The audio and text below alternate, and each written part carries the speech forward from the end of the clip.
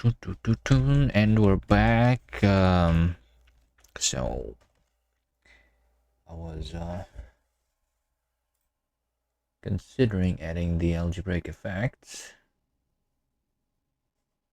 and realized that we maybe want instead to do the delimited continuations. Hello, Nigel. To minicast.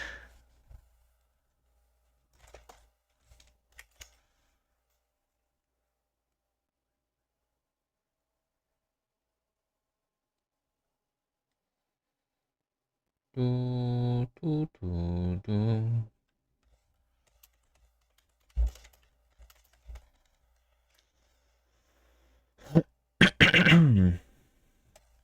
don't know what else to write here, so let's just open the code.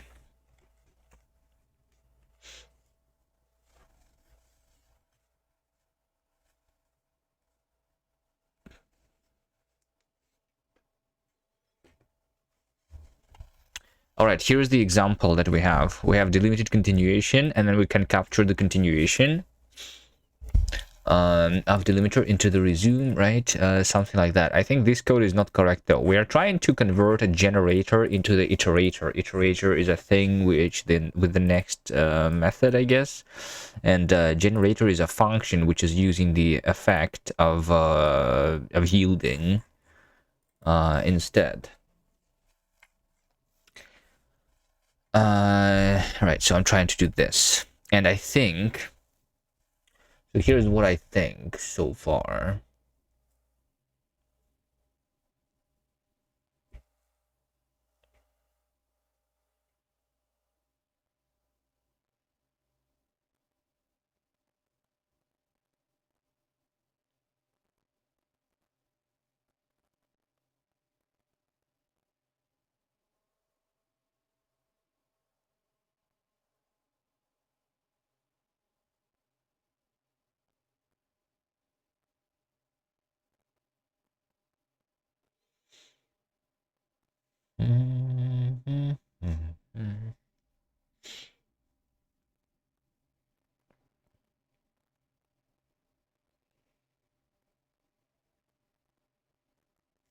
We were going to transpile this to C code.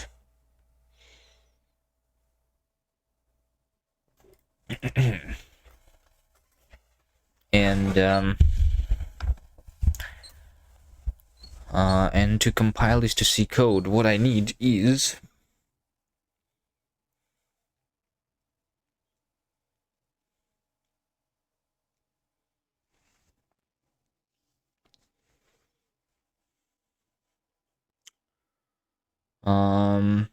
no, that's before compiling this to C code, figure out, I think this code is not correct, right? Because right now this says that I'm creating the new continuation every time.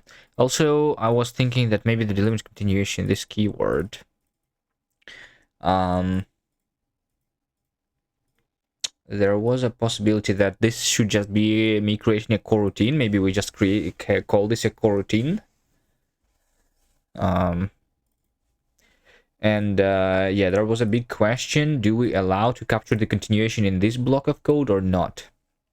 Because what's happening here, technically, is that we're going to create the coroutine when we see the delimited continuation expression.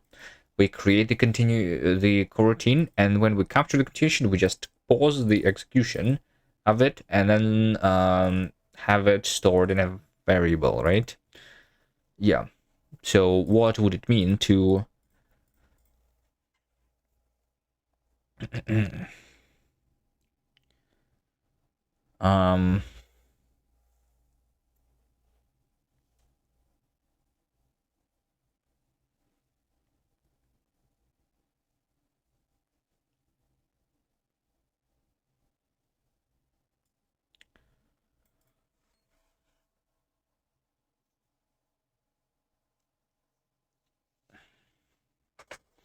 to capture the continuation here? It means that this code is actually also a new coroutine, basically.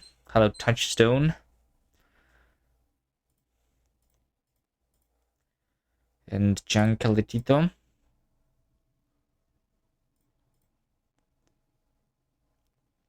So,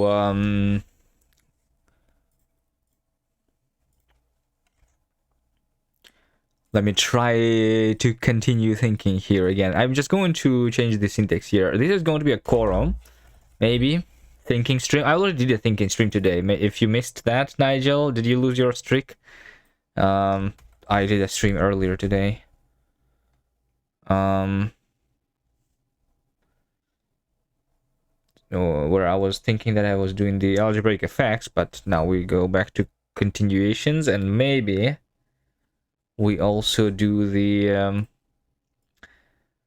coroutine now instead of the continuation, is what I am thinking about. I'm not sure yet.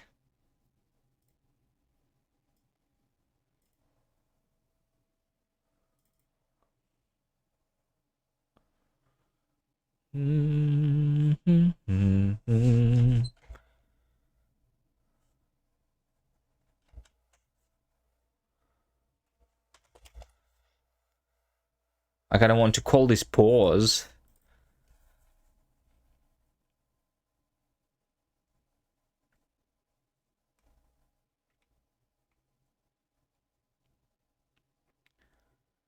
Your sky is pink, by the way. It's a very pretty sky. Nice.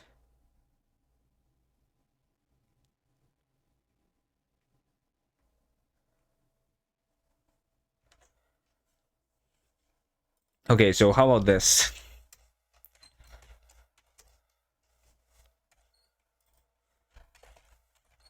We say Cora. And we say...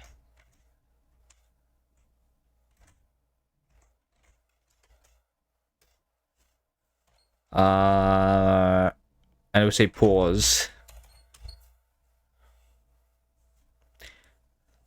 You know?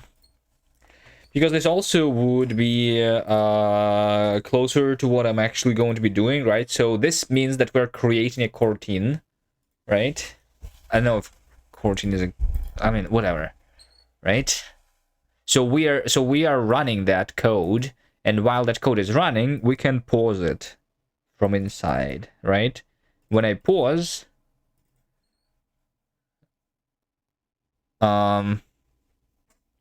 this one, we store the paused coroutine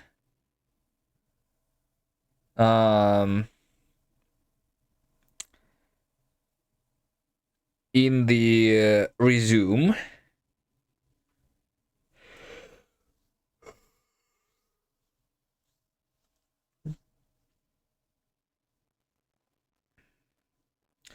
Keeping up with cast minicast is difficult, so you gave up.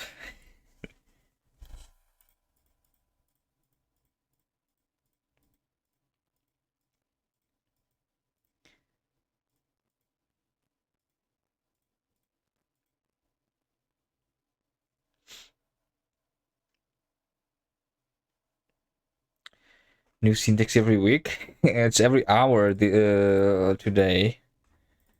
I changed the syntax. I mean, we're just thinking here. What is the best way of doing this? I think in general... no.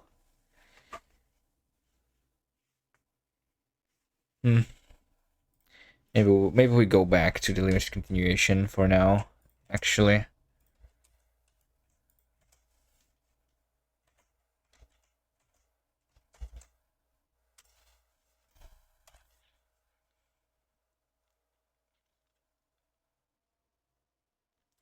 All right, I had an idea, but I'm not sure if that makes sense. Oh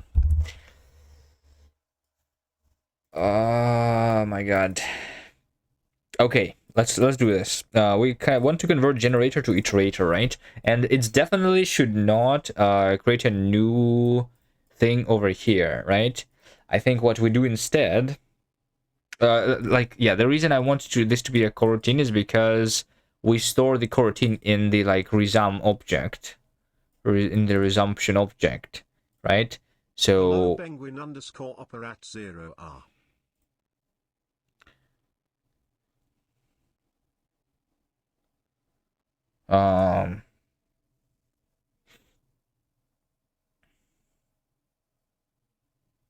So what does it mean to do a resume? We just keep doing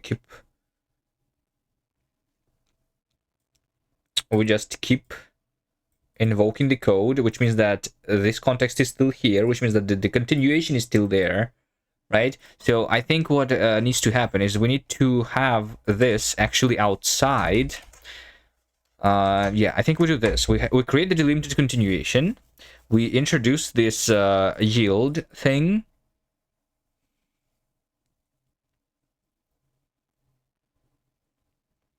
Oh, wait. Yes, we're not playing close to light.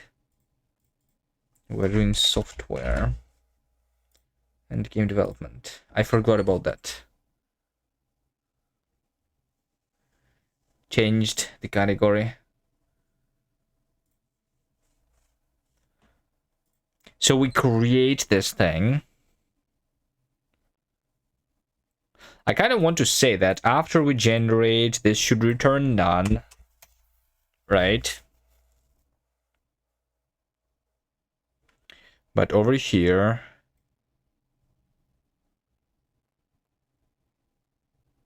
no.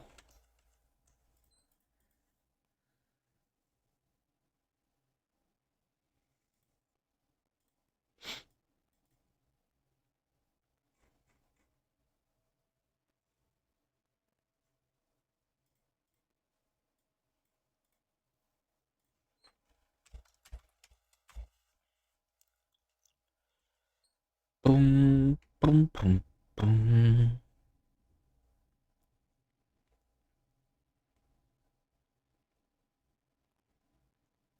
Yes. Actually, this is exactly what we do. This is actually exactly what we do.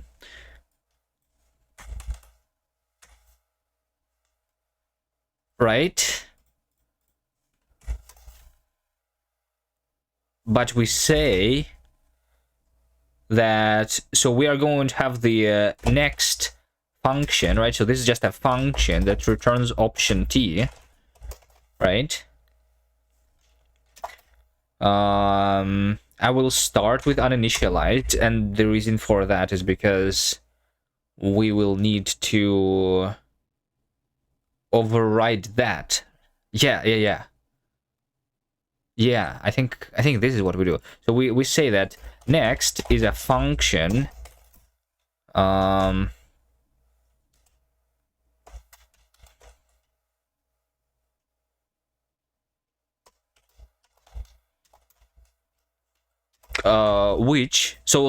we basically construct the continuation the first time the function is going to be called, so on the first call to the next of the iterator, right? So we don't even invoke this function until we try to get the first thing, the first element,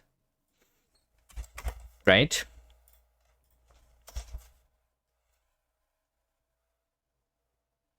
But if while we try to get the first element, so we start invoking this function, and if we hit the yield operation, then we're going to capture the continuation. We're going to return the sum x as the first element of the iterator, and then we're going to say that next time we call next, instead of calling this function, we need to call the resume object. So resume now is the thing that is going to return option int in this case, or I guess option t, right? Because this is generic actually, and we want this also to be t, and this needs to be t, and this needs to be t.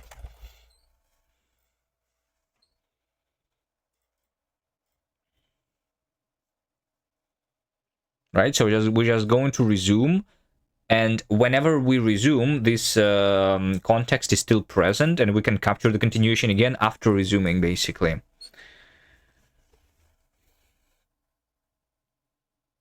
Right? Yes, but since we're changing this,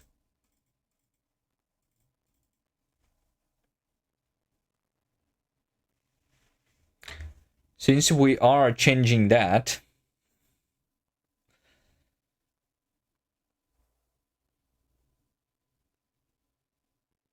can this be described in forms of of the closures, actually?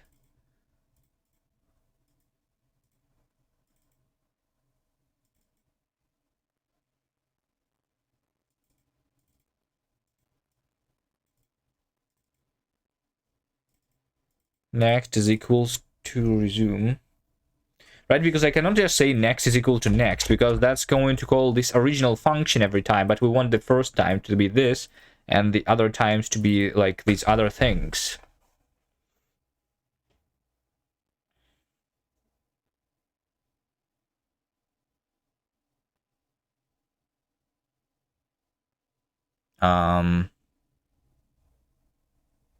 Right?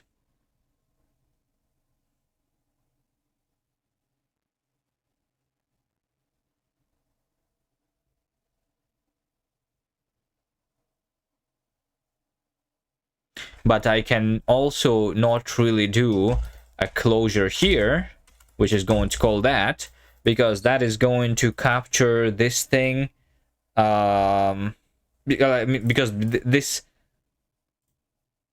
like, this closure is trying to capture itself, basically, right?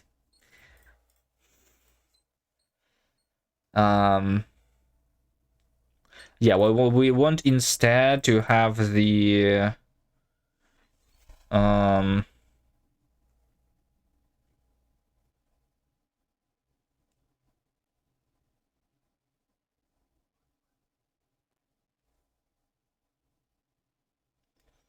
I guess I want to have next to be a closure which takes the state as the argument, right? So like next, having next.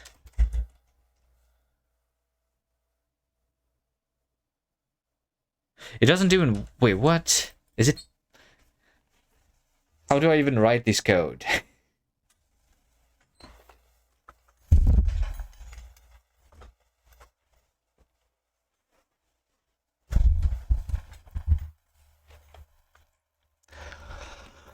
I'm trying to have this as a field in the form of a closure, right? In the normal stuff, it would be instead a method, right? Like if we were trying to mimic Rust, this would be a method, not a field, right? Which is a closure.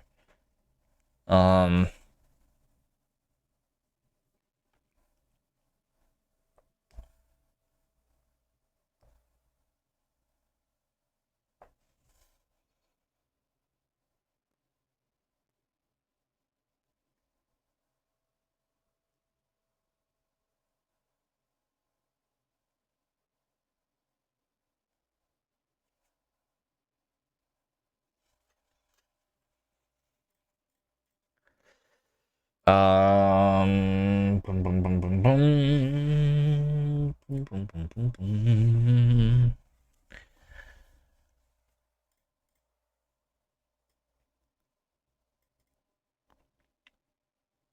And I thought I had a plan when I started the stream. All right.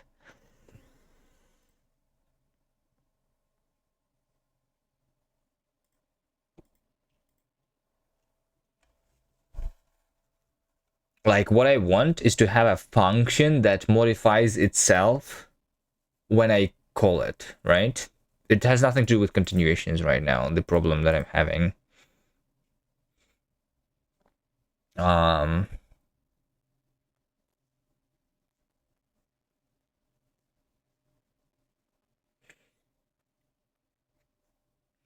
I mean, I guess we could have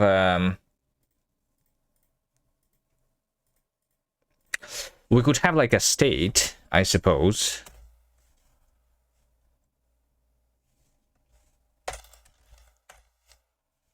right? State generator to iterator state.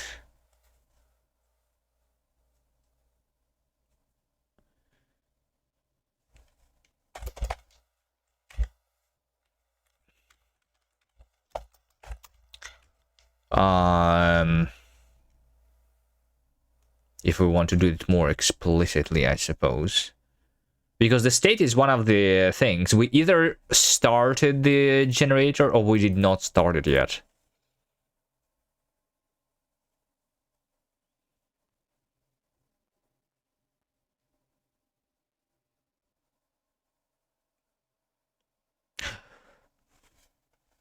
Although, can I just start it immediately? No.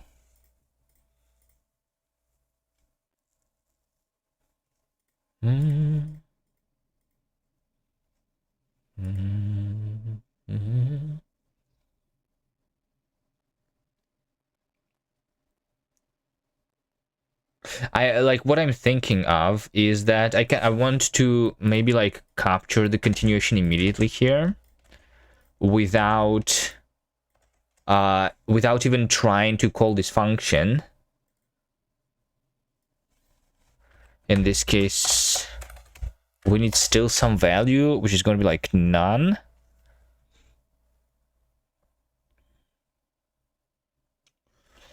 We will have the resume object. So in this case, like even in the beginning and in the end, we always have this resume object, which is the same.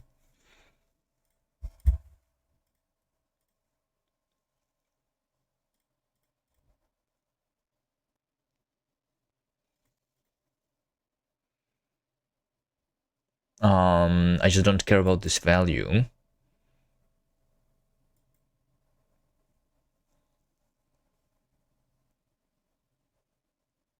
Which means that this can even be uninitialized, maybe. I can just return uninitialized. It's a little weird, though, to do that.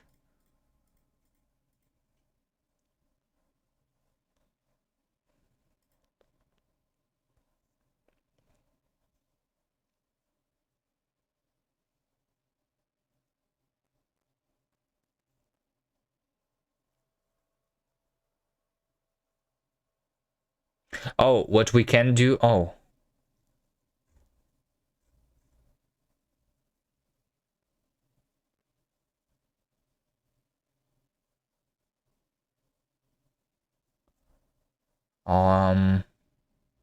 Oh, yeah, maybe what we can do is... What we can do is generator to iterator state as a struct which is a holding. So like the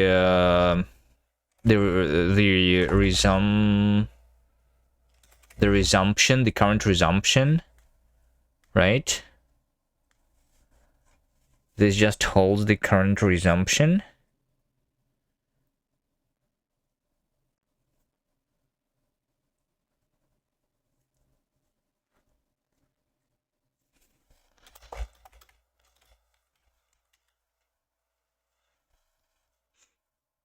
Which is a function returning option T. No, we like every time we resume, what we want is we want to get a new resumption, right? So generator to iterator resume a result, maybe.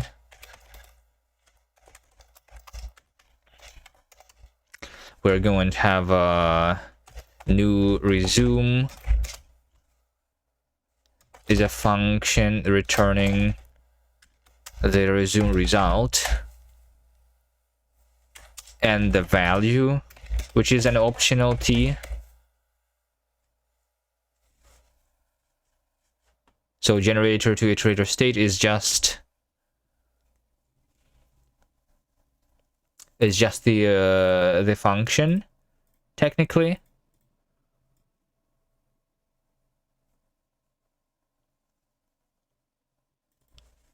Oh, maybe it's just a function.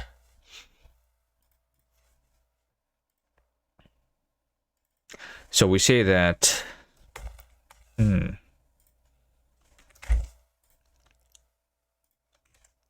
Yeah, we do the delimited continuation like that, right? And instead of saying next is resume, we say value is uninitialized because we don't care about this in the beginning, and new resume is resume. And over here we say that value is some x, and resume is resume, right? And over here we say value is none, and new resume is uninitialized because there is nothing to resume. That's a little bit weird though, to be saying that. But this, when we call this first time, we're going to immediately capture the continuation and have the resume as an object. So we say that init generator, or the result t is this. And then we have init.newResume is my original resume. Let's resume is init.newResume. This is going to be like that, and then we return the and then I can return just the iterator.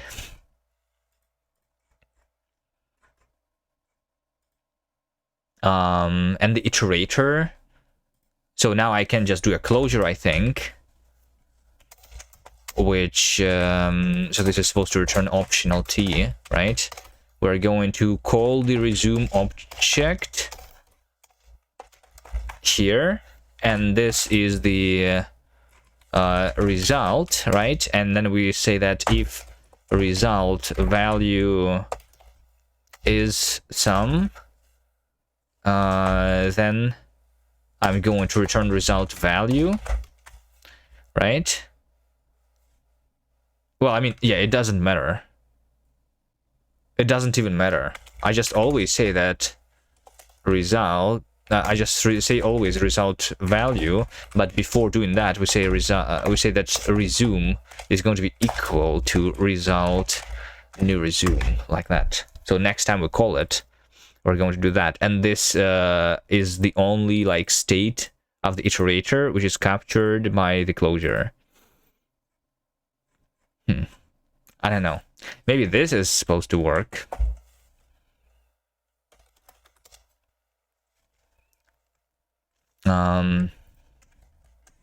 Yeah, so we don't say next is resume.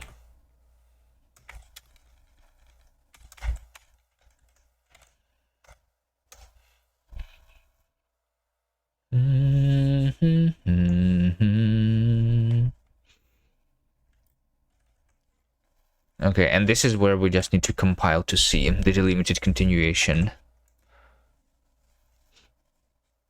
The uninitialized stuff is very weird.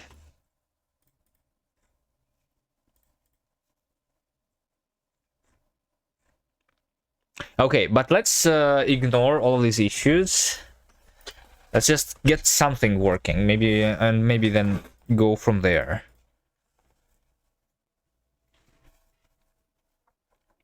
Right, so what does the delimited continuation is going to do? We're going to create a coroutine using the mini coro in C, and the coroutine body is just this. Is just all of that.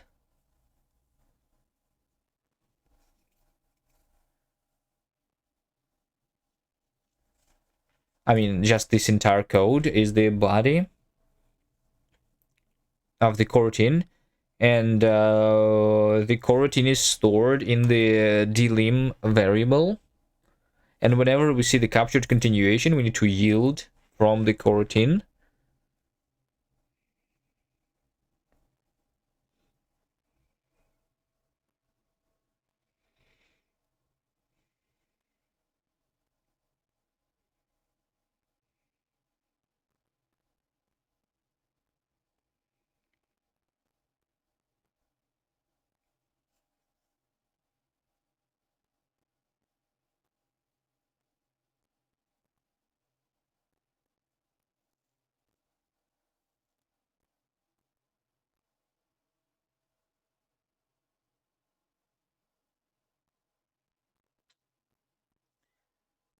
We need to yield from the coroutine. And then there is this code that needs to be invoked. And this code is supposed to be invoked.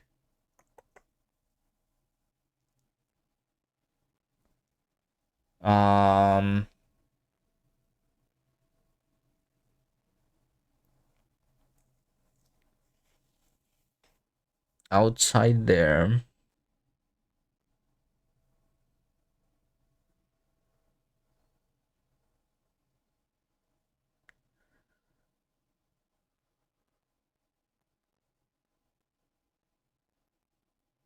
Which means that it's going to be a closure also. And we push the function to continue with. Back to the code that was calling the coroutine. And then we just call that instead, right?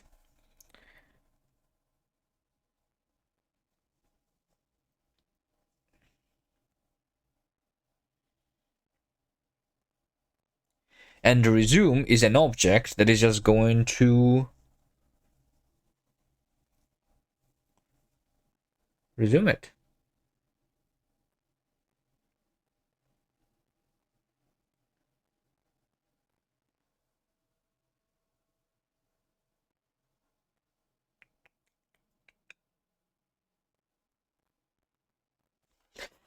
All right.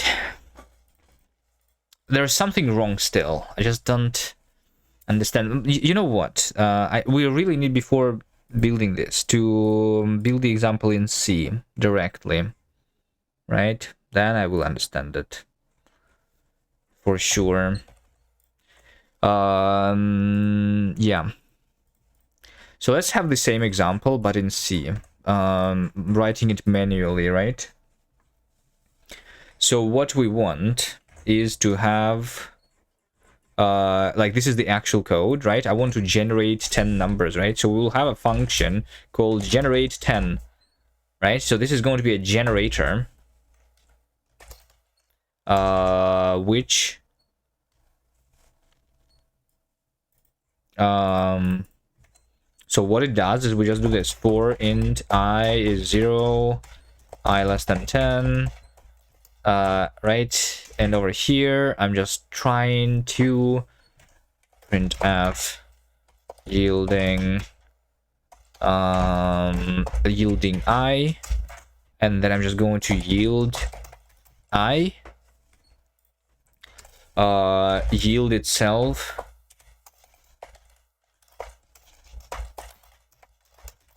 is something, right? It's just a separate function. That's not necessary, but yeah, we just want to write this code. And then in main,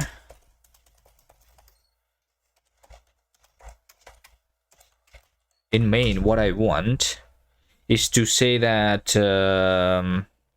we want to have generator to iterator, right? And we are passing the generate function into it. That's going to be converted to the iterator, and that's going to be iterator, right? And then we say while true, while true is undefined, include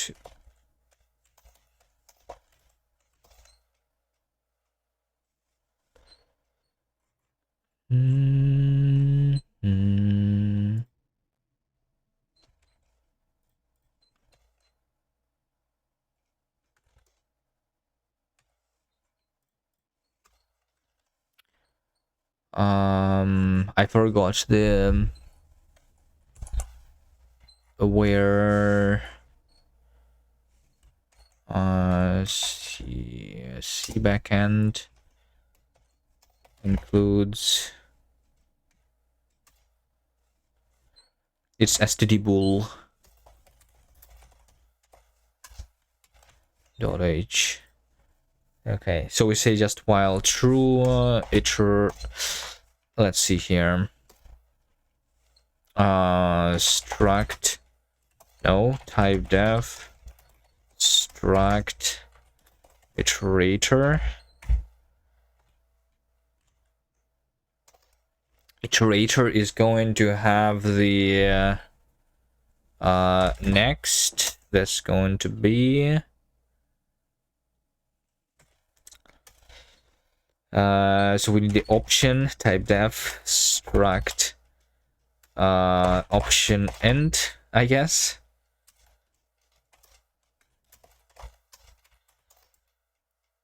We have int value and boolean has value,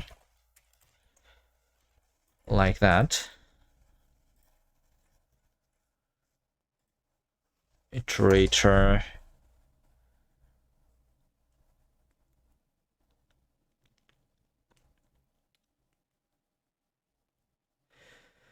So I want to construct a closure here, right? So we will have option int next. We have a function pointer basically, right? Like that.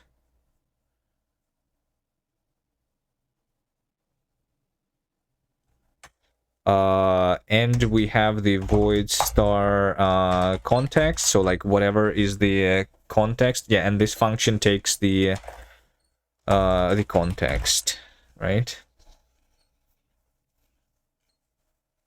We can just call it like state or whatever, it doesn't really matter. So like, yeah, I mean, we can say that generator to iterator returns not just a general purpose iterator but some concrete one, but yeah. What we want though is we just want to say iter dot next using iter dot context, right? And we say this is optional and next is this, right? And we say that if next has value, then we say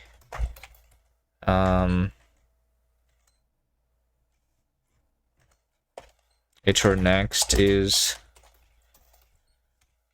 next value, right? Else we just break from the loop.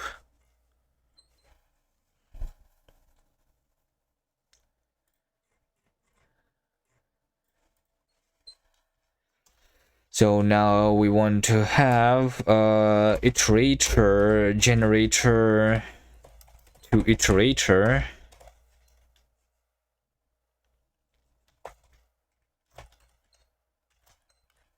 That's going to have a function taking nothing, returning nothing. That's like the generator that we have.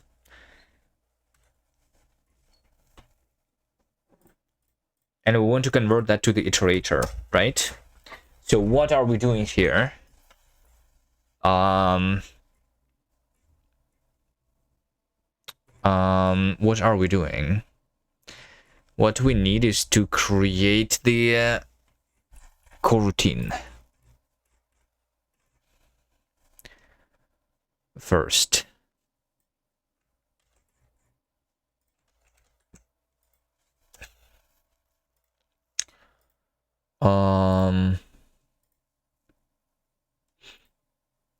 Coro entry.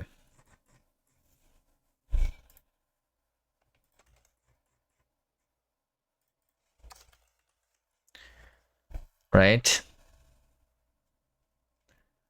Suspends the execution of coroutine. That's what we do when we yield. Right? But so we are supposed, when we yield, we're supposed to do that, yes.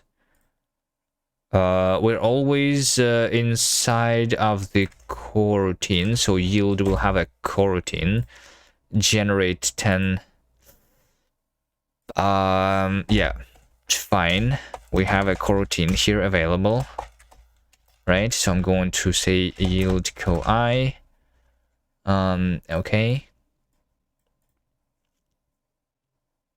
But before yielding, I need to say there is a push to the coroutine. We can have the data and length push bytes to coroutine storage, used to send values between yield and resume.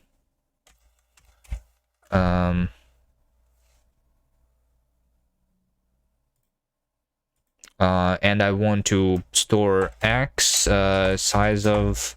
Is there a size of x? Is that normal stuff to do? 4, right? You don't have to specify int here. It can be a variable. All right. So we suspend the execution and we push this. This is supposed to be received from the coroutine.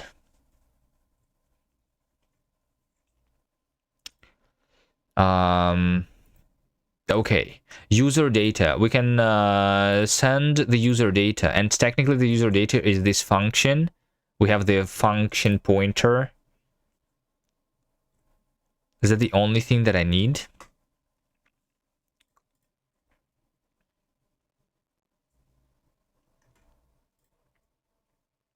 Because in the inside of the coroutine, we're literally just going to call that, right?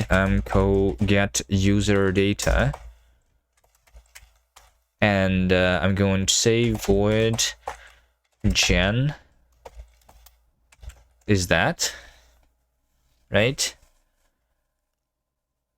So user data is going to be my generator.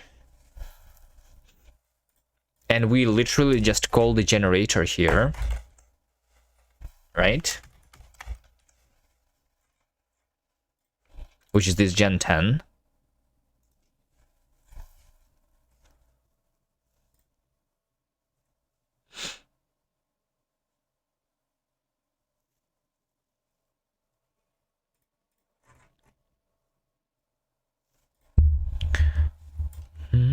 So when we create the coroutine, it is originally suspended.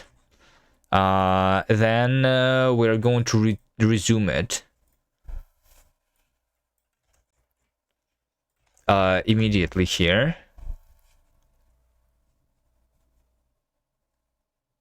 It should not print coroutine 1.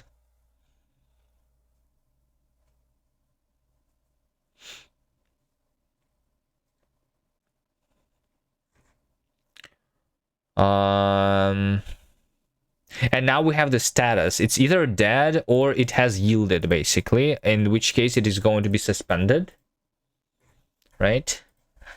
So we say that switch mco status of the coroutine, and we have case mco dead, and we have case mco suspended.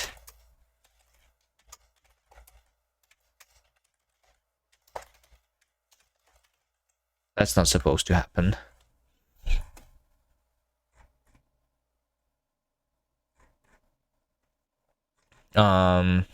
If it is dead though, then we can destroy it.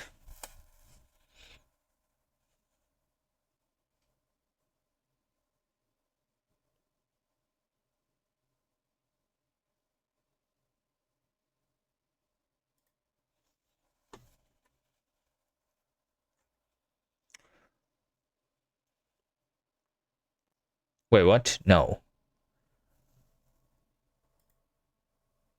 Or I mean, yeah, wait, actually, this should never be dead. It must be suspended, actually. Actually, it must be suspended. Because we immediately suspended there. That's like, at least like if we follow the code that I was trying to read there. Right? Yeah. And this coroutine is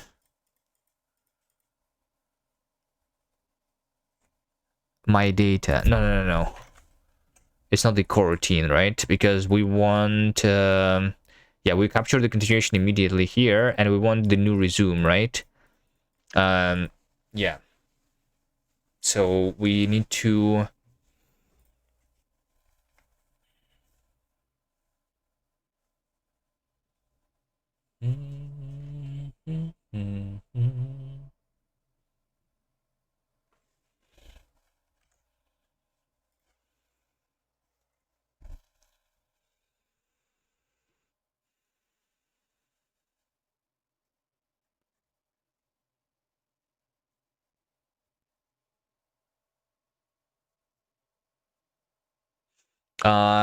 right, because the first thing that I'm going to do is actually I'm going to yield here immediately.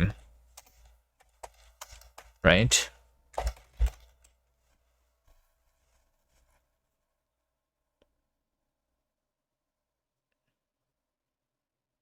Well, I mean, it doesn't matter because it starts in suspended mode anyway, but just to like follow that code. And also the core, I mean, yeah, we also don't really need to get the coroutine back because we have it already here, but I could push it to mco push, like the coroutine itself technically is the co size of co. It's just a pointer.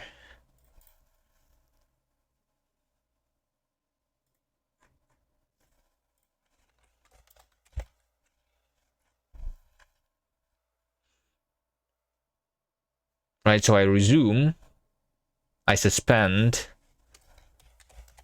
and then we pop from the coroutine.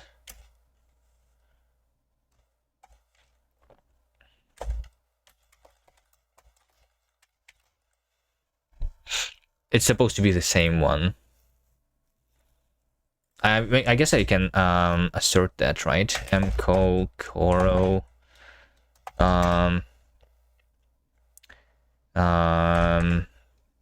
back. Let's call this back, right? I can like just can I just mem copy coroutine and back size of coroutine, right? Size of mco coro, and I want to assert that this is equal to 0, right?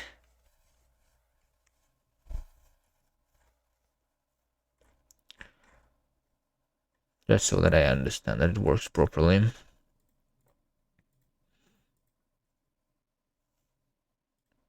Then I want to create the iterator. Iterate context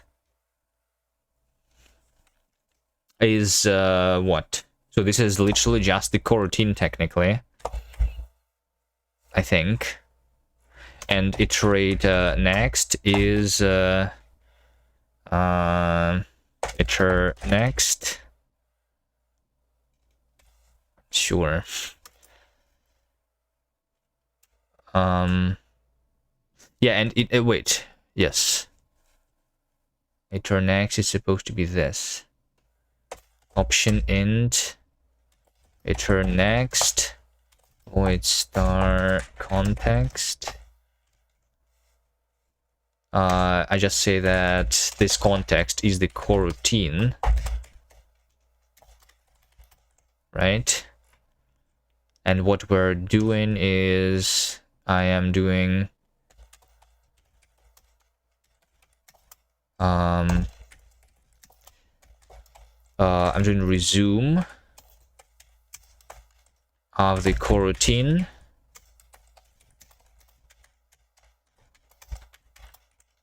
right? And then now that I resume, this can either end or become suspended again, right? So I'm just going to now do the switch of the status of the coroutine, right? And if this is suspended, then it's one thing. If it is the dead, then it's another thing. If it's default, it's going to be assert false.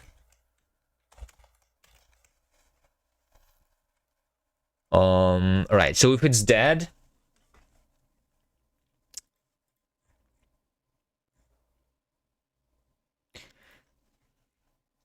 okay, well, technically, yeah, this just returns none, right? We just return optional int with has value being false, right? There we go. And if it is suspended, then we say int value. No, yeah, we say int value, and then we need to say pop to receive the data value size of value, right? Because it was pushed here in the yielding. Right? Yeah, and then we just return optional int has value true. Value is value. Is there a short syntax like that? There is not. Okay. Value is value.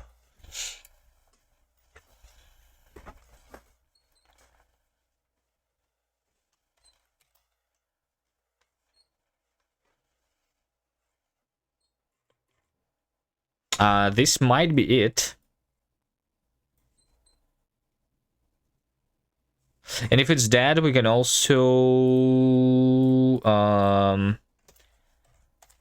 destroy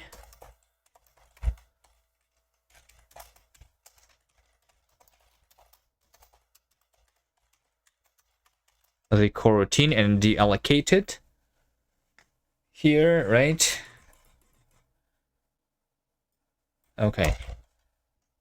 Let's see if this works. GCC passing argument 1 of generator to generate for incompatible pointer type. Avoid void, avoid gen.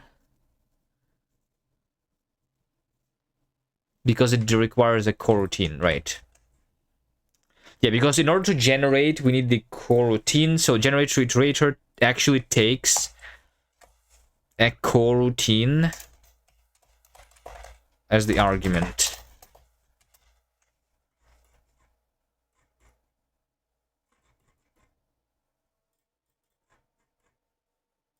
Right, so this takes coro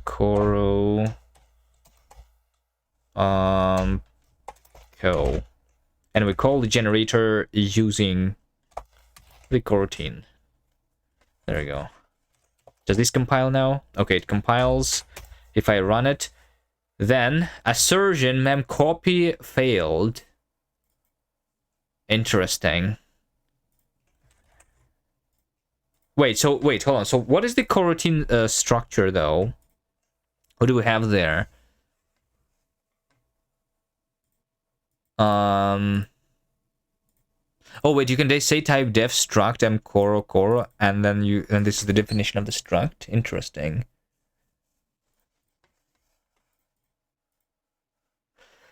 Yeah. MCO state. Dead, normal, running, suspended. Is active but not running. That is, it has resumed another coroutine. User data, core size. Why would it be a different one? Can I debug print it or something?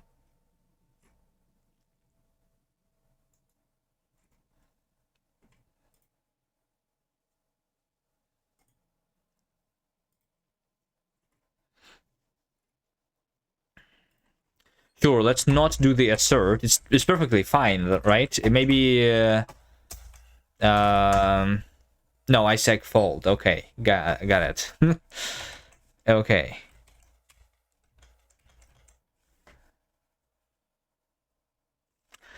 Well, MC pop also returns a result. I should probably assert that result is success whenever I pop over here too. When I push, yield also returns result and push returns result.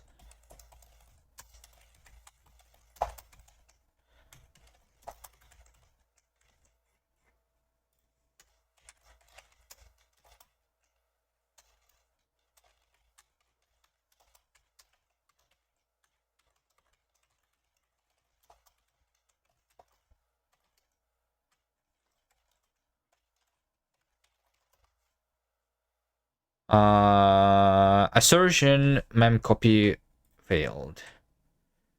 Right. Is it going to be no, it's just a seg fault. Oh wait, I'm supposed to return iterator here, right? Return iter. I forgot to return, and no one is even complaining about it in C.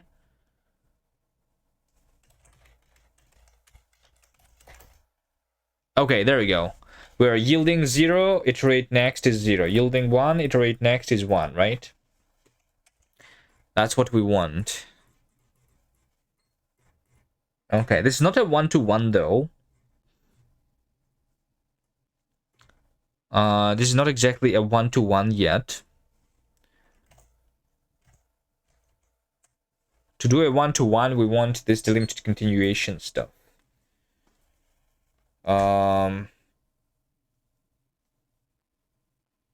So we want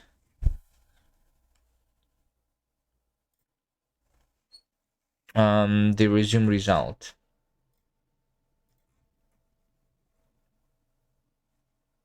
And this is my coroutine.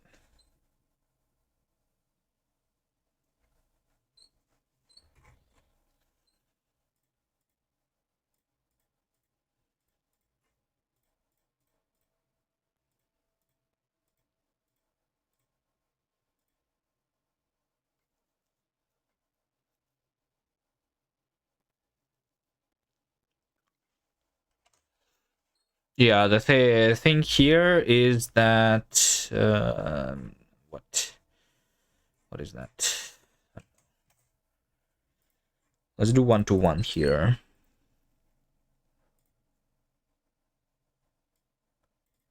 Delimited continuation. Okay, let's have a type def struct resume result. So every time I resume here, we have a value which is option T, and we have the new resume, which is a closure.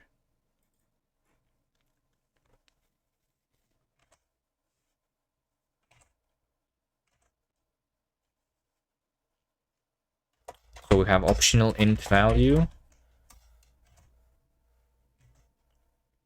and we have new resume, which is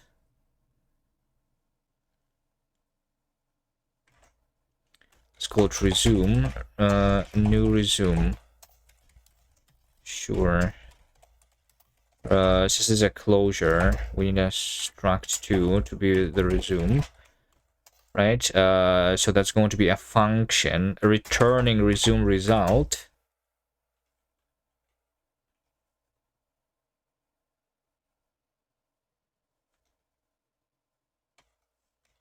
Can you say struct resume result?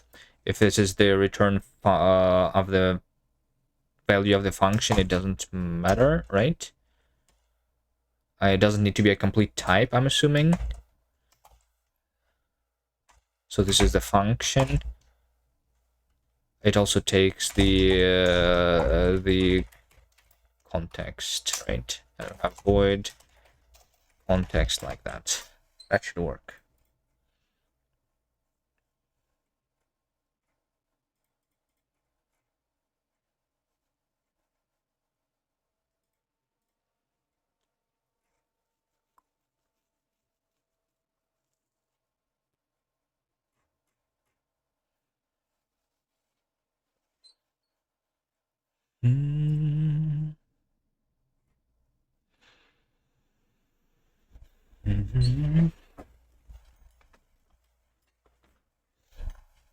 Okay, so the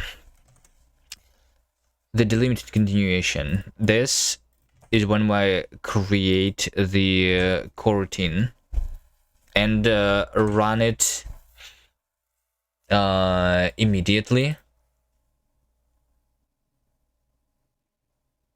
And I think we don't even care about the status of it after it was resumed.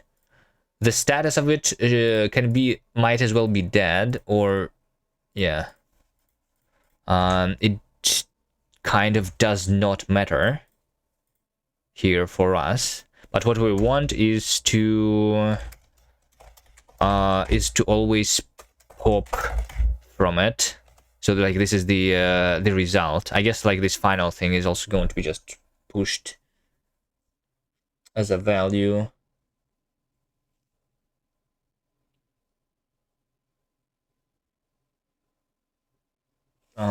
Yeah.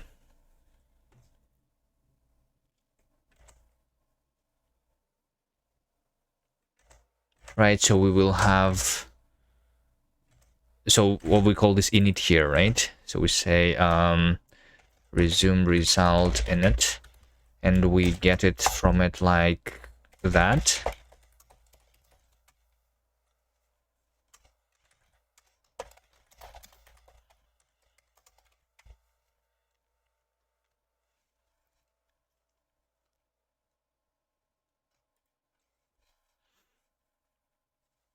Right? Now I just say that resume is init new resume, because that is the only thing that we care about there. And then we create the iterator.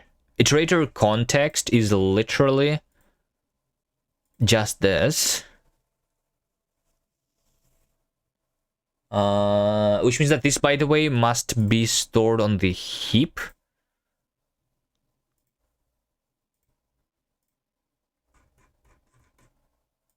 Yeah, we always heap allocate the closures, right?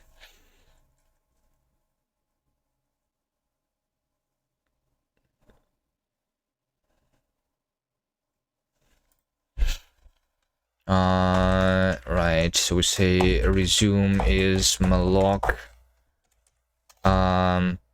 size of resume,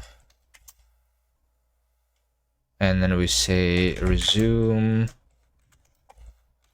is the new resume, so the context is just my resume, and we say iter next.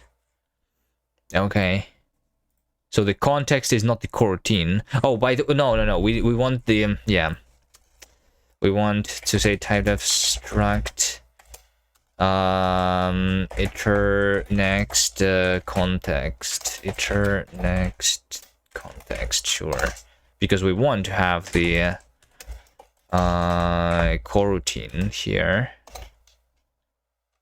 and we also want to have the resume function. Oh wait, hold on, if I have the resume, that I don't need to store, actually. Yeah,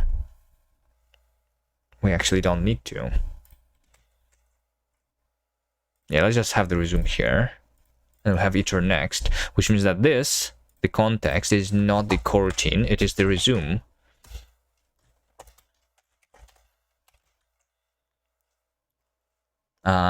Is that, and what we say is we just call the resume function using resume context, right?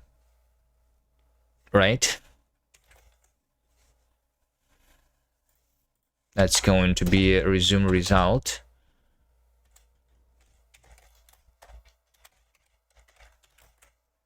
So we literally just call this function, right? That's my result.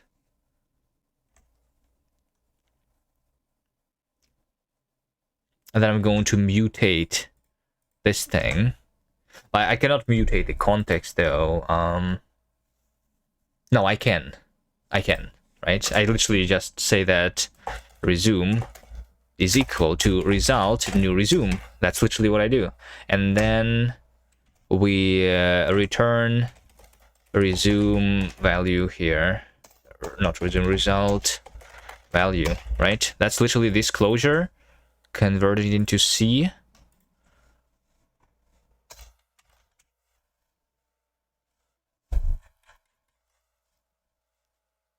Boom, boom, boom, boom.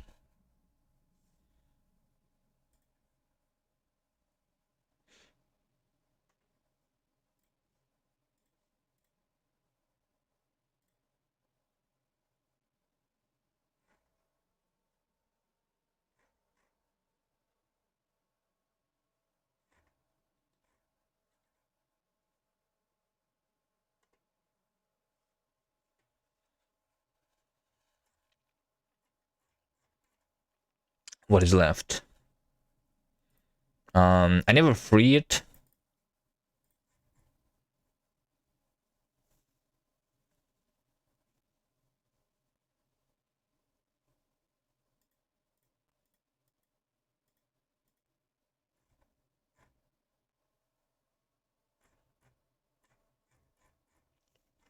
Maybe it doesn't matter right now though.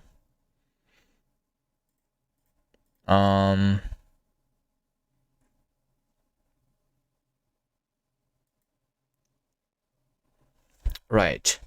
So now, this is the body of the coroutine itself, right? The first thing that we do is we capture the continuation and we return that, right? So into push, I'm not going to push the coroutine itself, right? We need to push the resume result. In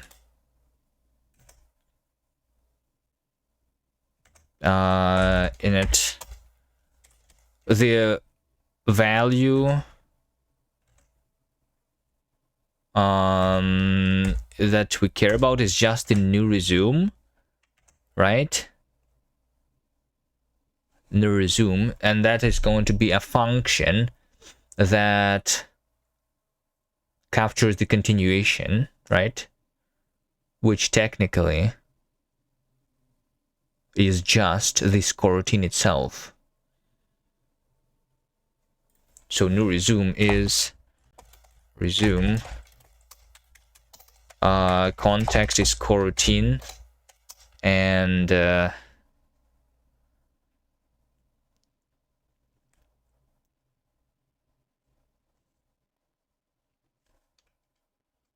F is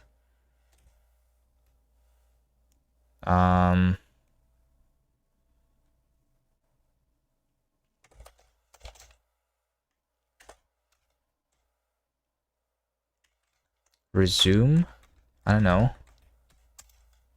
So we need to have a resume result. Resume, which has the co as the context. So this is supposed to resume the coroutine.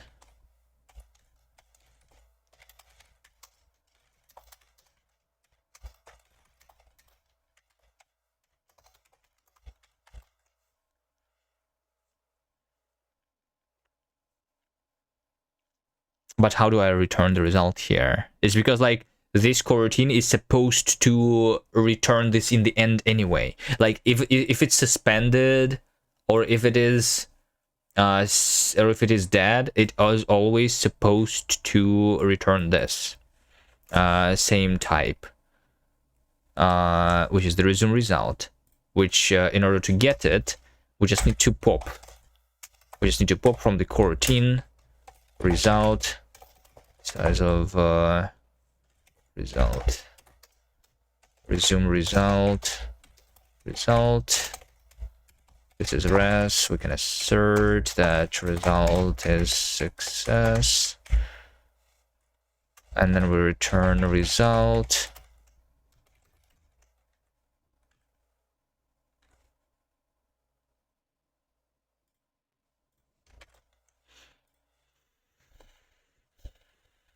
right? That's how we resume. If it's dead here, I can allocate it to, I guess, right? So I can say that if status of the coroutine is dead, then we can say destroy the coroutine.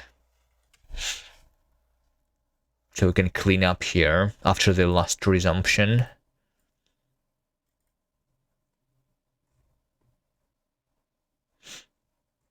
So this is my new resume.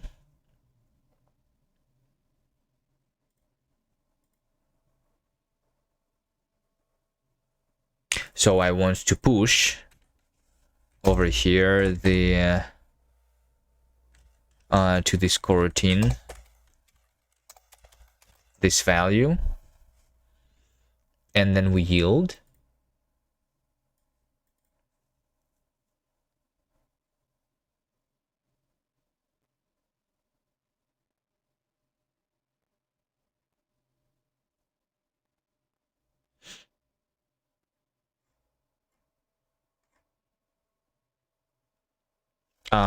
And then after that, we actually call this function, right? But before returning, we need to do this too, right? So we need to do another resume result final. We say final. Final will just have the value being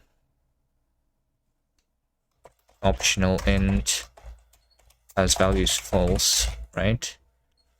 And I need to push it. The final value here in the end.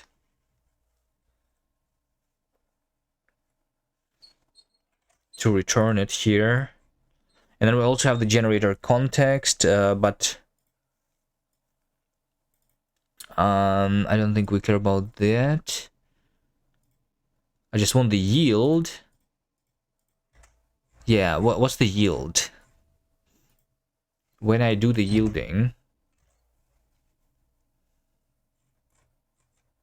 there, I need to have access to the coroutine. Like, I don't need to push the X itself.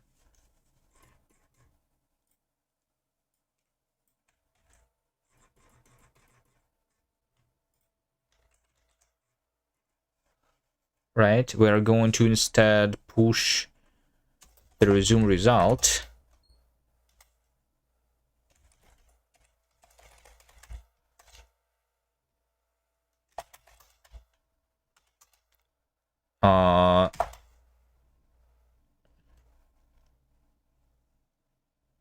Yeah, so value here is going to be the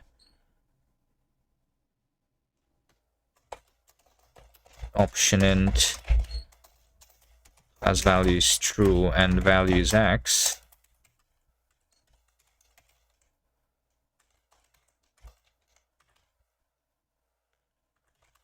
We are going to push the resume result.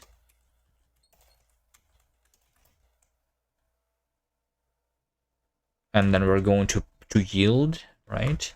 Yes, but the new resume is technically like the same resume again.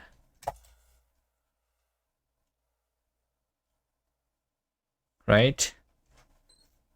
So this is a resume where context is the coroutine and resume f is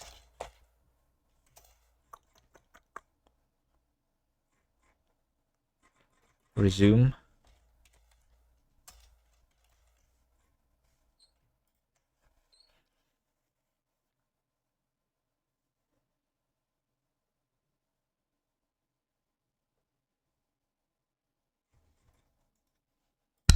I don't know. Does this work? No.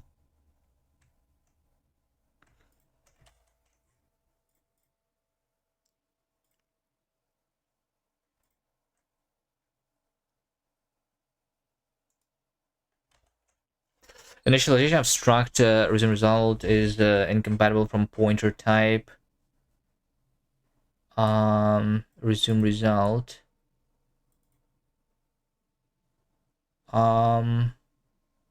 Wait, so is the difference because this is struct resume result and this is just resume result?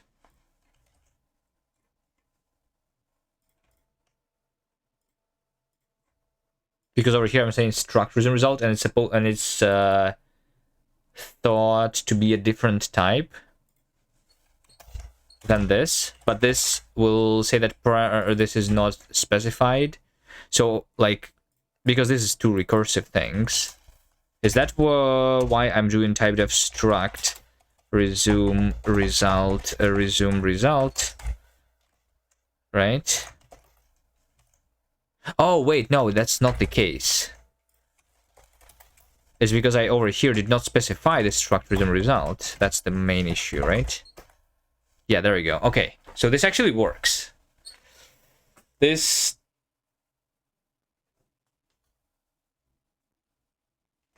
is ugly.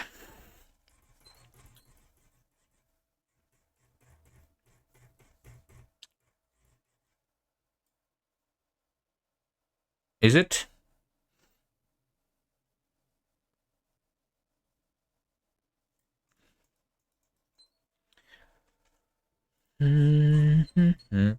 It's almost a one-to-one, not exactly.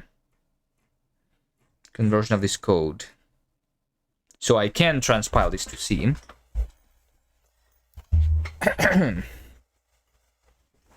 Okay, fine. Let's do that. Let's do that. Maybe. One of the things that I don't like is that we construct the coroutine, and then we run it immediately. This has the overhead, right? Because we need to switch the context. So we're like constructing the new coroutine is creating the new stack and stuff. And yeah, and it does not start automatically. We need to resume it here. But like this was actually is actually resuming it immediately. But actually in this case we don't even want to resume it immediately. So instead we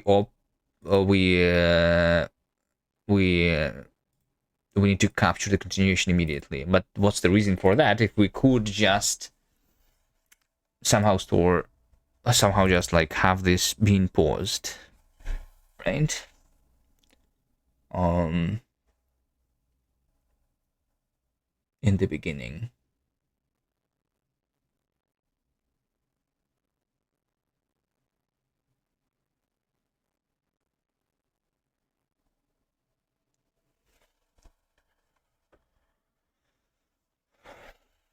So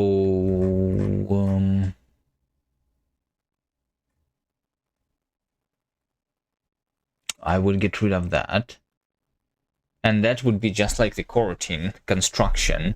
And the type of it is the coroutine returning this final value, which is the resume result, I suppose.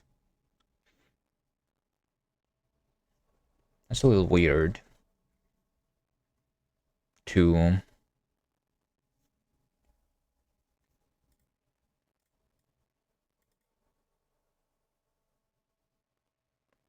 let's just implement this as is, so that we have something working first. Okay. So we have the delimited continuation expression.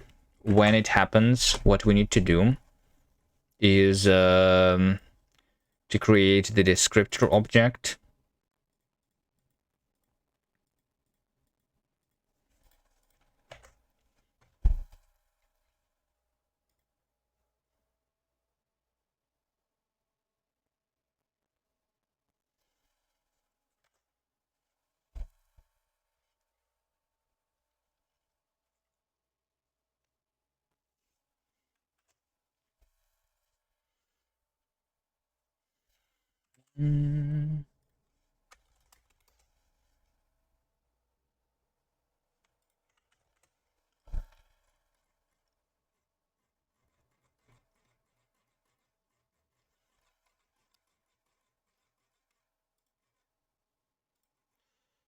Um,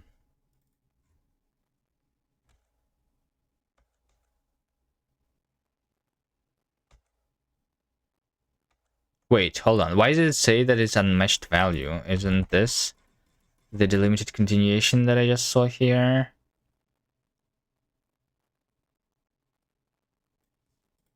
Which is just doing nothing?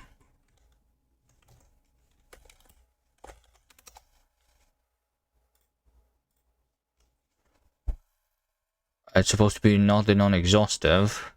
Maybe I didn't compile after that?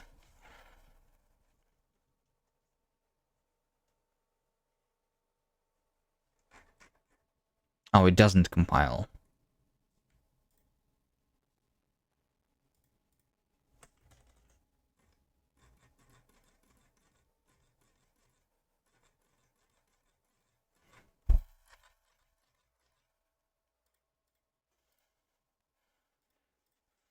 Alright, so we have the delimited continuation expression, which...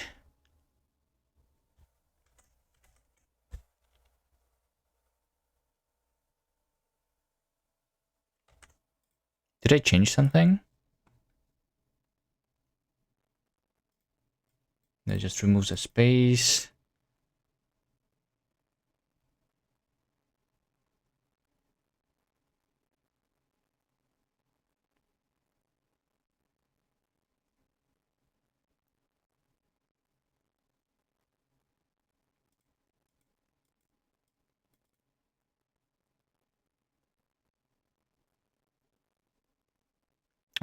This over here. Just needs that.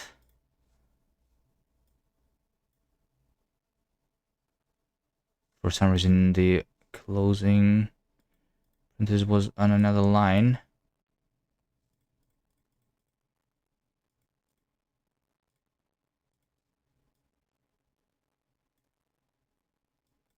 Yeah, there is no real change, so yeah, the error message is just weird, I guess.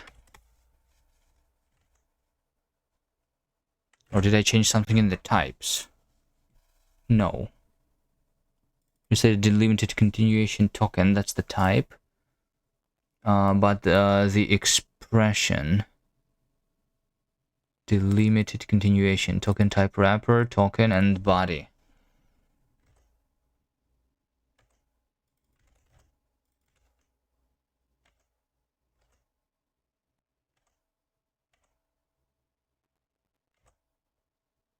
I don't see the problem here.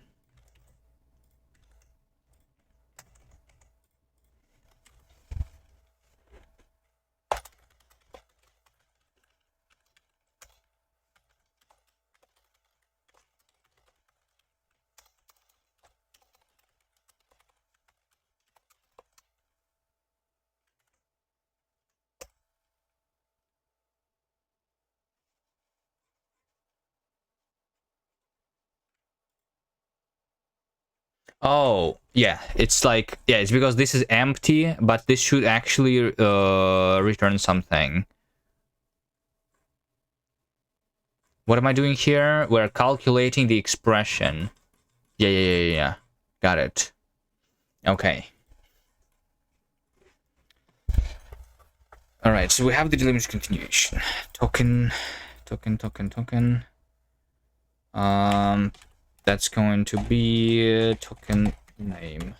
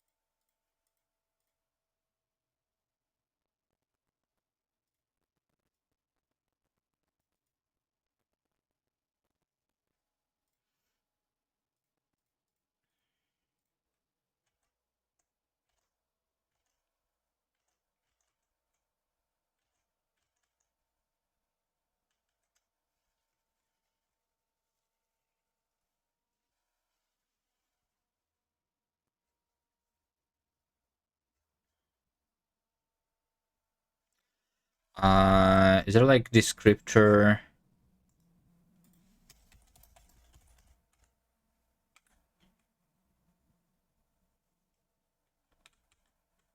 Oh wait, descriptor is not behind the pointer, so there's nothing to allocate there anyway, right?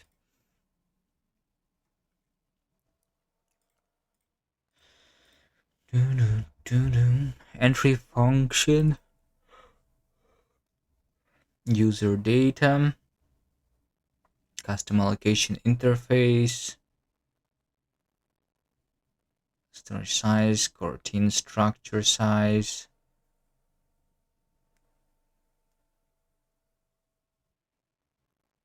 stack size.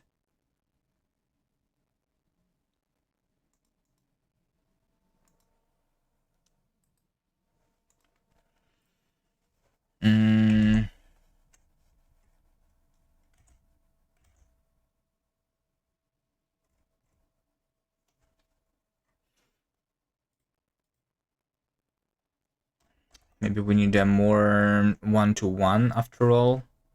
But maybe I need a simpler example. How about this? Let's call this main to the same.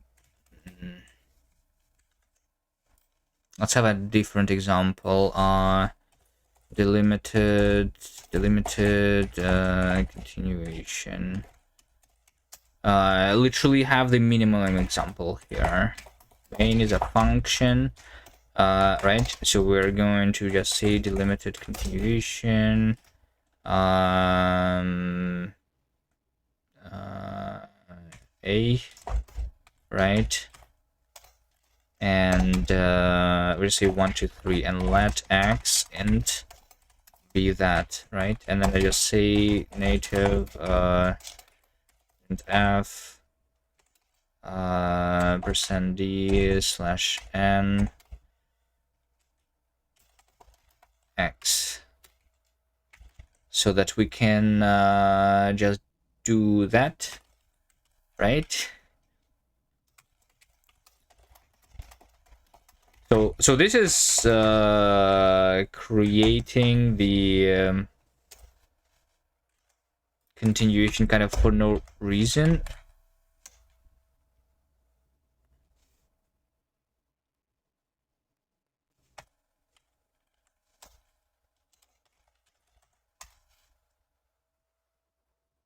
Okay, there we go. So this prints 1, 2, 3, right? And we want this to also print 1, 2, 3. Unable to infer type. Oh, because, yeah, this is supposed to be without the semicolon.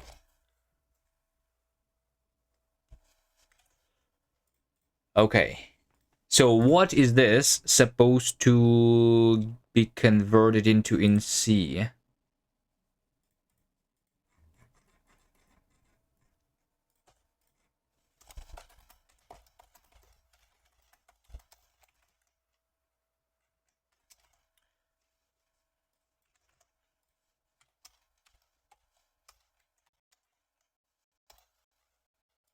Right? So when we have the continuation, we will need to once again initialize what is MCO init? Initialize the coroutine.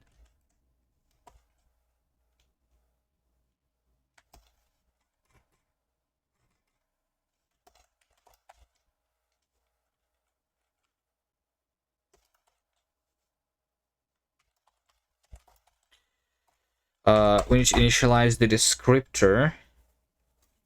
We have the function and stack size 0.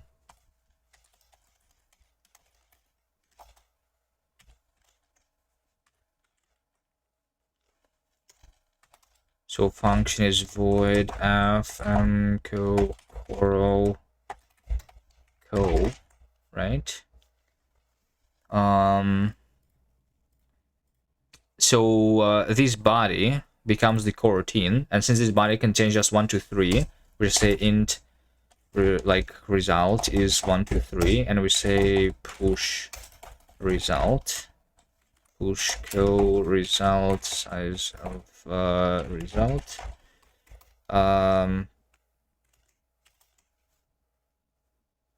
Yeah.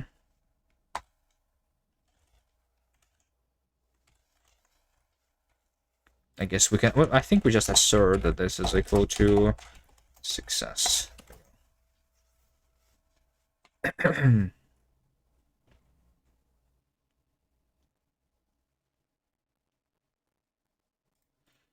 So we initialize it, then we say coroco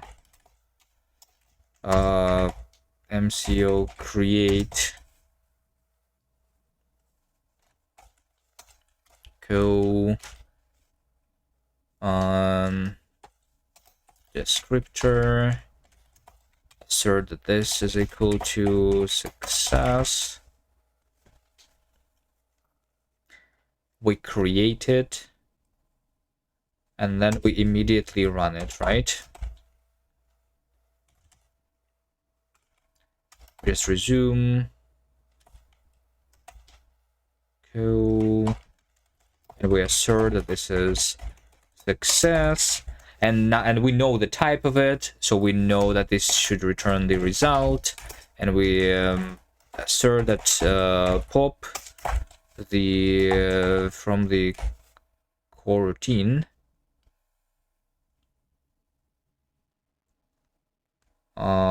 we pop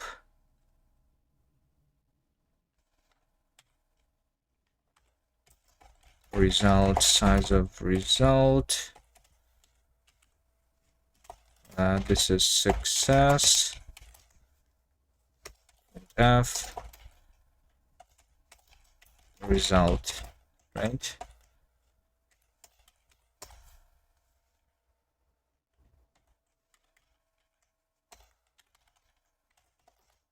There we go. So this prints 1, 2, 3.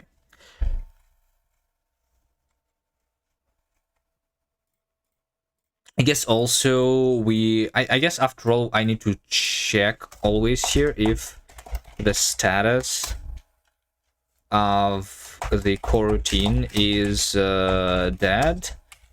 It means that it is not suspended, but is actually dead. In this case, I want to destroy it here, I think. Destroy the coroutine and assert that this is equal to success, right?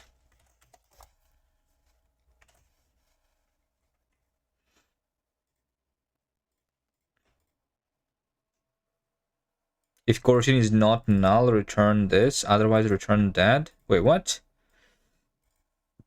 Why even have this? I can just do that. That's a weird check.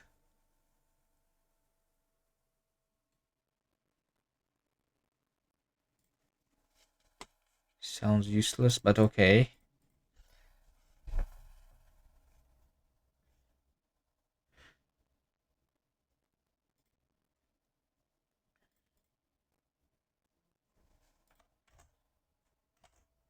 And then we'll do a little bit of a more complicated example, right? Where, let's say native printf. No, let's have I do have print string, right? Print string. And print int x. This is gonna do print string inside. I don't know. Let's say in. Let's say a slash n. Like this. So this is just in the beginning of this function. A. Right. Then I want to capture continuation.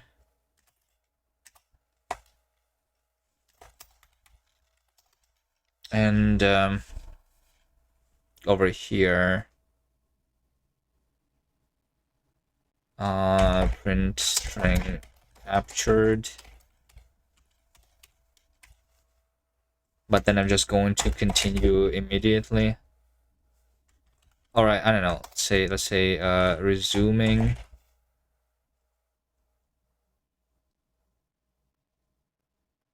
No, I don't want to resume actually.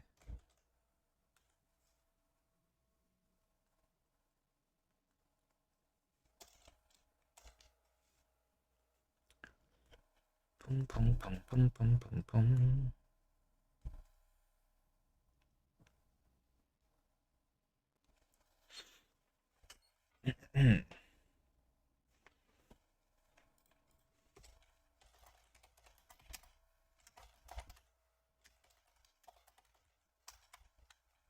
We can say resume sk here, and then we return 456.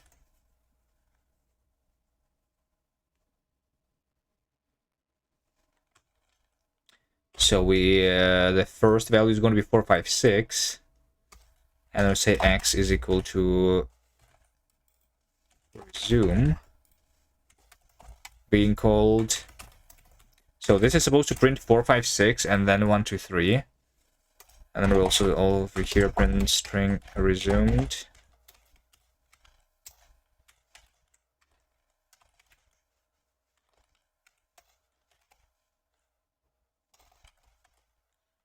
Capturing continuation.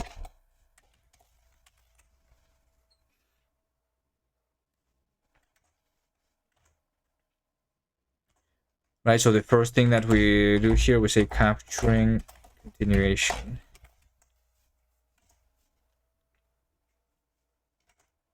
And then in the end, we're going to print resumed.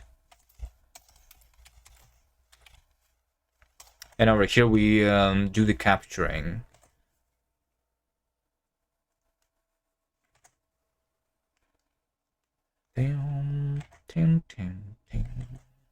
So this is my coroutine technically, right? Is the coroutine the only thing that I need actually?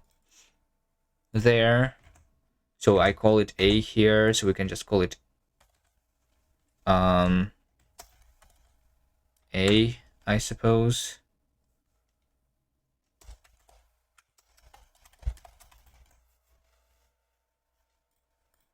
Doesn't matter.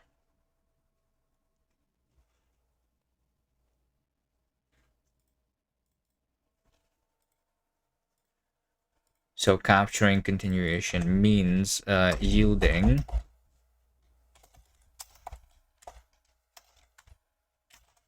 So we say A is what we yield.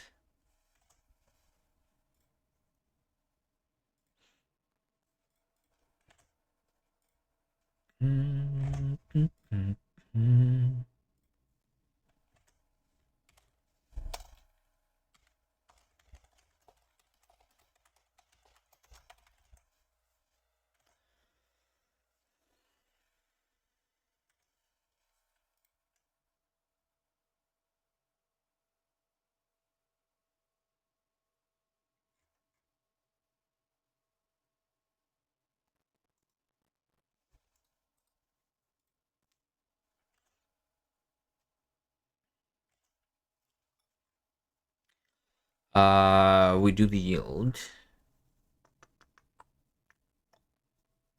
And then we need to construct the K, the continuation object, which is a closure, right?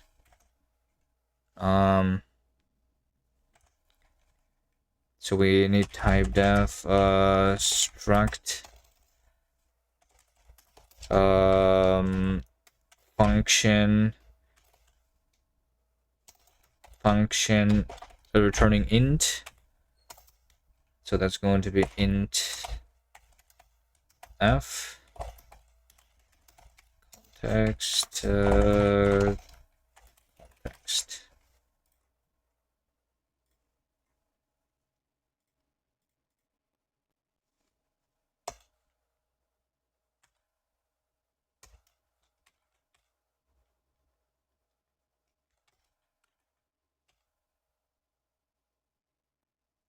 Before yielding,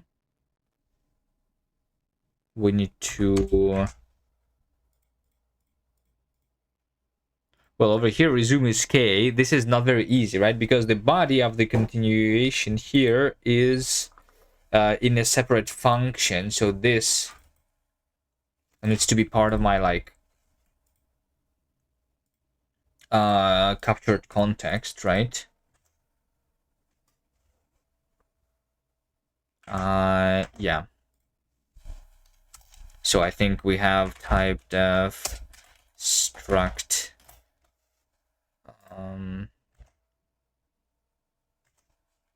let's call this function A. I think to follow that example, if we have struct A context, or I guess A captured, like, because this is a closure, right? So what did we capture here? We captured the resume, right? So we say resume is a function pointer,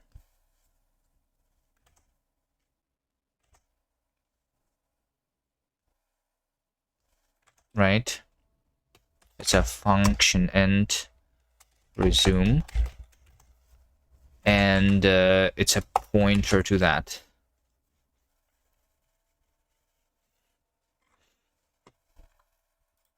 Right? So we say get user data of the coroutine, and that is the pointer to the captured. Captured is that, right? So in order to assign to this, we say captured k dereferenced, because we capture by reference. Capture resume is equal to k, right? So k is it needs to be a function returning int, which has the context. So that is my like actual continuation. The context here is going to be my coroutine itself, and the function is resume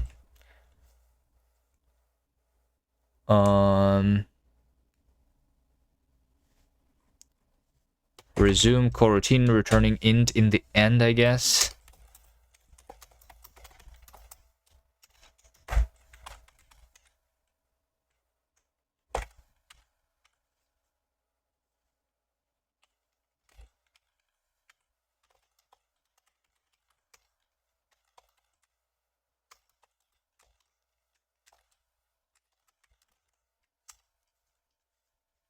So resume is going to be just resume the coroutine, assert that this is equal to success.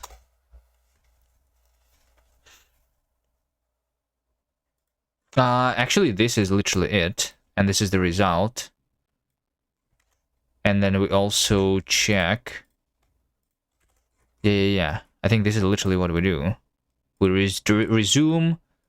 So this is more of a typed thing.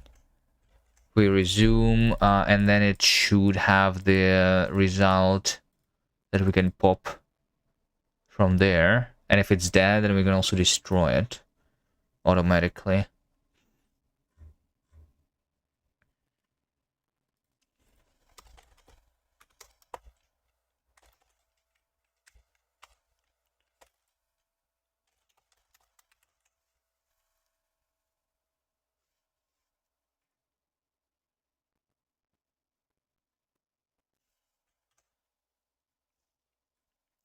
So this is the first resuming, which is like done automatically. And then the second resuming,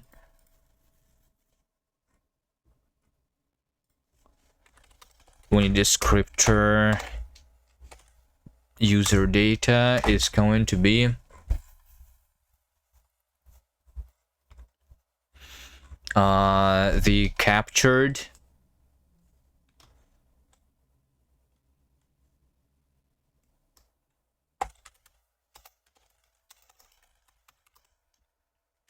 because we need to capture here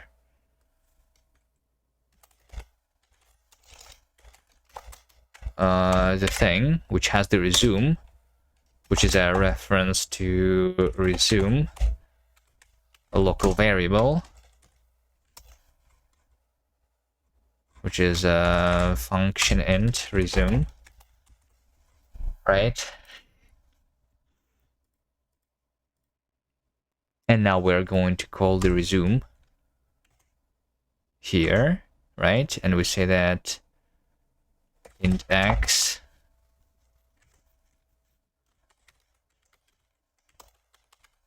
just say that x is resume f using resume context, and then we print f %d x.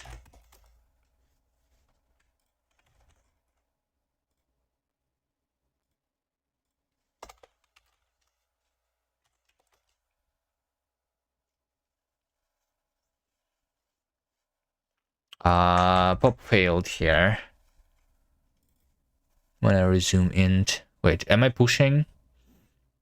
I'm pushing here.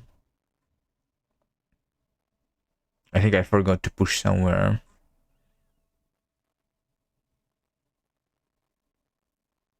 Right, because over here I'm yielding, right? But I'm supposed to push 456, right? We say that resume is k, that's the first thing. And then over here, we need to first return that. So we say push the x.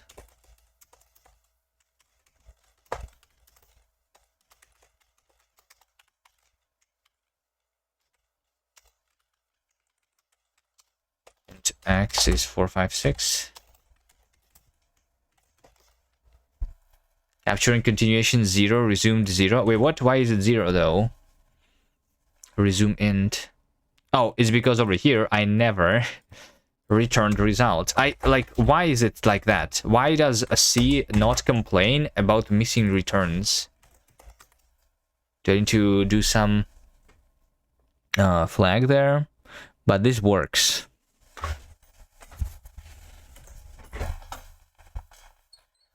Okay, so this is a lot more minimal than the generator to iterator example, I suppose.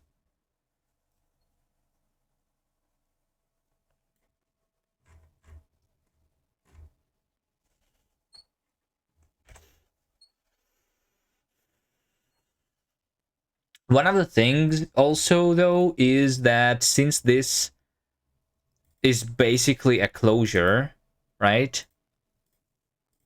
We might want to move the data or not move it there. And you know what is this is very, yeah. So this reminds me of basically just of the async block in Rust, right? Which is creating the coroutine, and it's also not in Rust. It doesn't start it automatically, so maybe I don't want to do that. Also,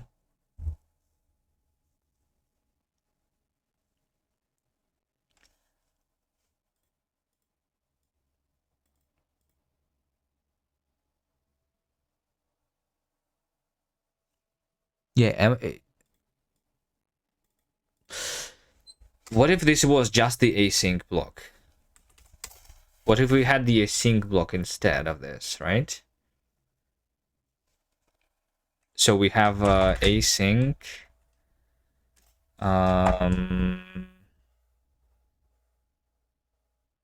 Well, it's not the await there though, right? Is the thing when we capture the continuation. This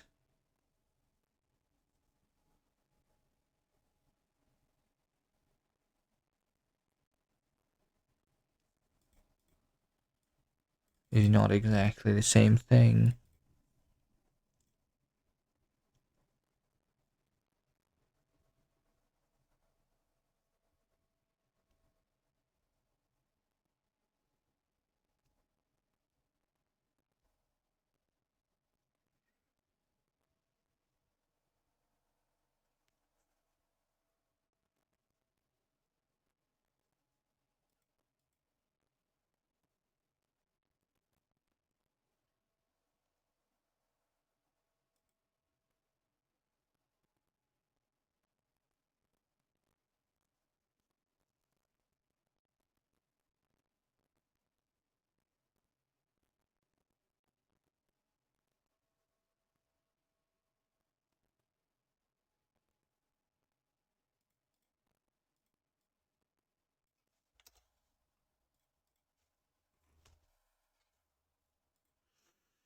It is difficult figuring out what I want.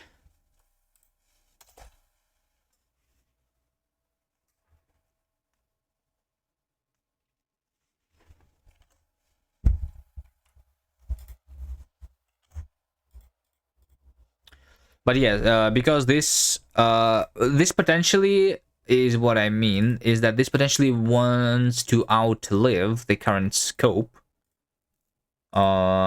similar to other closures, right?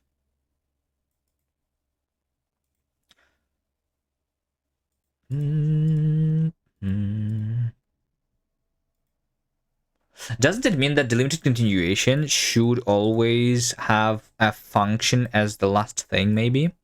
So that it's easier like that. So we create the delimited continuation A that is in the scope of me when I am creating this, right? So, you know, delimited continuation, and over here I just create a function which takes no arguments and returns that.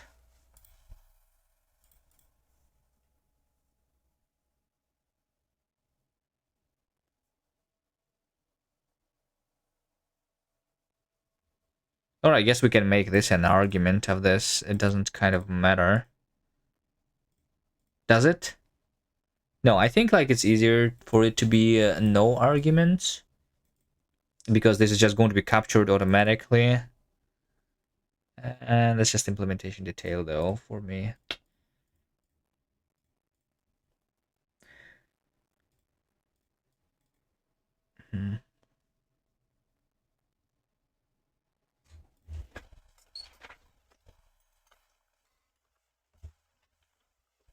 How am I doing the closures right now?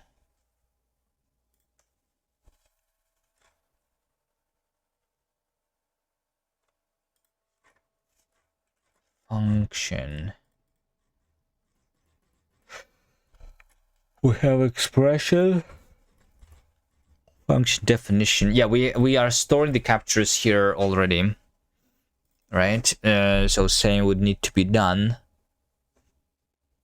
for those, and then we have the capture mode, so like by reference or by move.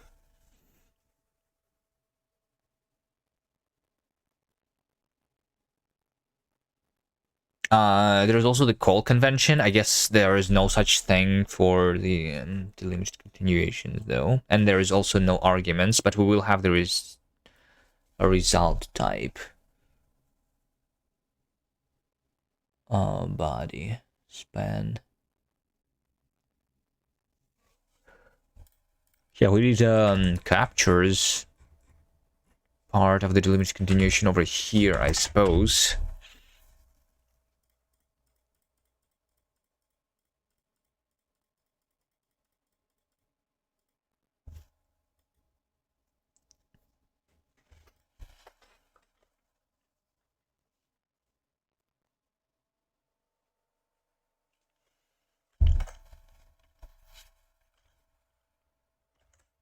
Mm.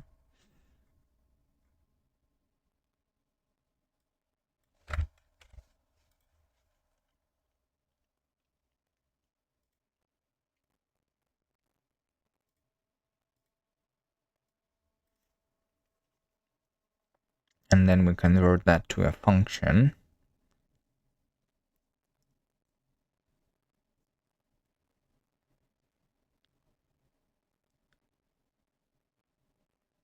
Create a struct of captures.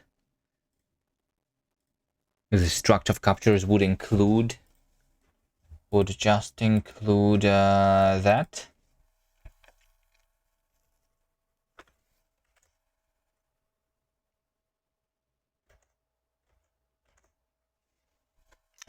The token, this is the name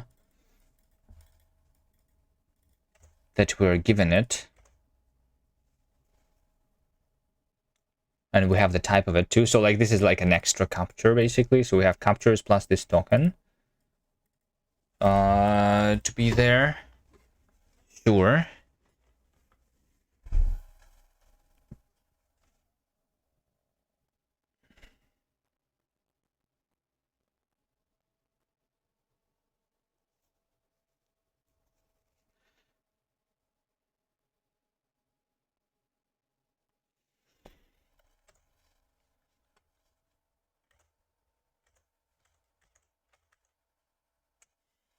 We have delimited continuations.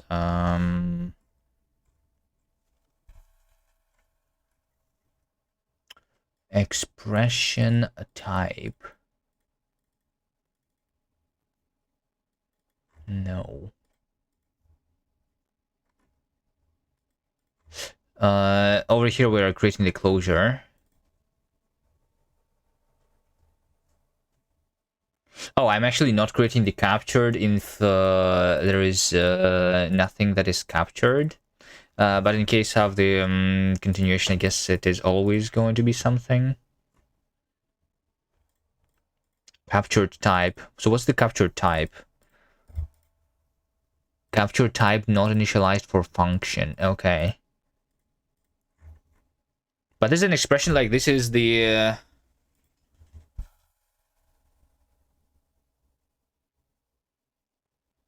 Wait, what? Why is captured type not initialized for function? What is name? Closure. Oh, we are adding the function. I see. We always add a new function here. Yeah.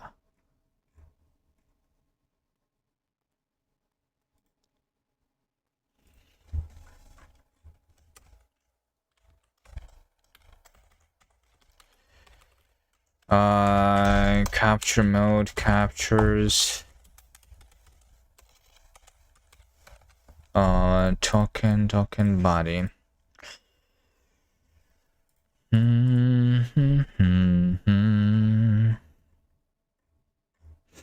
So like, because this is a separate like expression, every expression will generate a new type, I guess. Anyway, when we add a function, how do I edit? Yeah, we have context and we have the types. So I can just add the type definition for that, right? Captured. Okay. Let's first create the type of the everything that I'm capturing here. Captured type name is going to be a new identifier. We're going to have delimited captures, right? Something like that.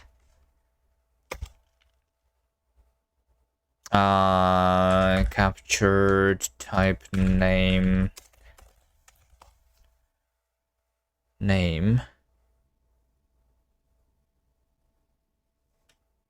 context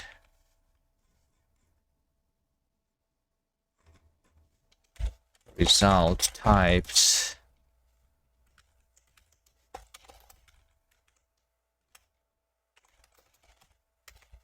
push back.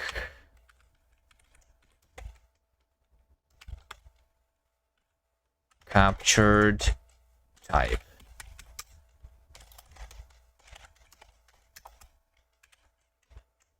What am I supposed to do there?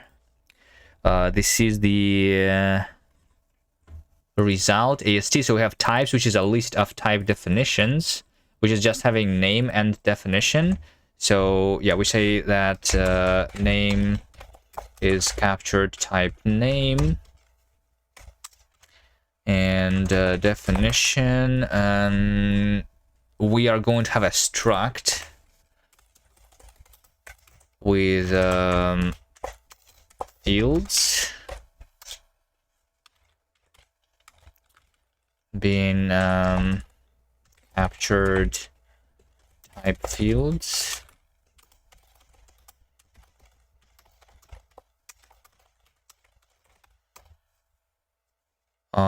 Which is containing all of these captures plus the token,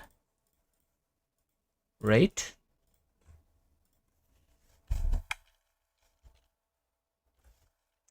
These captures is a map from string to type. So this is going to be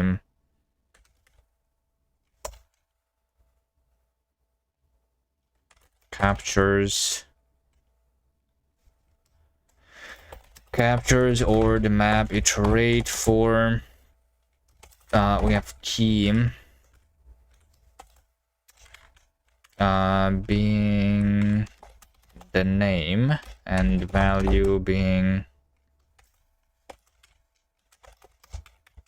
the type.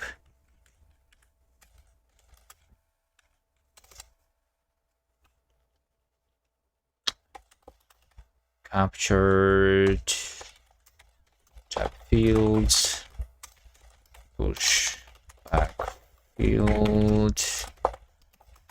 Field has the name and the type.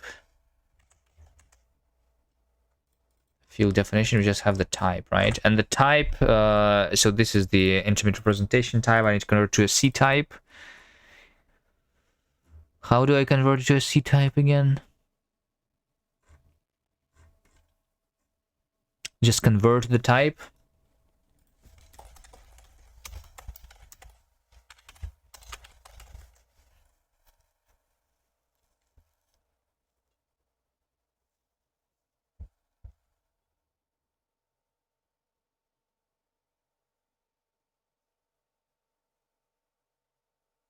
Name must be an identifier.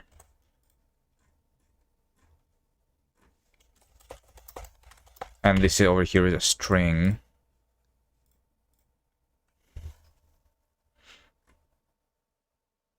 Okay, so these are the captured things, and then the we also captured type fields. We need to push the token field. Name is identifier. Name is just identifier of the token name. Type is, we're just going to convert the type, which is a token type wrapper. Okay.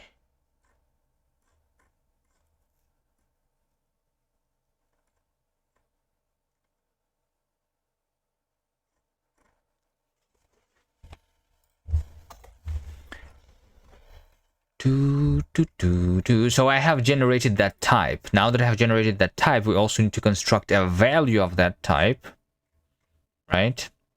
Oh yeah, also isn't this dependent on the capture mode? If capture mode is by reference, then this is going to be like what the thing that I'm capturing is a reference to it, right? Not the actual value. So I need to I mean, unless I'm making a reference when I'm capturing already, I don't know what.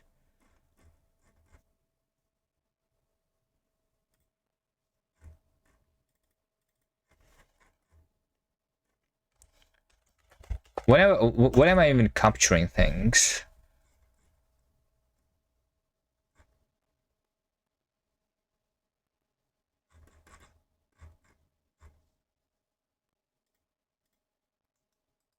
Parse function definition, capture mode,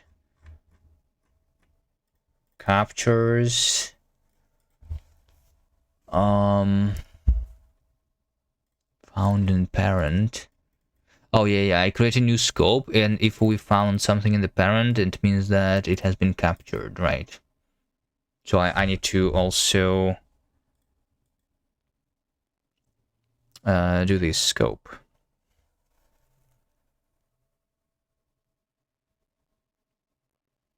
Not the argument though. Captures. Yeah, because I'm not doing that when compiling yet. I don't calculate the captures. That is C backend, but I need first to do the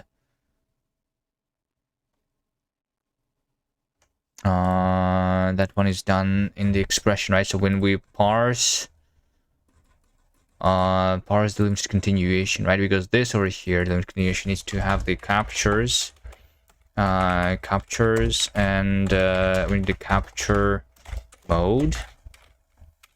So when we parse the expression body, right, this is where we need to create a new scope.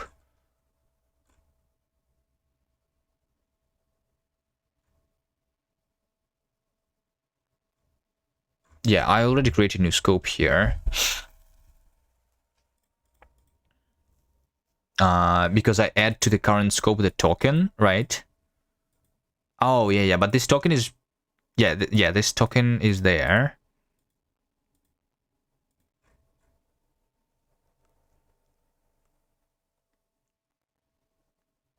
I could just make it be automatically captured.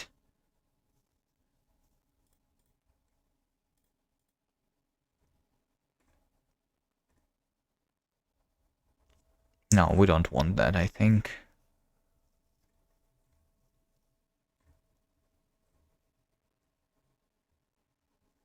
Yeah, let's just add this separately. We add the token there, but when it's found in a parent of this scope, then I'm going to add it to the captures. So captures is new.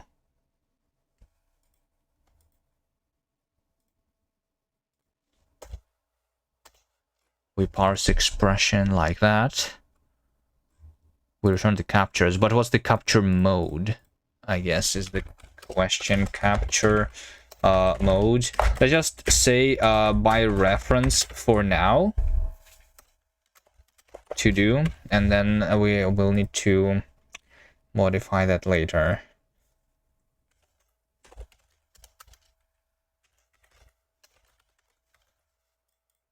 Right? My capture mode here is just, yeah, whether we have the child called move or not.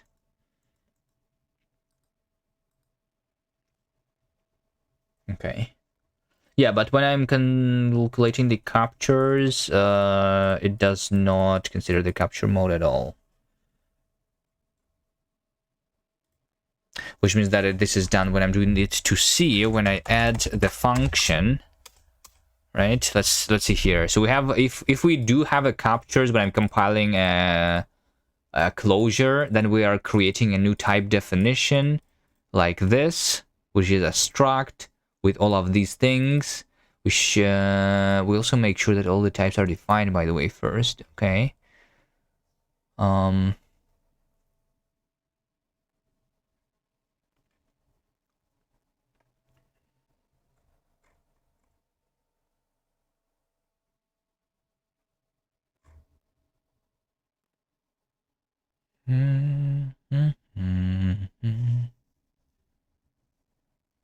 Yes, and the type of the field is based on the capture mode. If it is this, then it's that. That if it's this, and that, then it's that. Okay.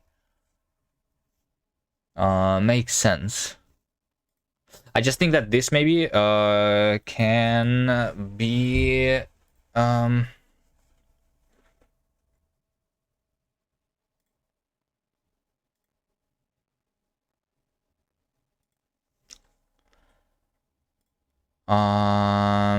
maybe this can be extracted to a function. Like we can say captured to fields, you know, the def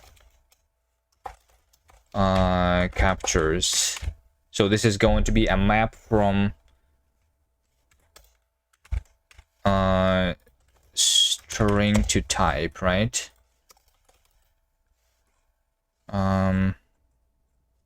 Captured to fields. This is a function that takes captures, which is a reference to map from string to type,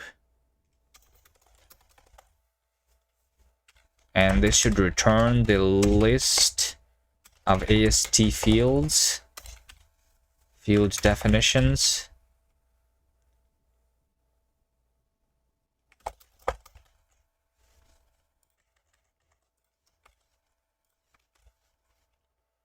let's go to field definitions then. The particle effect when I type, that's power mode extension for VS Code that I'm using. Hello.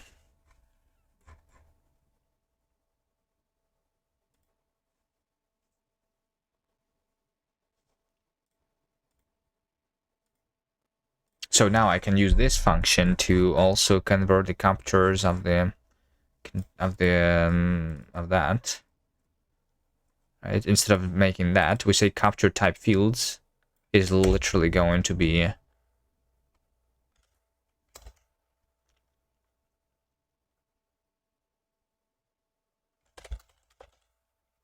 capture to field definitions using the captures, right?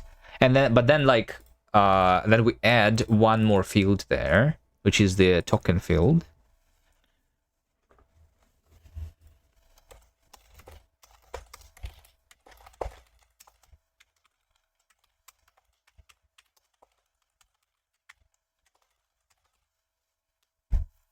So now we have the capture type field. We defined that type. Okay.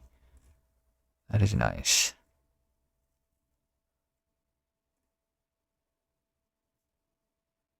And now similarly to that, the actual capturing, like constructing the struct of this could be done. That's what I do over here, right? When I, yeah.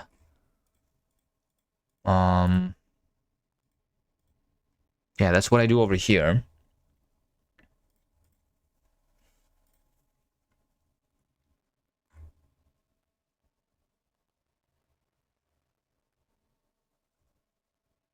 So we have a captured variable, captured types.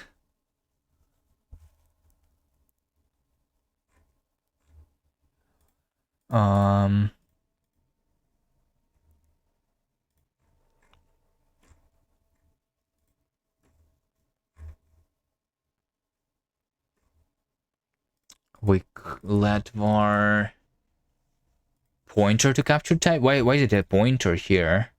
Oh, because I'm malloc. Oh, yes. Because I'm malloc. I see. Right, because like in this example, right, I am capturing, but I am constructing this capture stuff on the stack. But in case this thing is to outlive, I cannot create this capture stuff on the stack. It actually needs to live on the heap then. But for closures, I'm just always doing the same.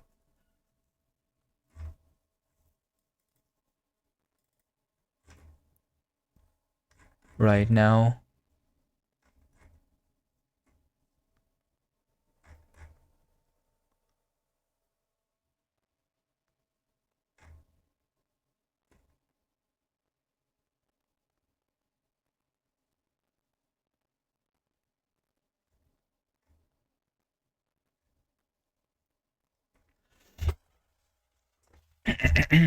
All right, this is going slow.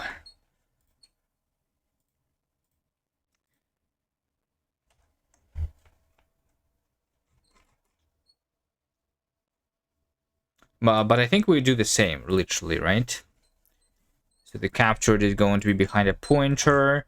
Like, yeah, we just say that instead captured, star captured. This is going to be malloc size of a captured, right? And then we say captured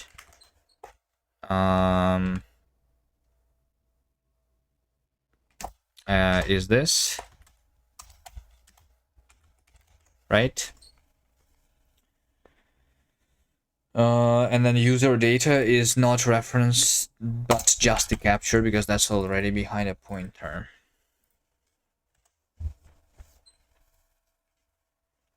And we don't care about freeing it for now. I mean, am I actually using the garbage collector currently? I don't even remember.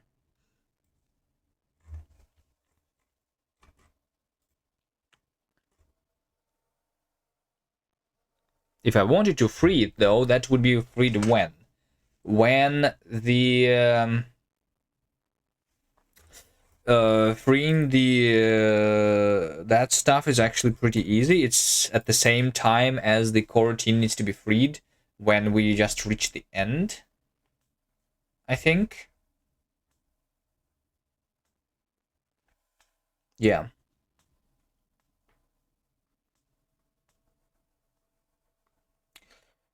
Hello, GFerg01. Welcome.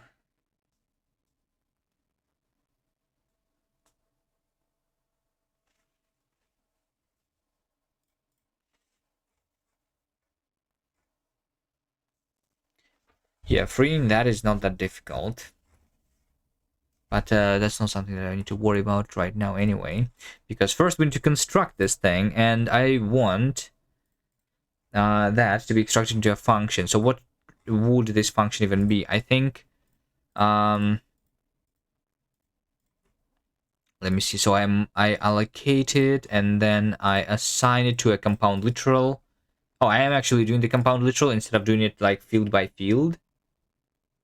Got it. Even though I could do just a field by field initialization there, right? Yeah, I could instead do a field by field initialization after malloc.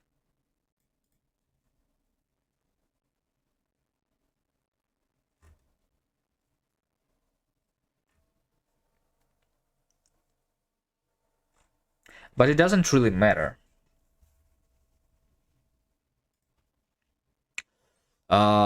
Yeah.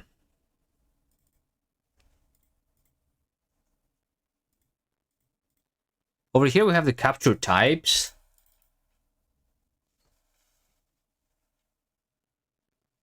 You say it as malloc. How do you say it? How is it supposed to be pronounced?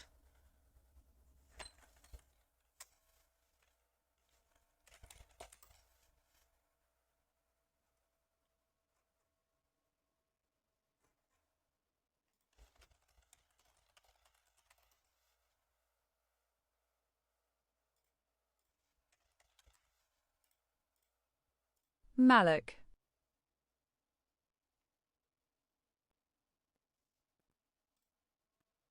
Hold on, I'm muted. I didn't hear it. Malloc. Malek? Malek, not malloc? Is that right?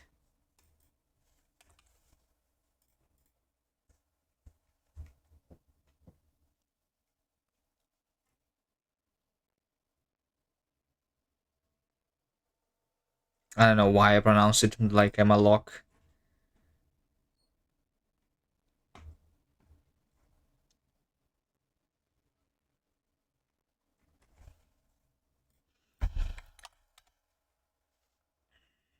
Okay, how do I extract this to a function properly? I don't want to copy paste this logic, really.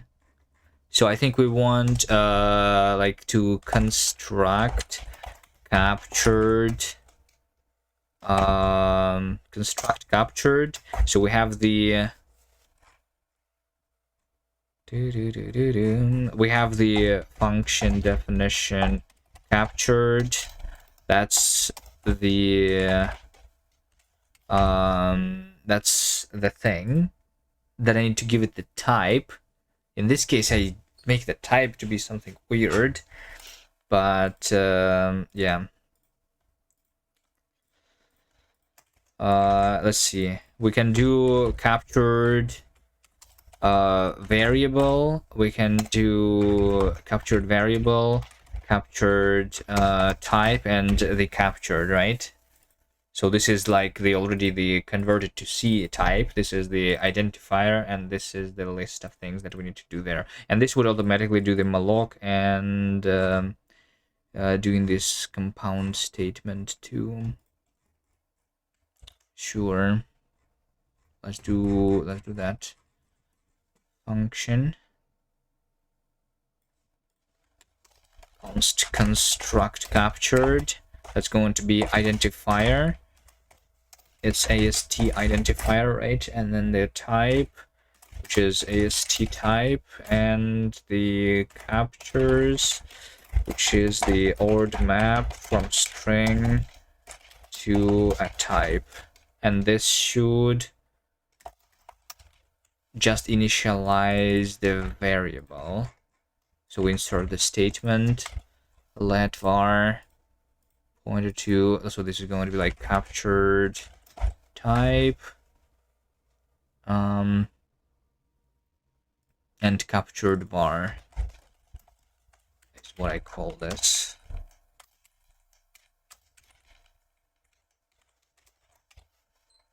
Right.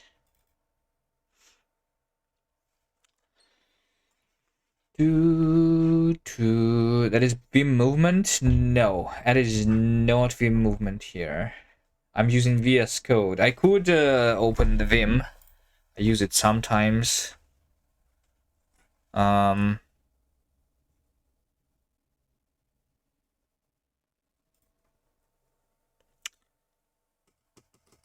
right now, not in the mood for it.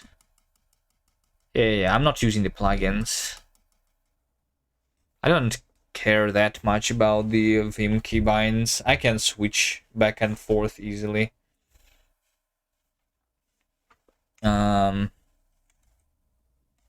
I mean, sure, let's switch to Vim.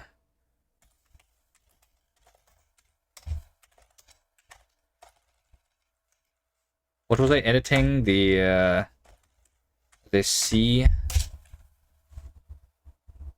No, not the C. What was I doing?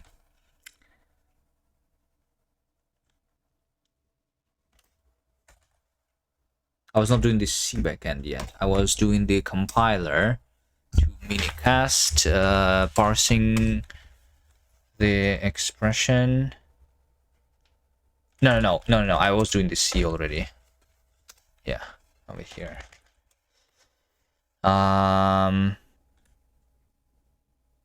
Delimited continuation. This is what I was doing, right?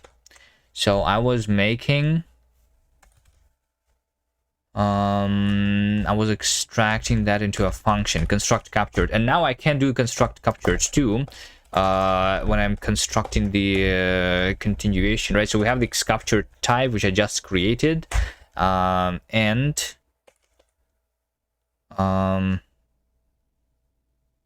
So this is the captured type name. So captured type is going to be named captured type name.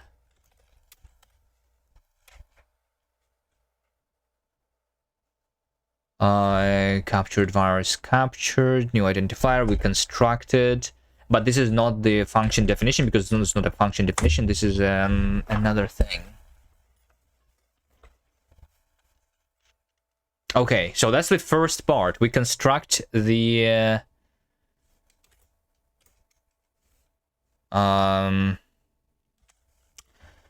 yeah, you're not derailing. Feel free to distract me all the time. I'm too focused, and I don't know.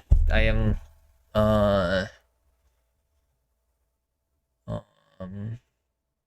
if you want, I can explain what I'm doing from scratch. But it's basically I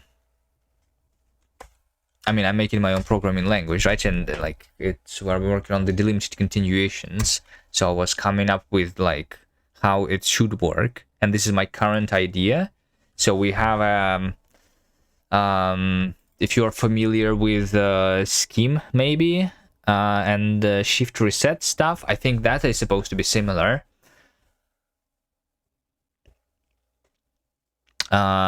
This is like a weird construct that is allowing for like it's like a control flow construct, which is not present in a lot of programming languages. Although it is very similar to coroutines, so I'm like thinking about my choices here. 2. In general, what I want is to have the algebraic effect, but I'm trying to break it down to the simpler primitives, which is the delimited continuation being one of them. So this exists in languages like Scheme, which is a Lisp.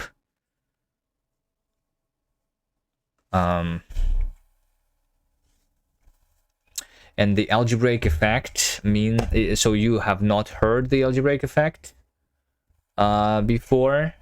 It's a thing which allows you to, like, I don't know how do I explain what it is. It is not that easy either. It's also not present in a lot of programming languages. But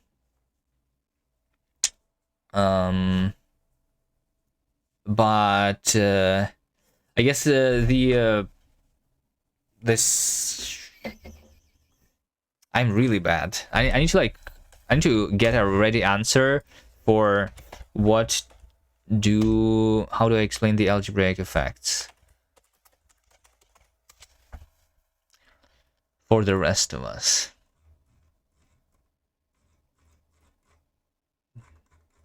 That is very long. But okay, in general, we want to like the core idea is we want to have more guarantees about the code, right? So let's say that you're writing code which is I don't know, reading from a file, right? Or doing whatever. Like how exactly do you read from a file? That is like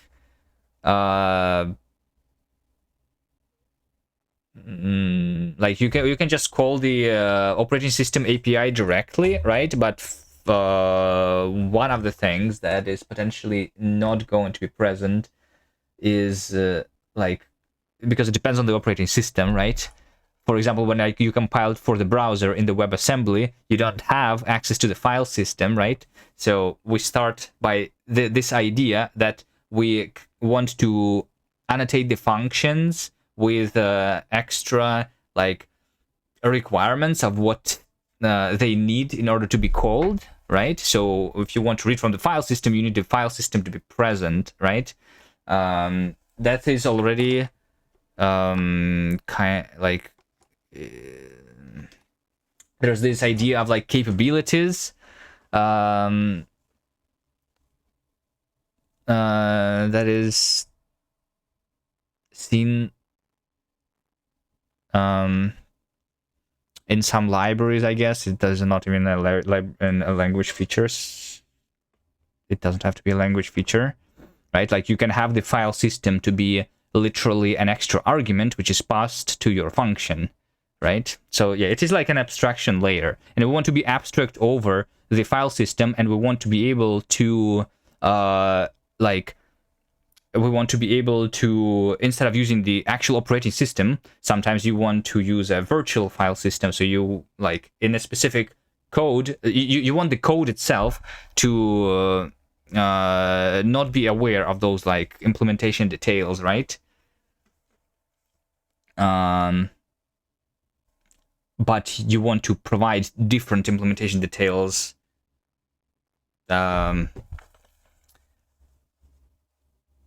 like in different when you're solving specific tasks, right?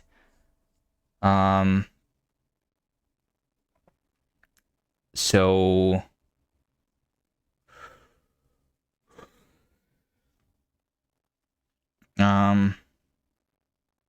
I don't know. That's probably not a good way to explain algebraic effects. I'm coming from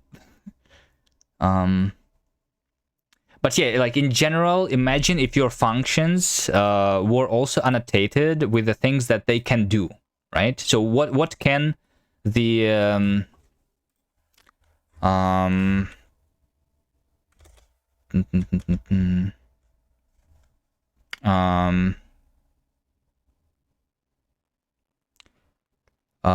what can the function do? The function can access the file system, the function can print to the console, the function can access the network, or the function can suspend the execution, is what I'm working on right now, which requires like this new feature.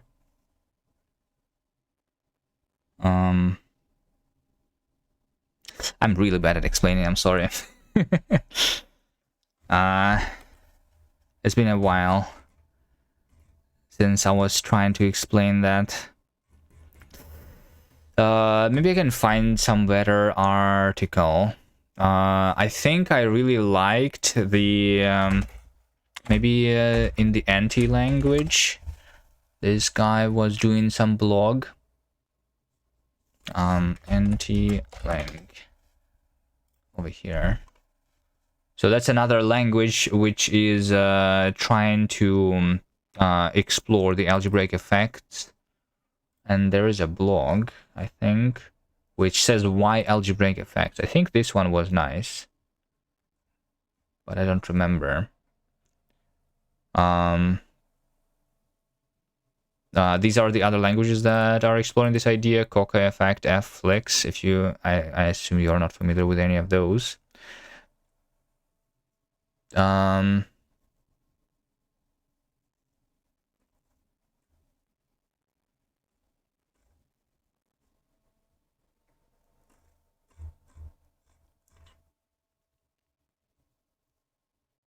Maybe you're familiar with monads. If you're familiar with like a Haskell, maybe it's an alternative for monads, which allows you to write code in a more imperative style rather than declarative style, while still having the same guarantees, I think.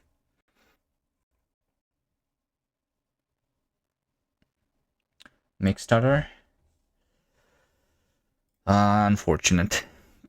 I don't know how to fix it. It just happens sometimes.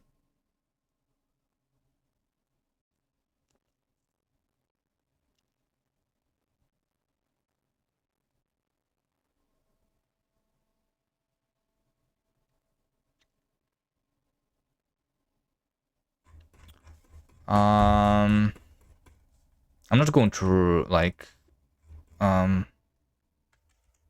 read this right now, but maybe if you're interested, I think this one was rather nice. Also, like originally when I was learning about the effects, I looked at the Coca language and I thought it's pretty cool. Maybe like we read this example, right? So so this is this simple example, right? You see your function main has the console here, right? And what this means is that the main is the function that can interact with the console, right? So whenever you print, that's not just a function that takes a string as the argument, but it also, as part of the signature of the function, it knows that it needs access to the console, right?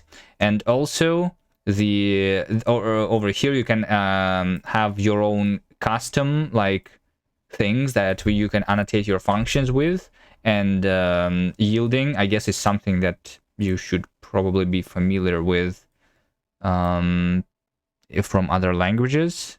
A lot of languages have them, which allow you to introduce the generators, and basically this feature is user definable as a result, instead of it being a language primitive. So it's a thing that can be used to implement a lot of the things which are usually implemented on the language level, but on a library level instead, I guess.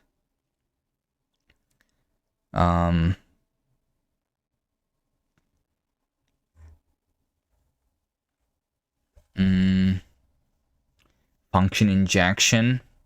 Well, depending on the specific use case, it can be used for dependency injection for sure. But the thing that I'm working on right now is specifically about the control flow, and basically allowing you to implement async await as a instead of async await being the core feature of the language, you implement it yourself.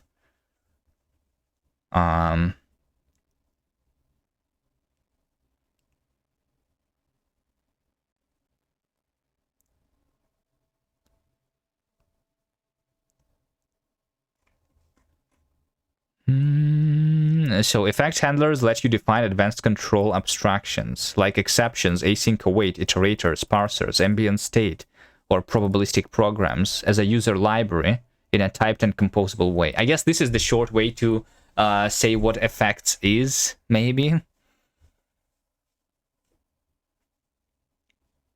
Coco tracks the side effects of every function in its type where pure and effectful computations are distinguished.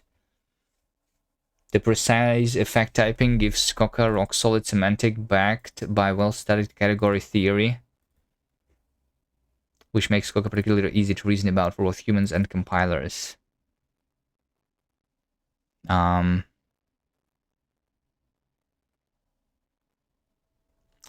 this is a little too general. I don't know, if in order to understand it, you want some specific examples, probably.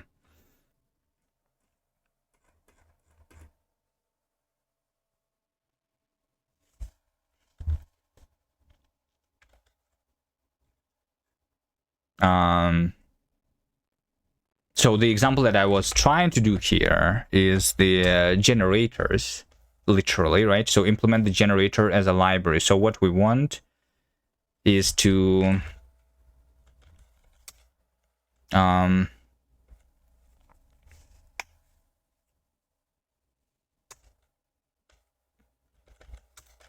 what we want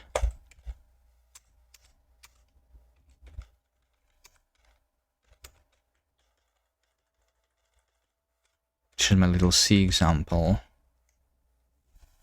I want to be able to write code like this, you know? So this is a function which generates 10 integers, right? So it's just doing a literal for, and then it's doing the yielding, right? But then the way we want to use this function is we want to convert this function to an iterator, which we can like basically step over one by one, right?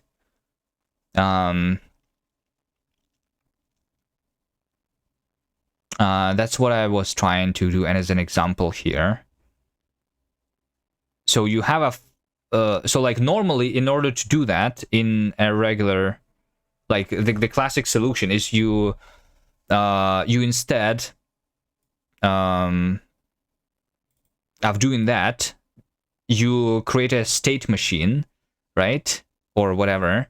So before, in between every of the yield points, you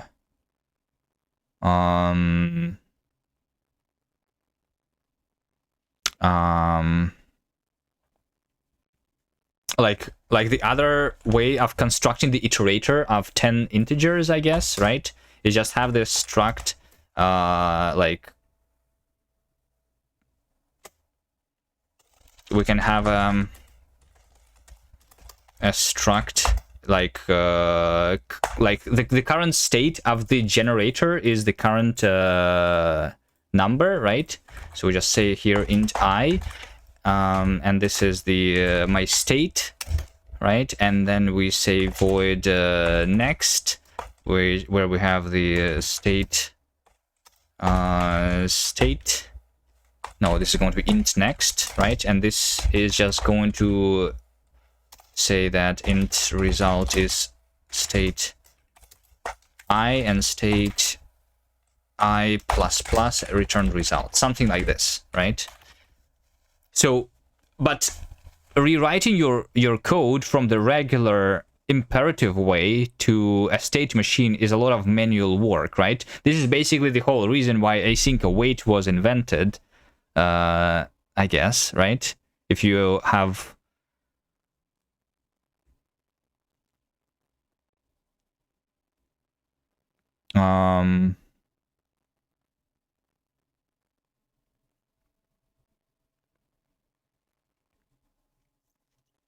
ever needed such functionality.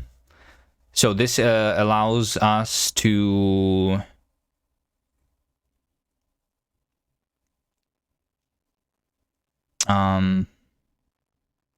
what?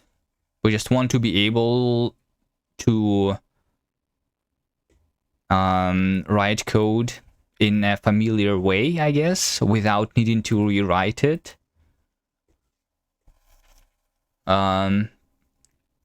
And so like in this specific example, you can technically mimic a generator using async await already, right? So if you have async await as a language feature, then you can do you can basically have this gen as an async function, I guess, and then yield would be the something that you would need to await, right?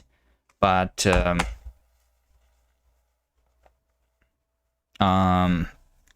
we are doing a different primitive, and we will implement the async await using that instead, I guess. I'm so bad at explaining, and it's embarrassing. Okay.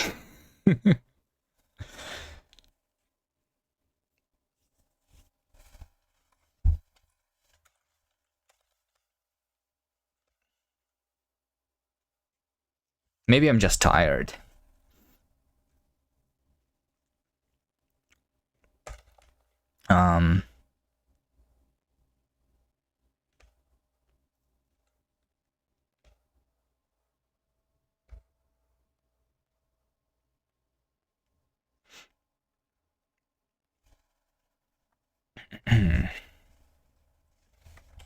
Maybe looking at more examples would make sense. Documentation. Effect handlers. Right?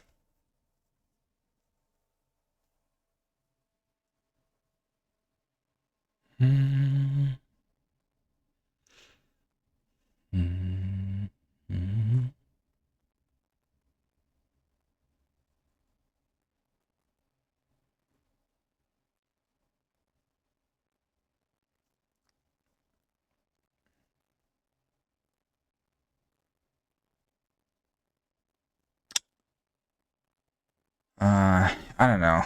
At least an entry point to your project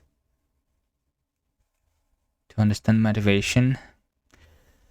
Yeah, my motivation is like I want to create a language which is a combination of like Rust, Zig, and Coca as the main inspirations, I guess. Maybe a little bit of Haskell there too. That's in short. That's it's just like right now I'm working on this thing. And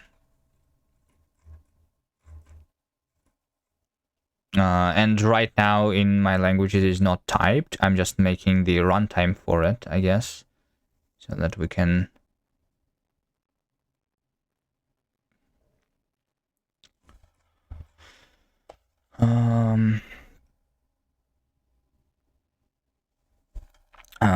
do stuff.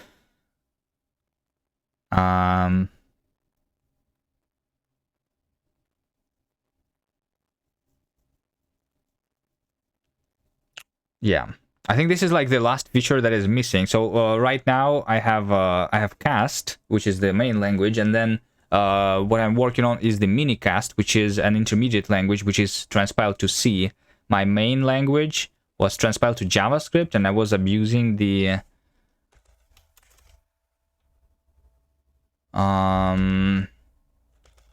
I don't know why is it indented like this.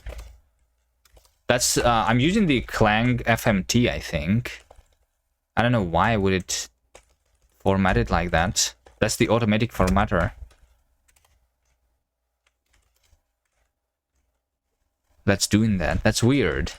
Wait, what? Why would it do that? Oh, I think it's because of the lack of the trailing comma. If I do trailing comma, then it does that thing. Nice. I guess. And over here we also can do a trailing comma, and then it's going to put these things into separate lines.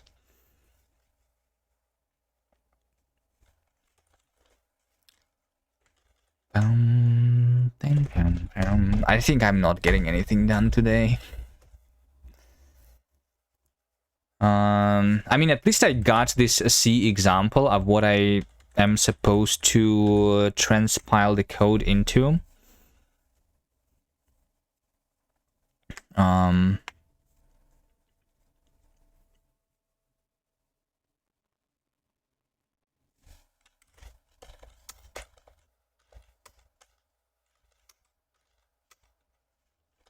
Construct captured.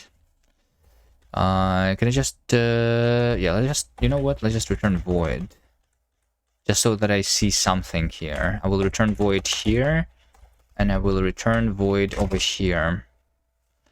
Let's try to build. You only know barely C++ from embedded work, but you are so bad. Yeah, I'm also really bad. I do know a little more than C++. I mean, if I can even say that I know C++. Does anyone even know C++? Is that possible to know the entirety of C++?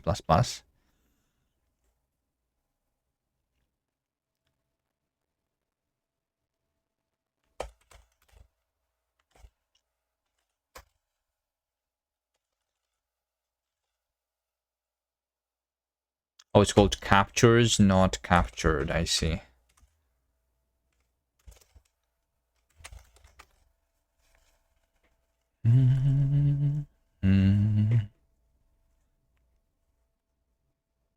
So you only know C++ as a language? Do you use the coroutines in C++ in your embedded work? Field captured is not there. 1039. Function dev is called captures.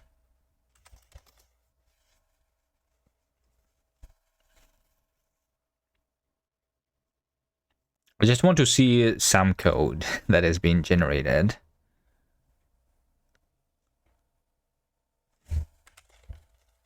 No? Function definition is not found in 1123. Yes, because this is just going to be just captures. And, oh yes, and I need the capture mode, I guess, too. That's going to be an extra argument to construct captured, right? Capture mode. Capture mode.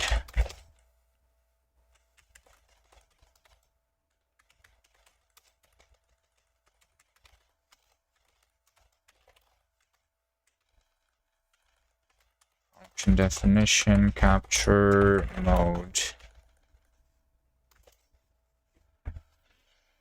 Your main is CS, C#. You do a lot of TypeScript because you have to, and you want to do C++ more if you had time.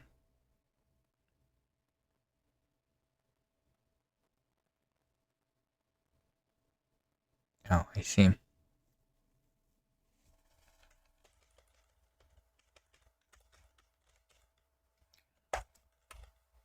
What things are you working on? Are you interested in language development? I know nothing about language development.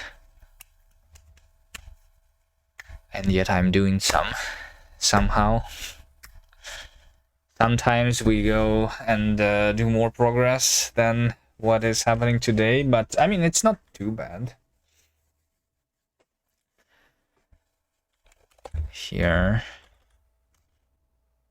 Span 1125. Span.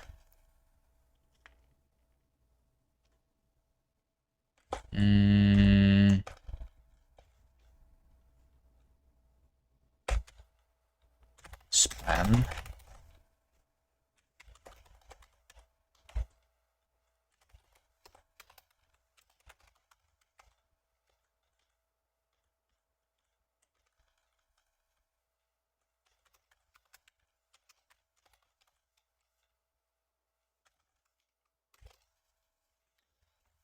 Hello, just Sophie.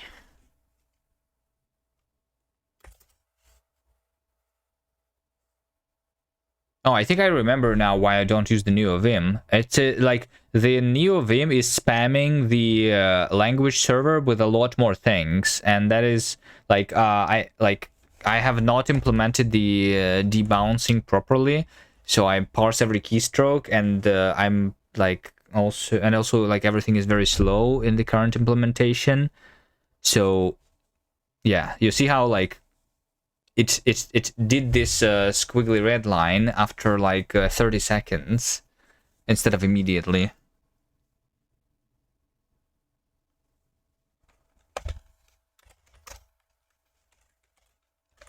Eventually it will work better. But VS Code for some reason spams the LSP a lot less.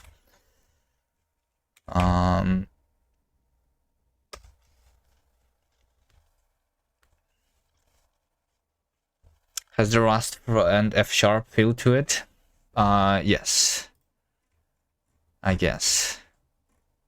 Rust is a big inspiration. F sharp, not so much. What resembles the F sharp? This pipe operator here, I guess. I'm planning to have the proper methods eventually, just like in Rust. Like over here, I say fields, and then we pipe into a released pushback. I don't really like this, but that's how you do it, you know, camel and F sharp, I guess, right? But I would want to instead just do like in Rust, fields.push, I think. Pushback, field. It's not implemented yet.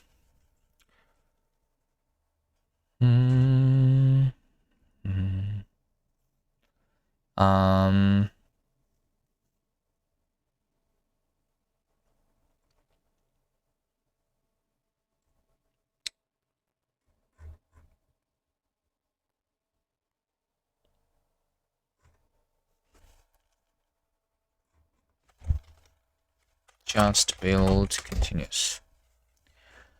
For do they have a 4 in F sharp?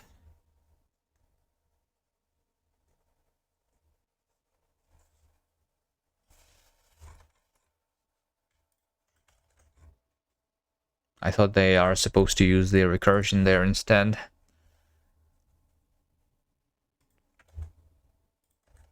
Okay, what is this definition? It's not definition, this is just captures.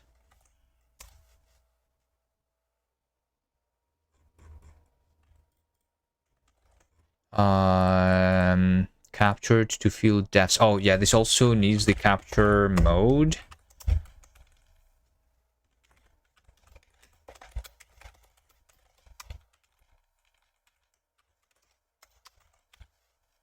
So capture mode is also on the captured field depths. Capture field depths, there's going to be definition, capture mode.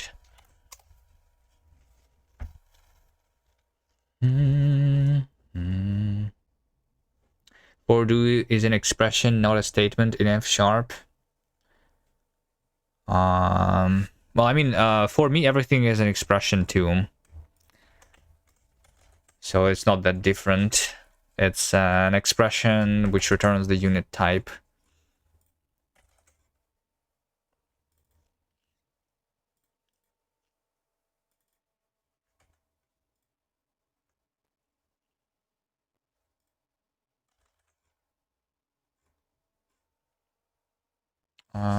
Capture mode and captures.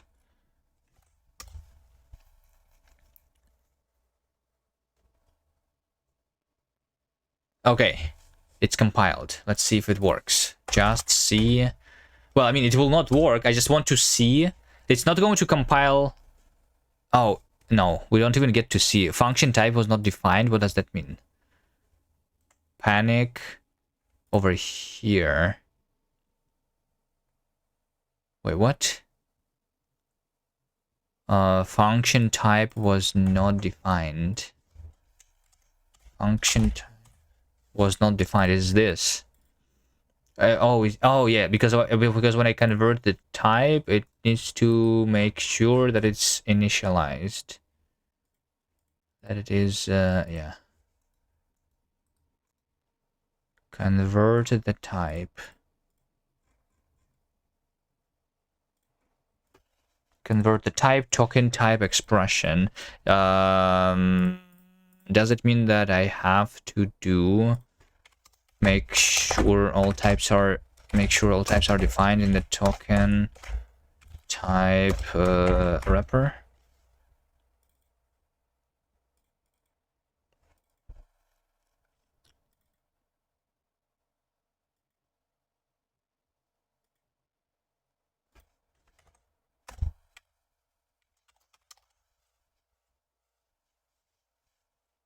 I'm not sure what function. This is not the best error message, I guess. Function type is not defined.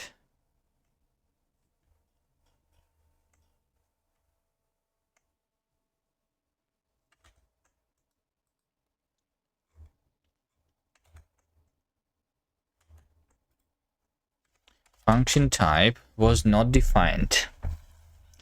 What is this? This is convert type. How about I do a better error message here? Right? We need the diagnostic.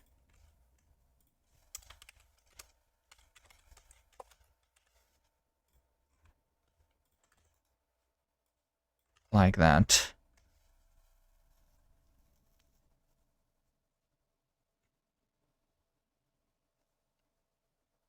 That's going to be internal error. Function type is not defined. There is nothing related here.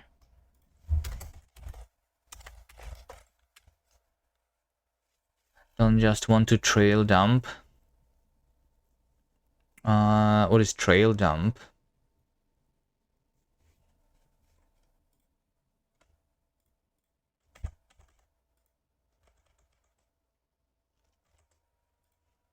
I mean, there is the stack trace. It doesn't really help. I need a more detailed message. This stack trace is also... I mean, maybe this the proper stack trace would... like, the thing is, this code, this is already, like, this is my language. It is right now, the bootstrap is transpiled to JavaScript. So this over here is the JavaScript. It is ugly. And this is what it looks like. There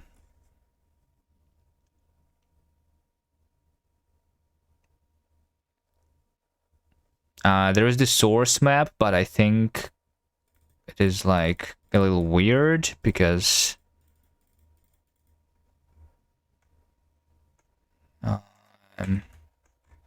yeah, but the stack trace is not as useful as just figuring out what is the type that I'm looking at here, I think.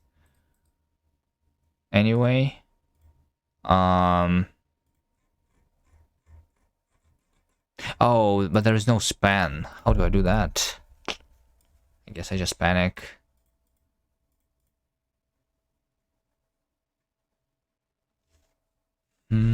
After all.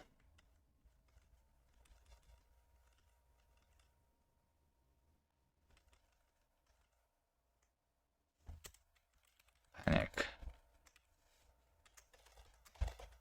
But I want to output to string. Yeah.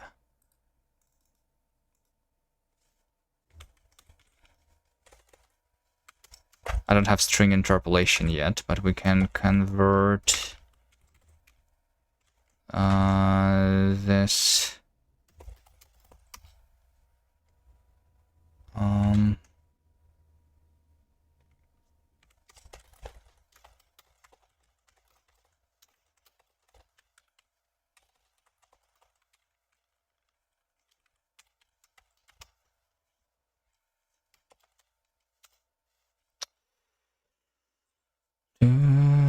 To print type, name of the type. Is that what I do? I'm not sure.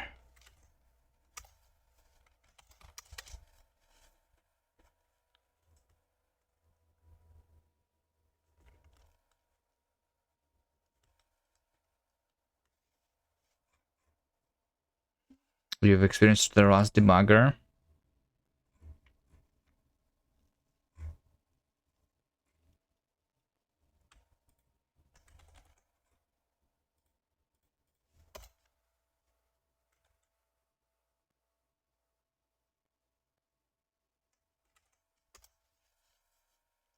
I don't know, I usually don't use the debuggers. And I just debug by printing something to the terminal, I guess. So the so the function is literally just a function from unit to int. Wait, what? Hold on, I'm trying to compile. Let's make sure that I'm compiling the hello world still properly, right? It is the print string not found in the current scope. It is capital int, and it is this, right? Yeah, hello world is still working. Fibonacci 89, right? That's working. Okay.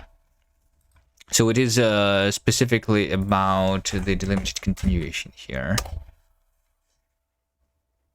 For sure. So this is a function returning int. Why is that? That's because... Yeah. It's a function returning int. That makes sense. And that is because that's the type of this. Right. Makes sense. Wait, what? Does it make sense? Because the continuation, the k, is supposed to be of type unit into int. Oh, wait, no, this is resume. Oh, wait, hold on. Is it because I'm specifying the type here, but I never have a function? Oh, wait, is that it? Is that so? That might be the case. If I say the function that returns 1, 2, 3 here, that's going to fix my error, I think. This expression is void and cannot be used as a value. Okay, yes.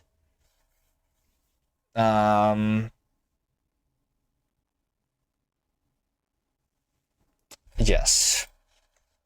I thought...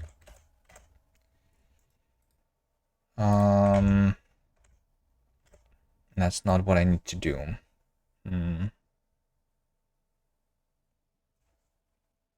If I want to, like, I just want to see the the C code that I have generated so far, not all of it. But I was returning void in the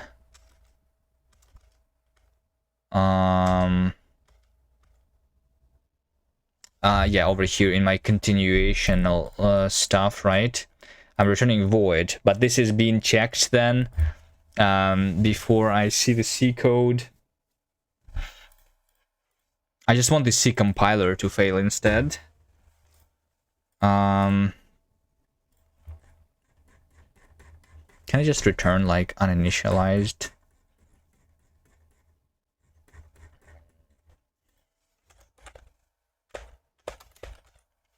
Is it a pure transpiling lang?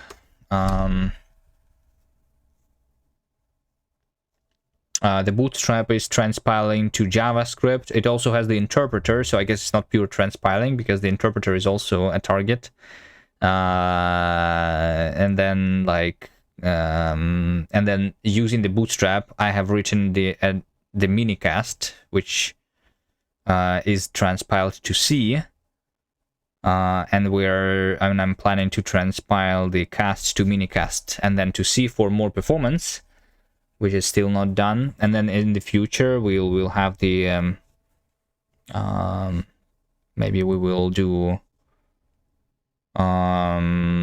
like the direct compilation using LLVM or whatever, but I don't think it's like super necessary. Transpiling is okay.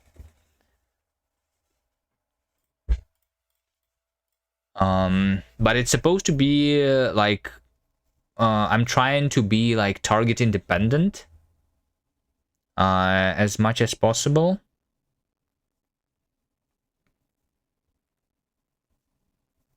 And one of the ideas is that I want to allow the users to implement their own compilers as a library. And we also have the compile time evaluation, and that compiler should be just runnable at compile time. So what I'm planning to do is, because I want to like make games, one of the use cases is to also have a transpiler to the shaders, so we will use this as a shading language too, and yeah, something like that. Yes, compiler is a library because I just give you the access to basically the typed AST, and you can do whatever you want with it, right?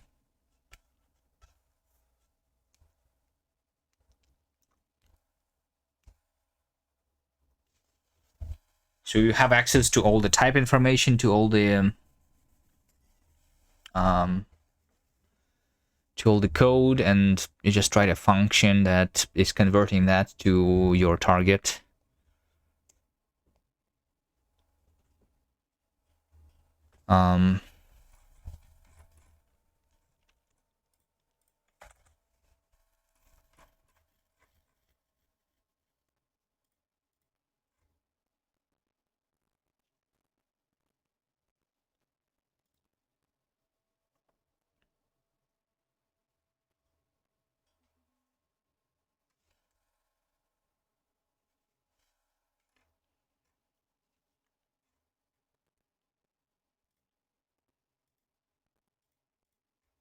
I think I can just return pure, like, to do instead of doing the void. Actually, maybe that's better. So we're trying to return a pure expression. Can I return, like,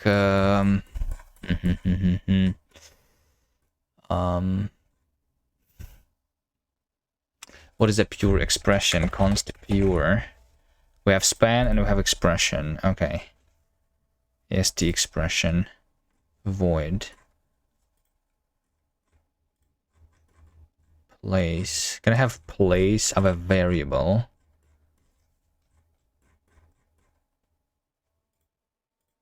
Find ident.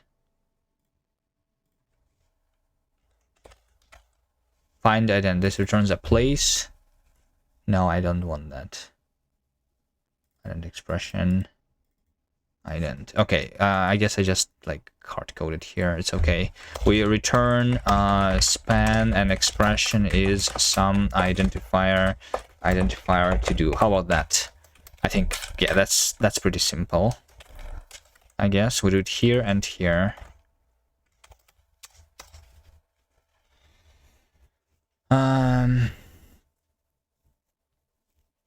You're thinking of the CMake hell from this? Make lists?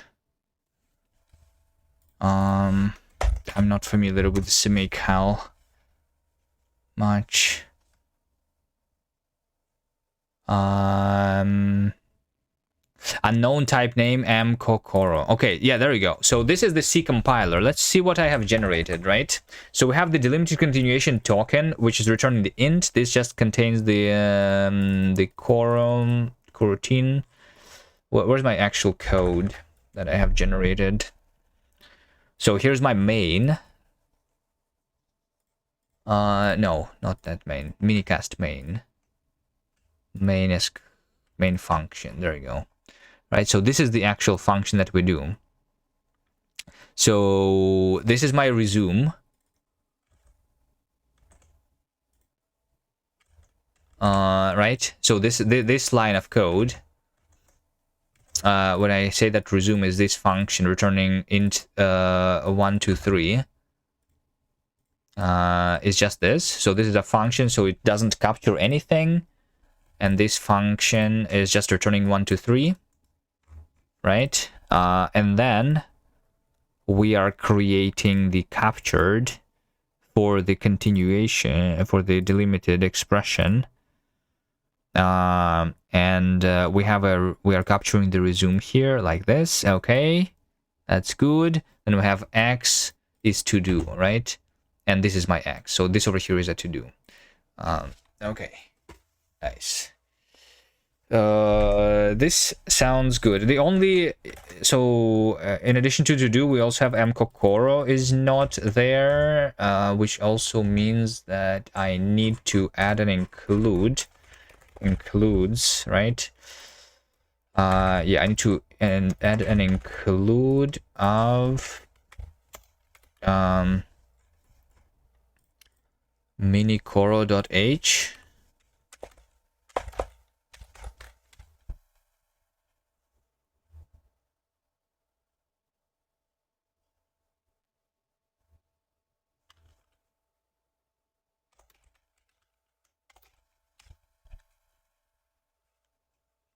I need this to be present in my include path though, right?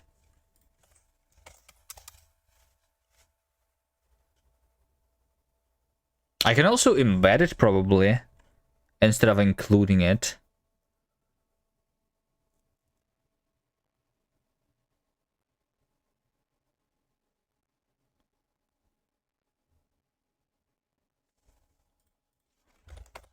Doesn't truly matter. Like, I'm generating a single file anyway. Minicore edge, no such file or directory, right? Because when I'm doing the compilation to C, I need to add this to the include path, right? So dash I deps slash minicoro. I think it's just here, right?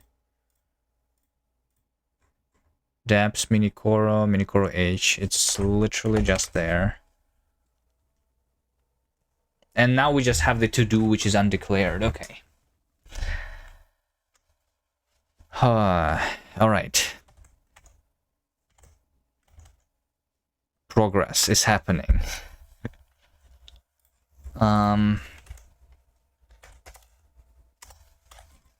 So now that I have constructed the captured stuff, right? We also need to initialize a coroutine, right?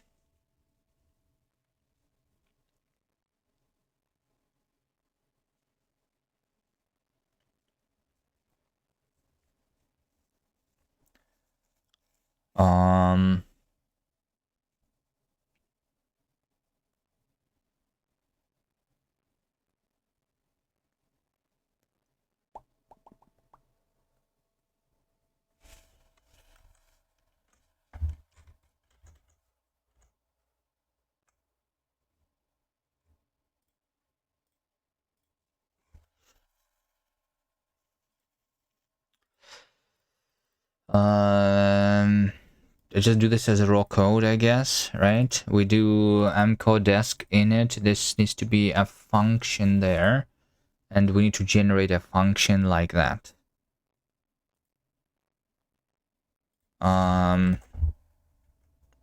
For the body.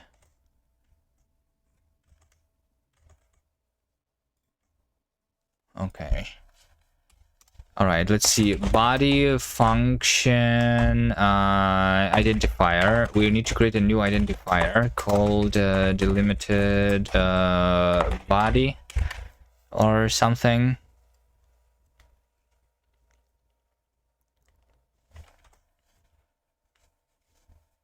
That's going to be a function. Now we are going to create a variable. No. Into insert statement. Let var name is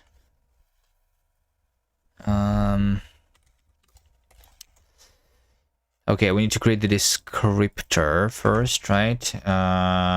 Corodesk is new ident desk. So we have coro descriptor, that's name, and value is going to be it's going to be apply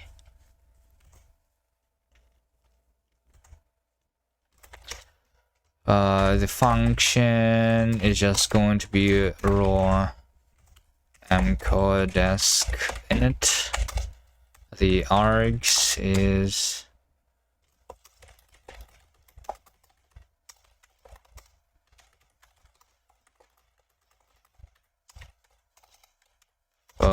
we have two arguments. One of them is literal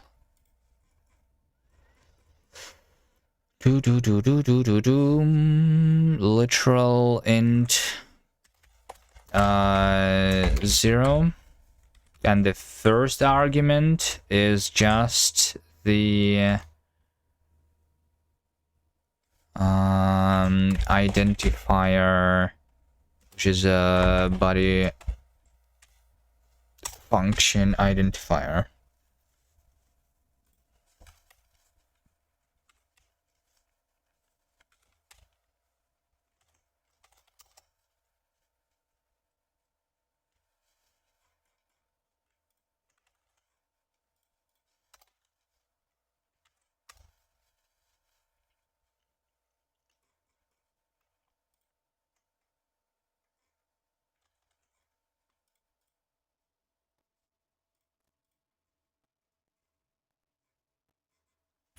Statement let var. Oh, I need to the type. Type, identifier, and value. And type of this is type. Type. We can just do a raw, right? A raw mcodesk.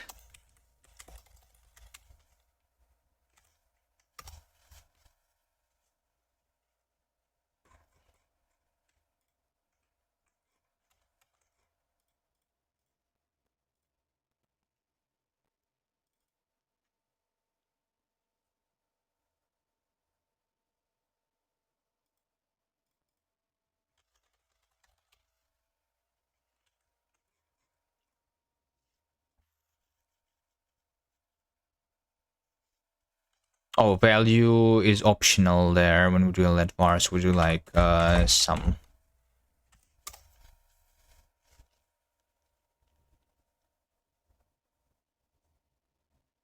Okay.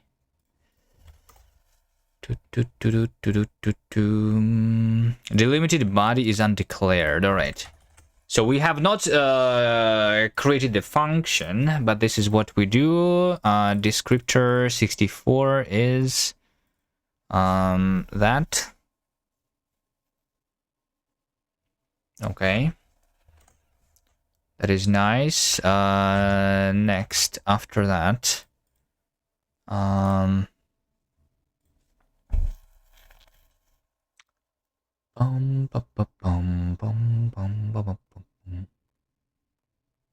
next, I need to say that. So we have done the captured, right? And the user data is just the captured, actually, right? So yeah, we have the captured variable, and yeah, we just insert statement that we need to assign to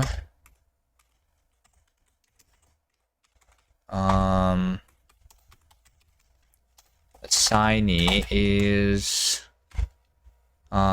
field of the object, which is the desk.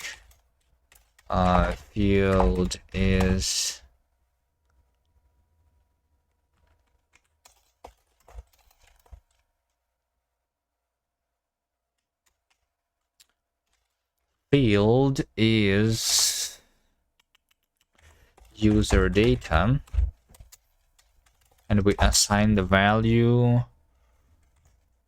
which is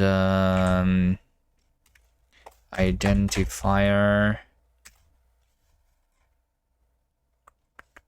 captured var.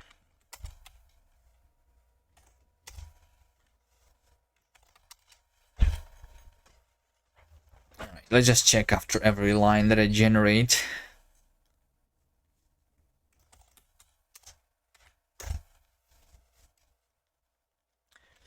Wait,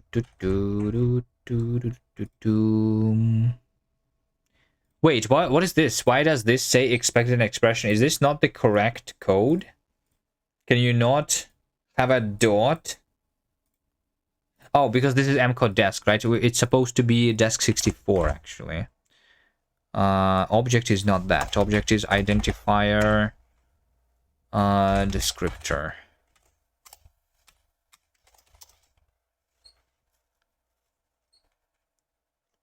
Although it's complain about the syntax there, which is kind of weird. But I guess in this case we don't generate the parentheses. Does it not work if you do the parentheses though? No, it works. Okay. It was because of the type. Okay, so we say user data is the captured. Okay, then we need to create the coroutine itself. New identifier coroutine.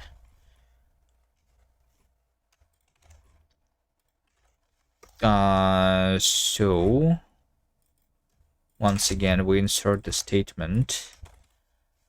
The type is going to be mcocoro star, right? Identifier is coro, and value is apply mco create.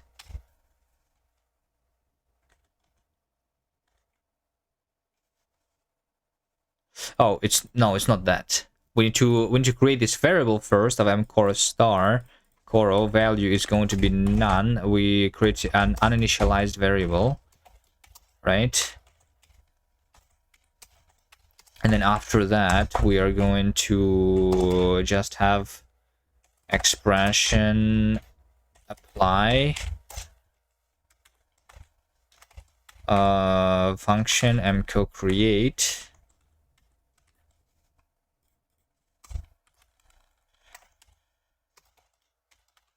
The argument is going to be a ref2 identifier of the coro, and the second argument is a reference to the descriptor.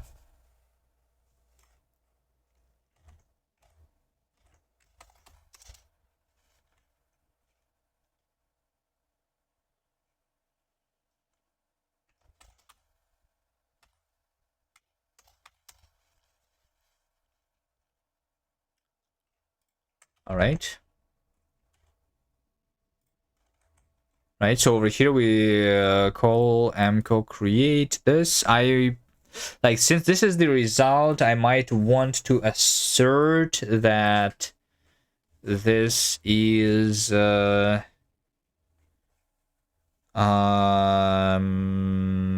this is, I want to have the asserts there for sure.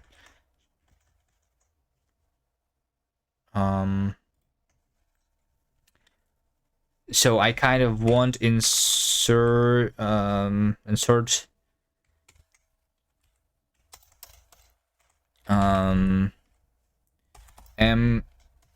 statement. How about this?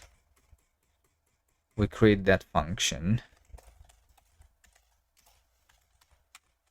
Right. Let's say insert mco statement is, that's going to be expression though, always, right? Which is me calling the function which returns mco result. So we have expression, and this is just going to insert statement, which is do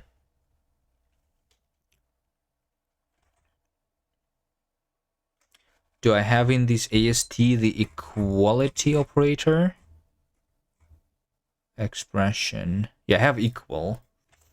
Right. So I can say just expression apply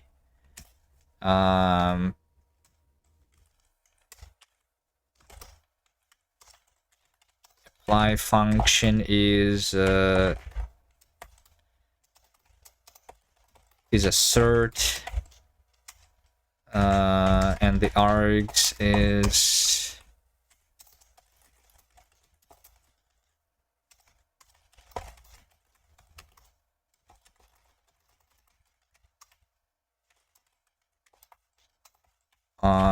the first argument is the expression that I'm doing,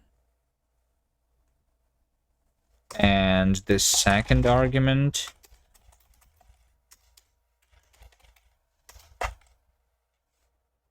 no.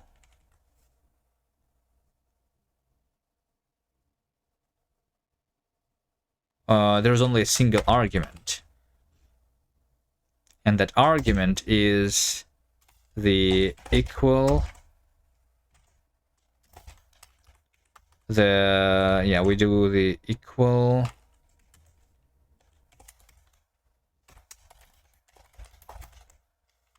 We do equal of the expression, and the second one is just identifier of MCO success.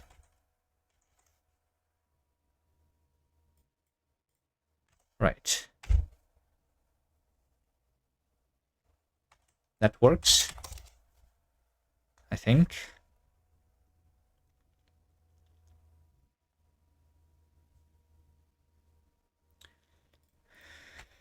We need to include the assert for that to work. Let's just include assert.h.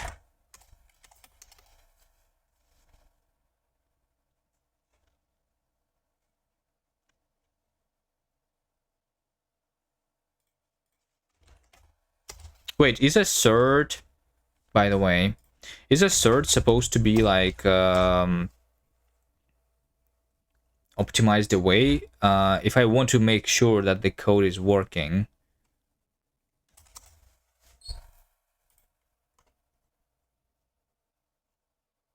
just for error handler to check if any assumptions during runtime correct.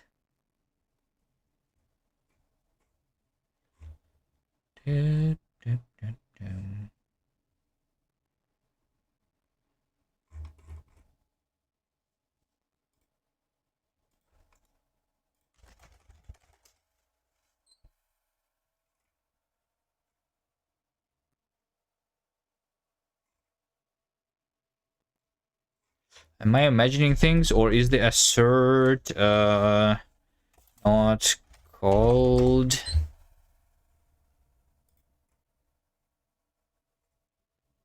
In release mode?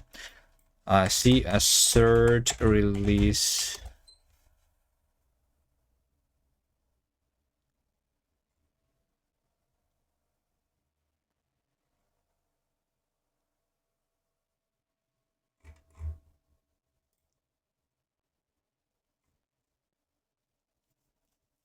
There is ndebug, right?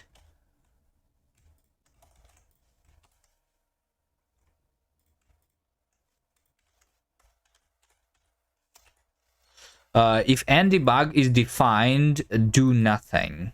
Oh, wait. If not, and expression is 0, print an error message and abort. Okay. Yeah, so you can just define this thing for the assert to not be present. But if I don't do that, then it's fine. Or like, I mean, what I'm thinking of is maybe this should be compiled a little differently after all.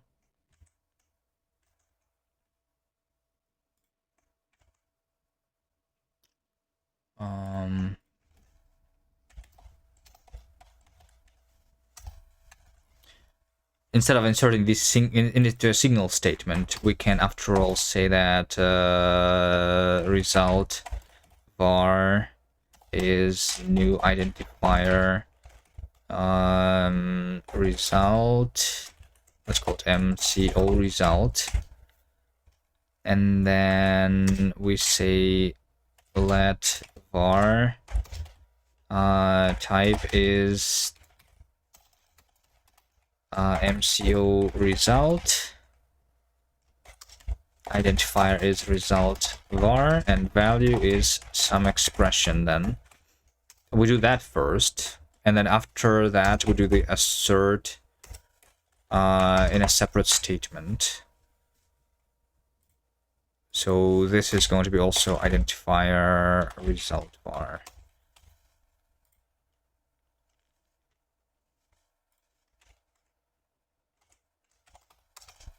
Yeah.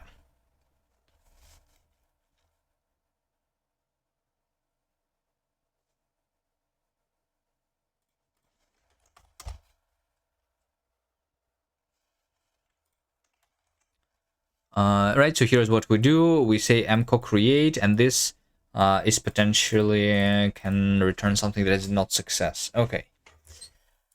And we have an assert.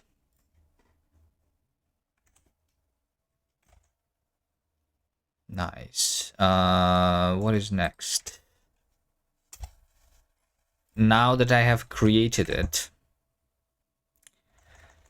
the next thing to do is to literally resume the coroutine.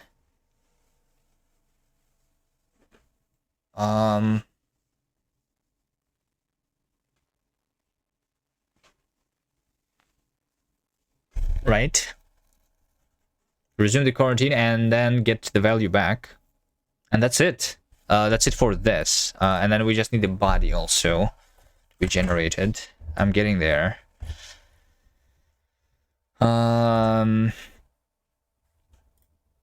Okay, do I generate a function to resume it though?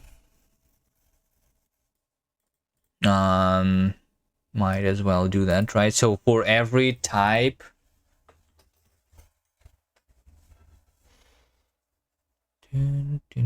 because this is shared with the resumption object actually, and my context in that case is just the coroutine.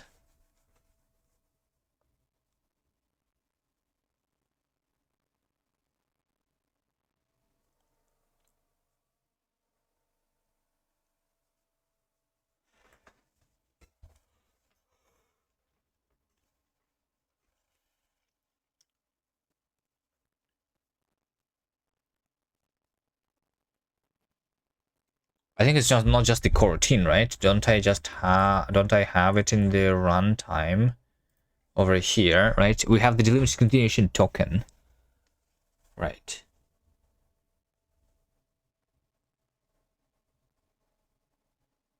I can use that one, I suppose.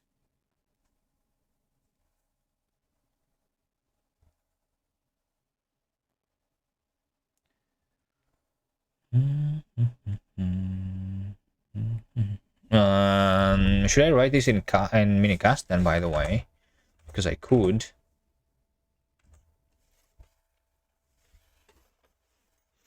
Right? I can just say resume.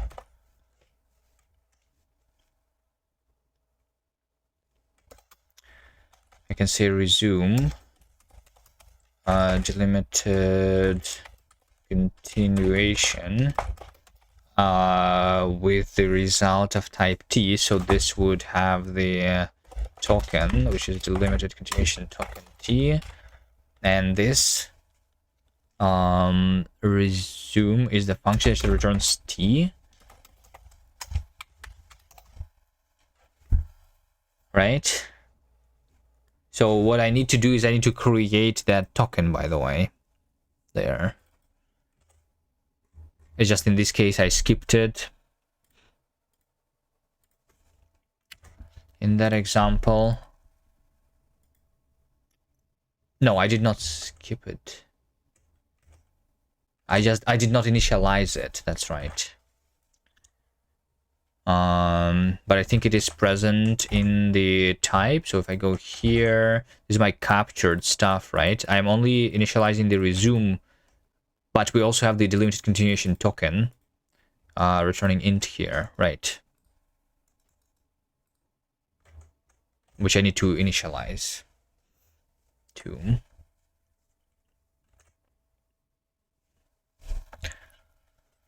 Boom, boom, boom, boom.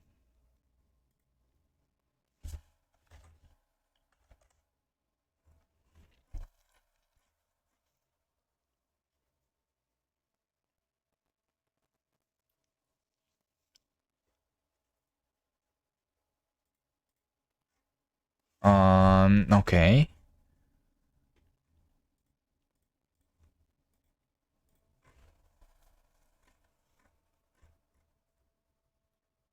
I mean, I'm creating it just here, so only after that I can create the token, right? So we're going to insert statement assign. Assign is the field of the field of captured variable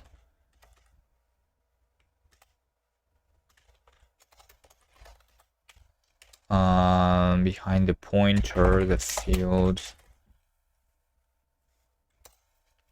What's the field? The token. Token name is identifier token name. There we go. So we assign the token field with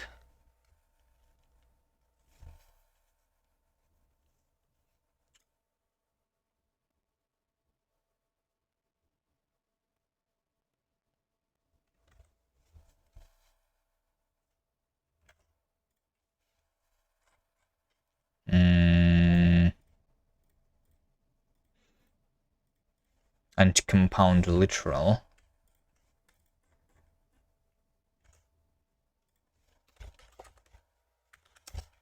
Of the type, which is token type,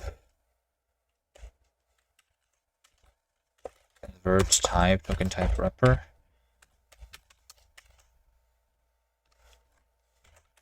Fields.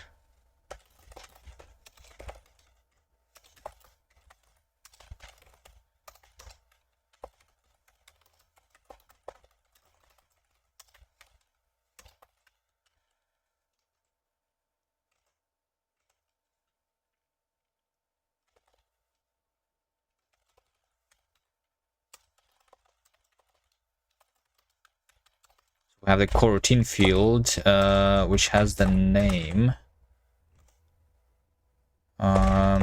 Name of the coroutine is this. It is just the cora. Let's just call it cora, I guess. The value is going to be ident cora, right? Yeah, that should work. And maybe we will initialize other fields there if needed. And then after that, we have created the coroutine. All that I need to do is just call it, right? So we need to resume because like it's already paused. We're just going to resume immediately this token because it's originally paused, right?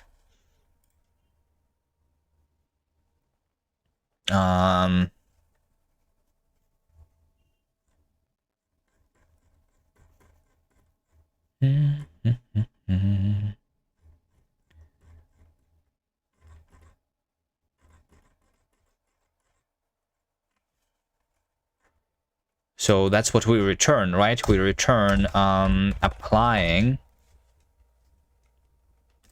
the function. But so I need to instantiate this though, right? Is there instantiate? There is no instantiation. I cannot like do this instantiation from the C backend.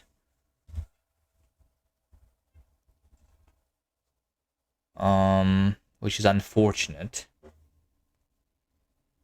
Can I make it so that the backend can instantiate more templates in the source code?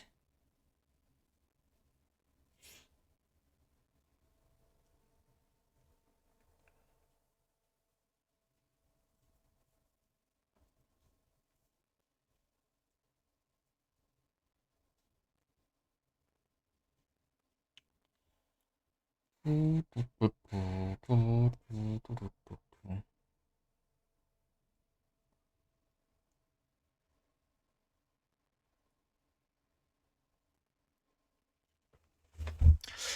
but we can. Like it's the same problem with the token types, right? But for the token types, I store the representation type here anyway. And we will have, in addition to that, the resume function, I guess, right? Yeah, we just have the resume function.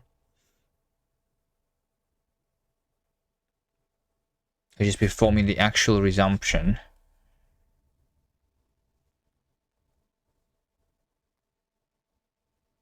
if needed, right?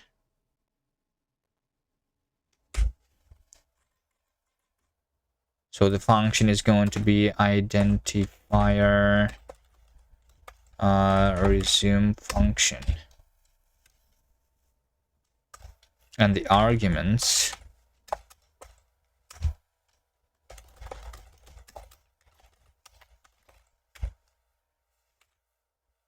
and there are no arguments there, right? This function just returns the correct type already. We just need to instantiate it, I think.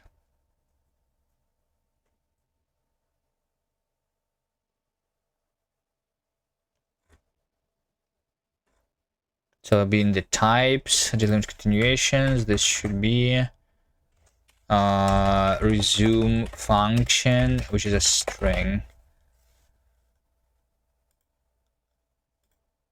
which is the name of it, right?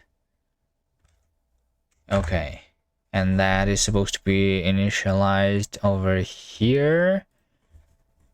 The resume function, and resume function is just going to be instantiate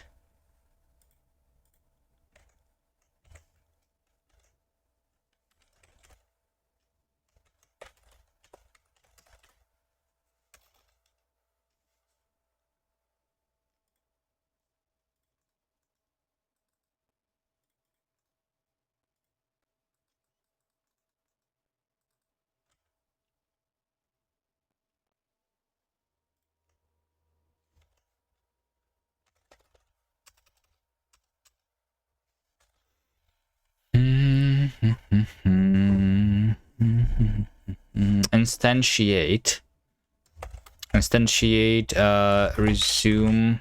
So like that's going to be based on a name. Resume delimited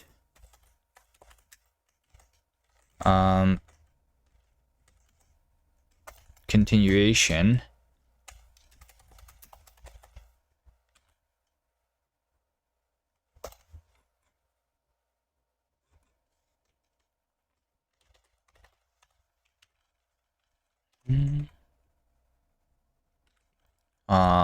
With the single element list being the result type.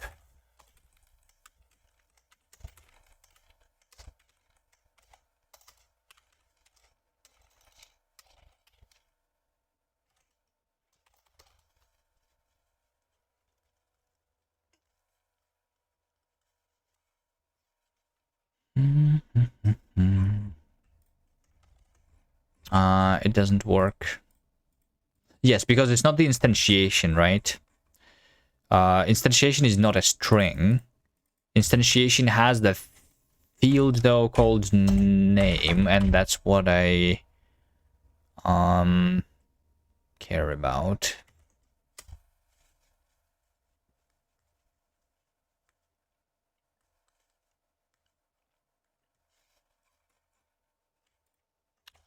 Okay, token field is not in scope. Field is token, not token field, token name.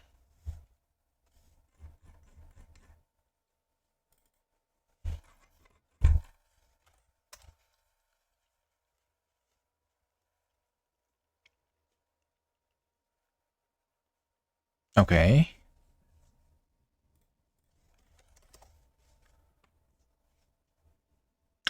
Expected type int. Okay, so this thing is not correct because this is supposed to return type t or int when we instantiate this with an integer, right? But it returns nothing.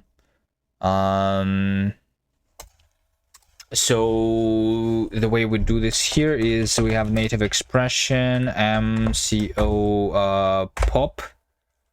MCO pop. We need yeah, I need to say let result t is uninitialized, right? Then we pop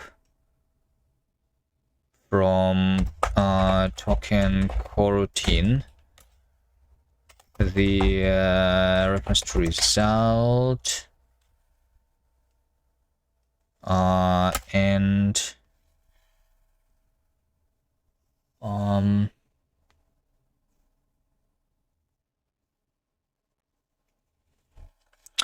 and its size of, can I say size of result here? This might work. Can it be any expression here in C and the size of?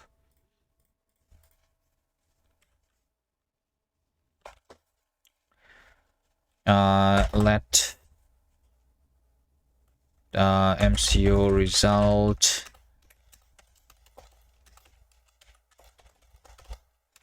is this,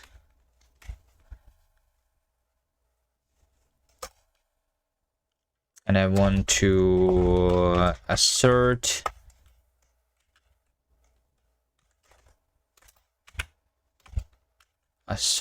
that MCO result is equal to MCO success, right? And we return result.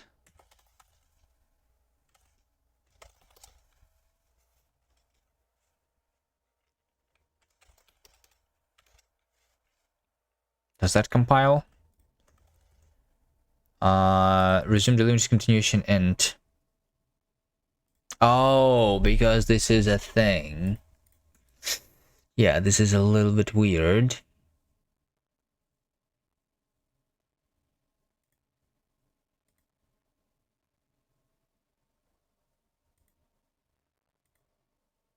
No, it's not. I just don't call this function directly. I need to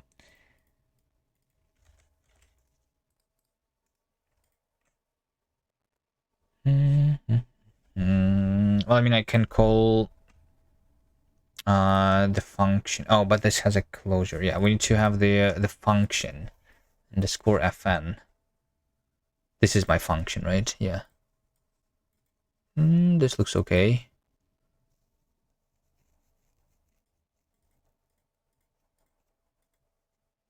We have the context here too, by the way. I guess this also needs to be call C.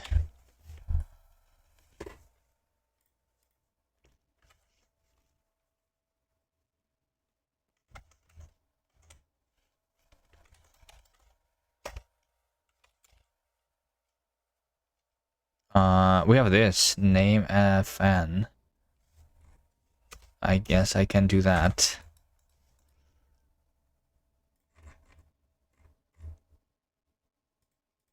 Resume fn plus underscore fn. That's what I'm calling.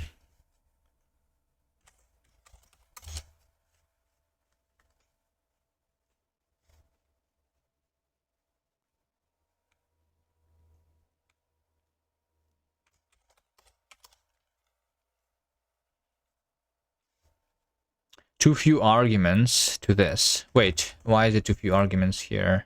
Oh yes, because it needs a token. That's right. Yeah, so there is actually an argument to this function. single element list, and in the element is the identifier token.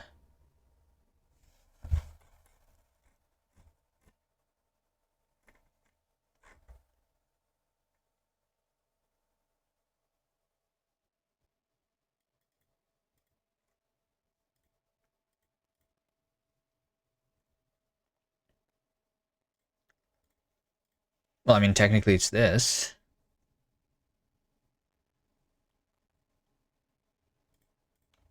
Field, I guess. I did not store it in a dedicated variable, even though I could.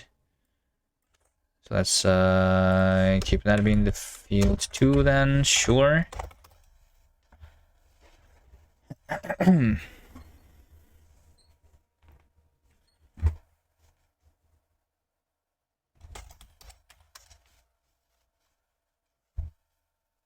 Okay.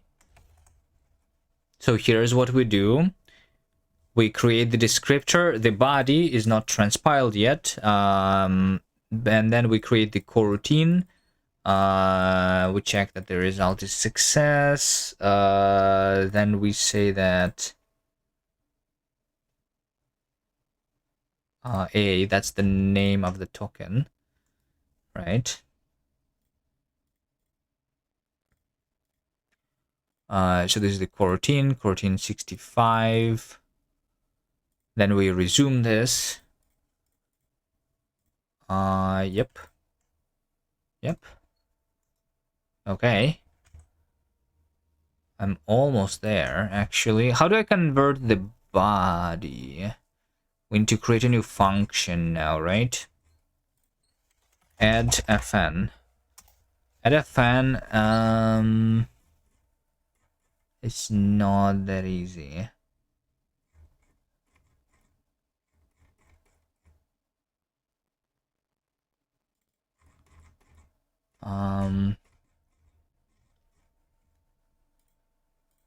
Context results statics. Pushback static. Wait, what? No, that's like the function. Yeah, we have function as closure and whatever. Here's the AST function. I just need to push back the function there. Signature and body. We also have the unwind context, which is returning the things. I kind of want to extract some of that into the function instead of copy pasting. Like we just have the body, right? And the result type.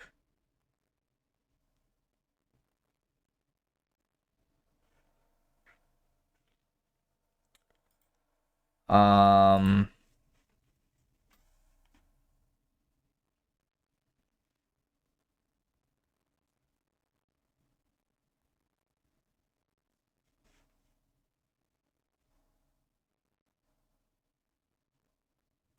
oh, and then I just introduced the local variables of the captured. No, that's not it.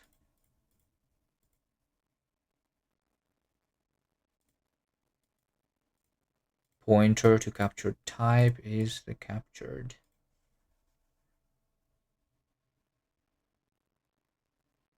Which is captured void.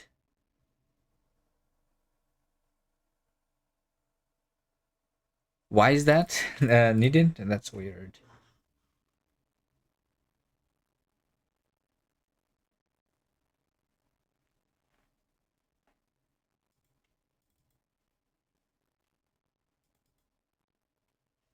If function capture types is some, so if it exists. Oh, yeah. I'm just converting the captured, from void star to a different type. Yeah, that makes sense.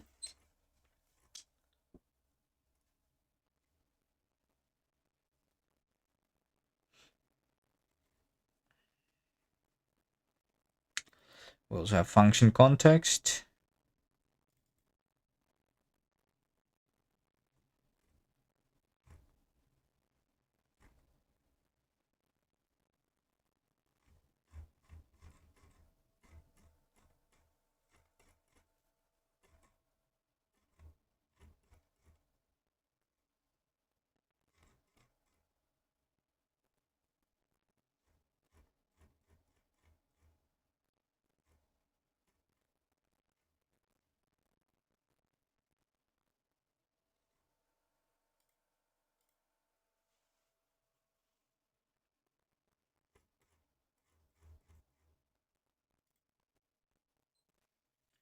I need some more low-level function here. Let's see. Add function impl. I don't know. Let's call it that. So I will need to have the name string. I'll need to have the args, or I guess maybe we have the signature.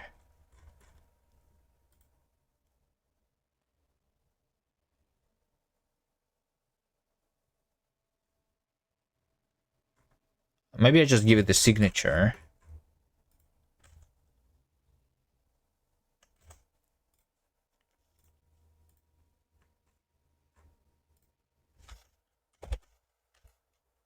It's just function signature. Name, args, identifier, and result type. Okay. Which just signature is AST function signature.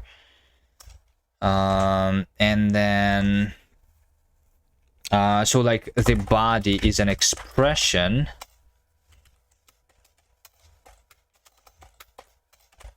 right? But also I want potentially to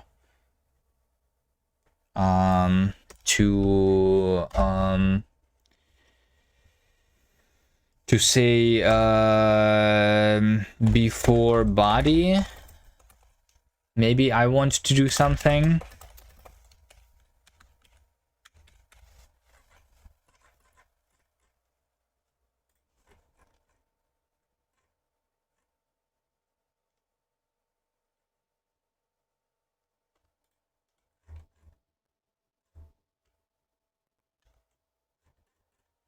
So can I do that?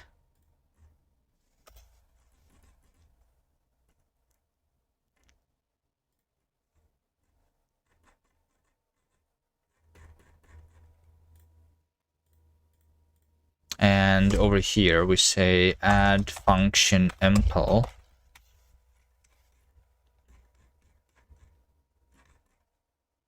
So this is just the signature.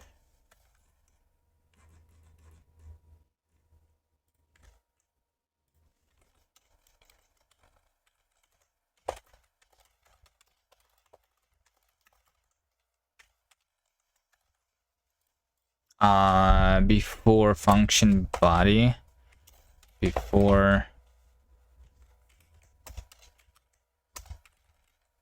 let's make this named actually, and like that instead.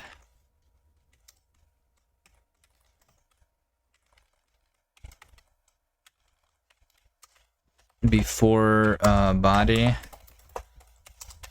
and body is definition of body.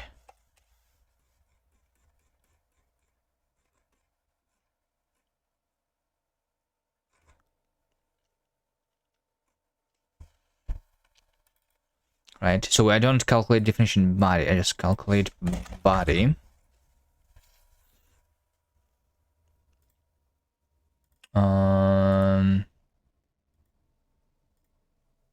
So result type is just signature result type.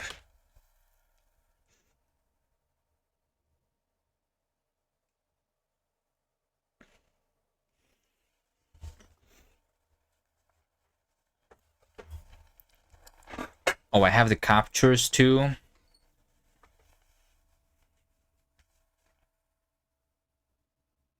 And okay, sure, let's say capture mode is capture mode, and captures is map from string to a type, right?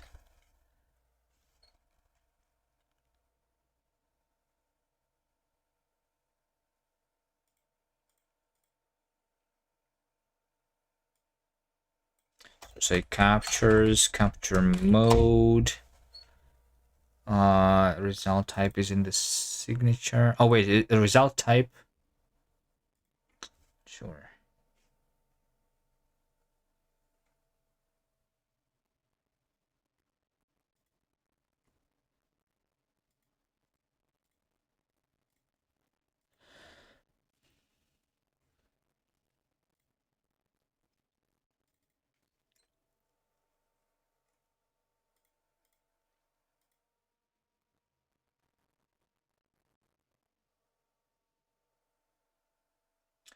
Scope context var.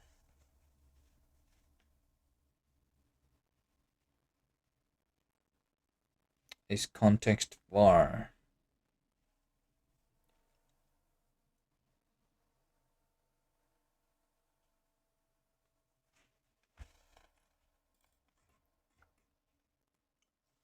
Pum pum pum pum pum.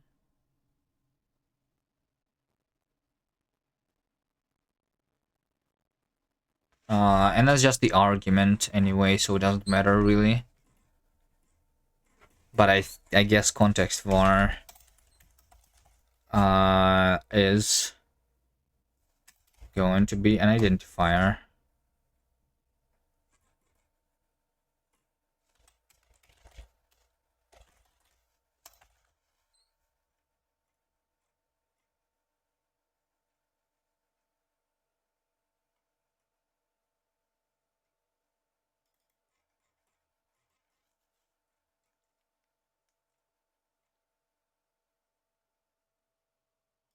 And over here, I also do context. What is this? Context function capture types. This is what we do the before, right? We just do before body over here. And before body is over here. We say if with the function capture types, then we do that. Sure.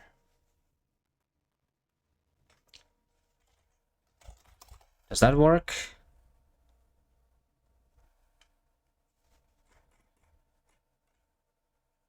Can't find context. Yes. Context.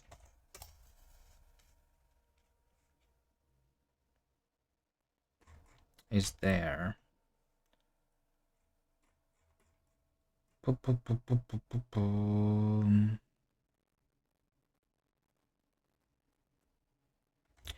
Okay, we need signature. We need a context var.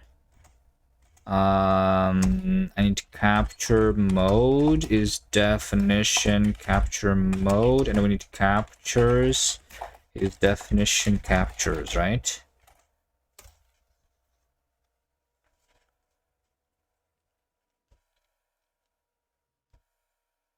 Okay.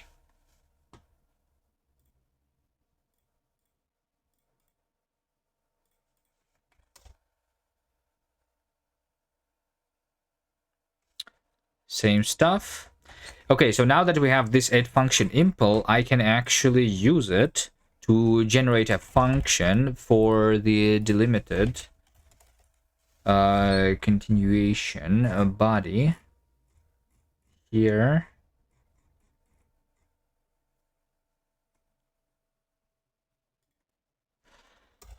So I'm going to add function impl.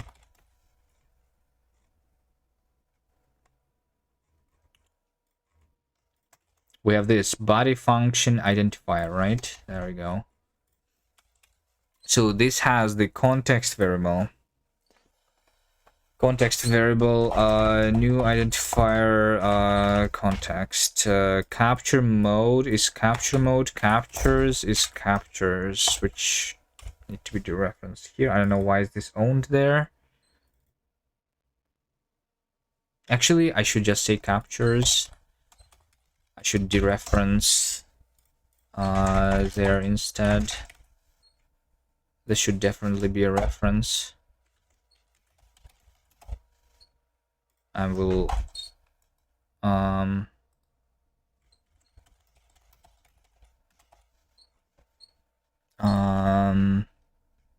I'll just say here that it's going to be dereferenced, but this needs to be a to-do, I guess.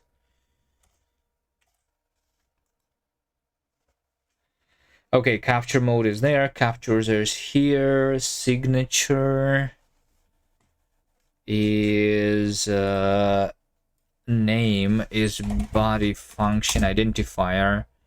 The result type is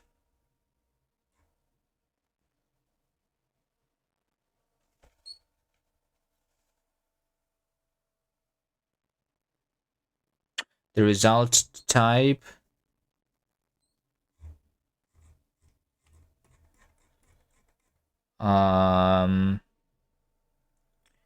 is the expression type, right? Do we have the type in the expression? Yeah.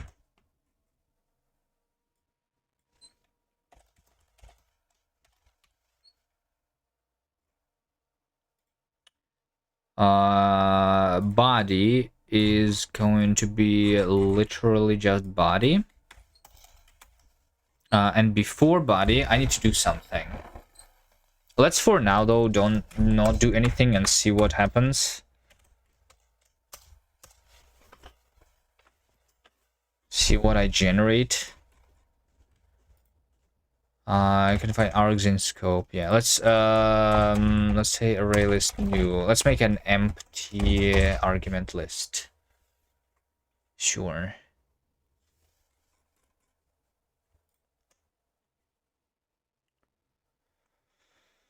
Expression doesn't have fields. Because this is a reference.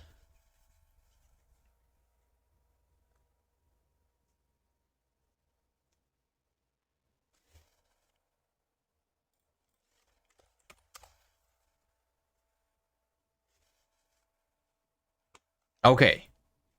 Here we go. Here's my delimited body, right? And what we need to do here, we are actually calling the functions in the with the cast calling convention, which needs the context, which I have not initialized yet.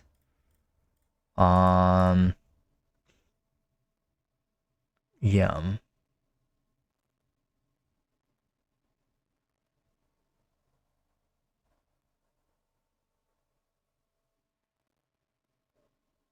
But that is... Wait, what? Am I not doing the capturing of the continuation there?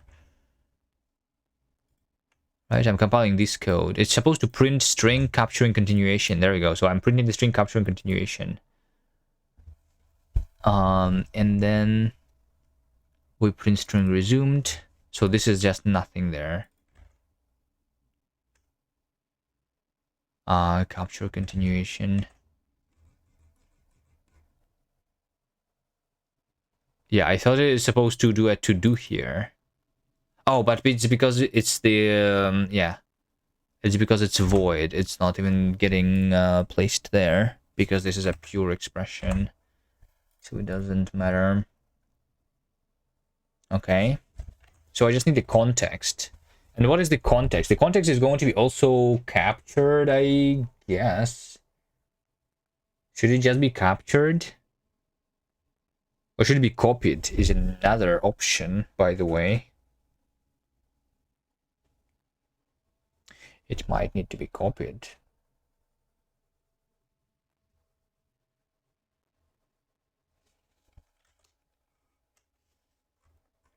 We will need to test a lot of things here.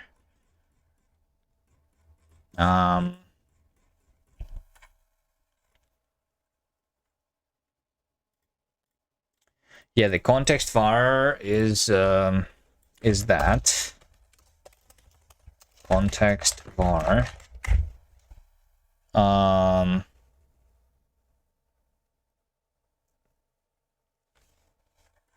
Context variable needs to be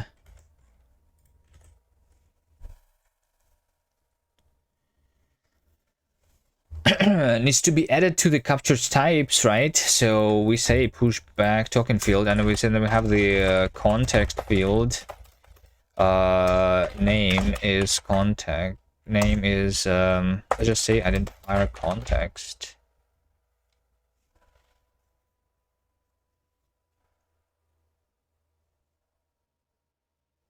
Let's just say context var, it doesn't really matter.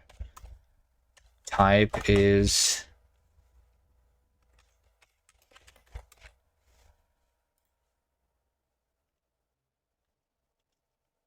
should it be a pointer, or do we own the context there? I don't know. I don't know yet. To do, maybe should own.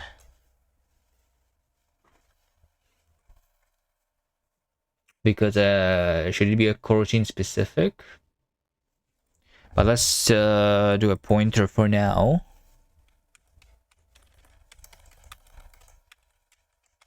Context field is there, and I need to initialize it too. And to initialize the context var, and the value is the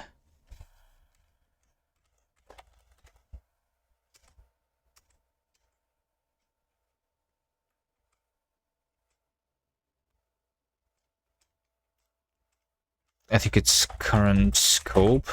It's current scope context var identifier. That's literally it.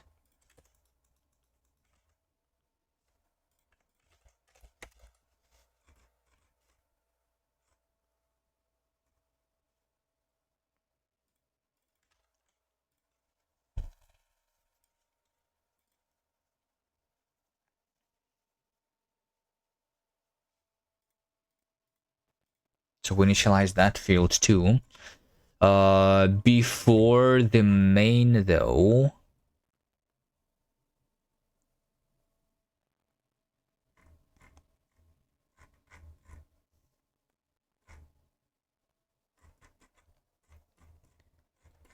Before the main.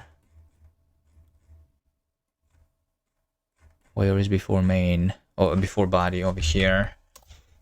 And to make sure that the context variable is there, so I need to say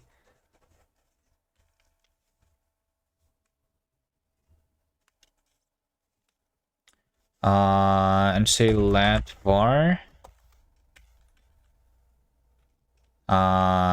context var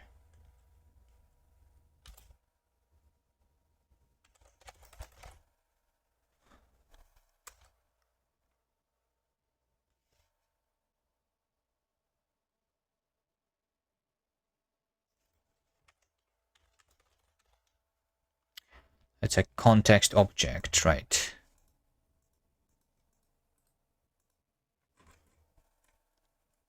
And say let var. So this context var is a reference to context object, right? Does this need to be a reference to context var? And the value is the field object is something. Field is context var. It's the same identifier. Right. So what do we do here, right? I need to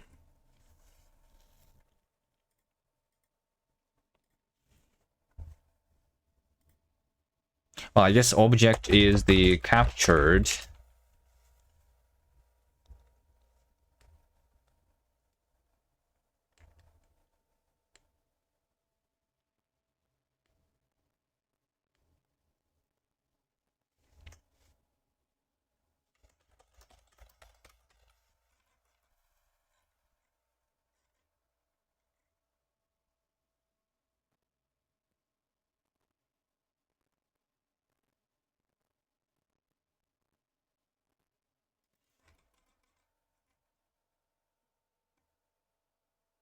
And I need to do this. There always. Right? And to first say that the captured is we will have the argument called captured void, right? So that's my argument.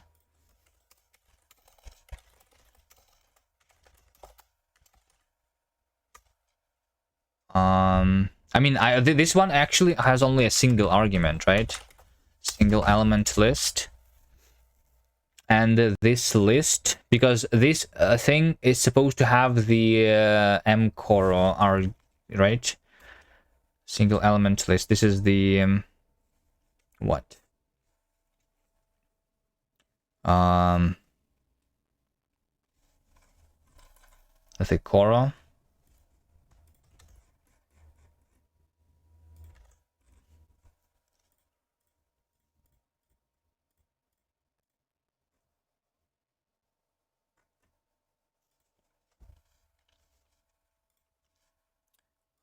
Function argument, name and type, right? So we need to do over here. Name is coro and type is raw mco coro star.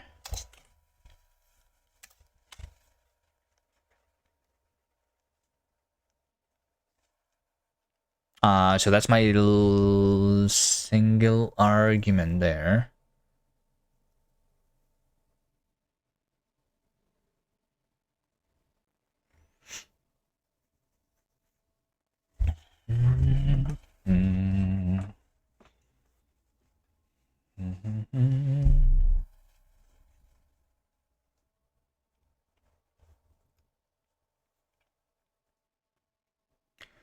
Do you use Claude sometime? No, I do not. Hello there.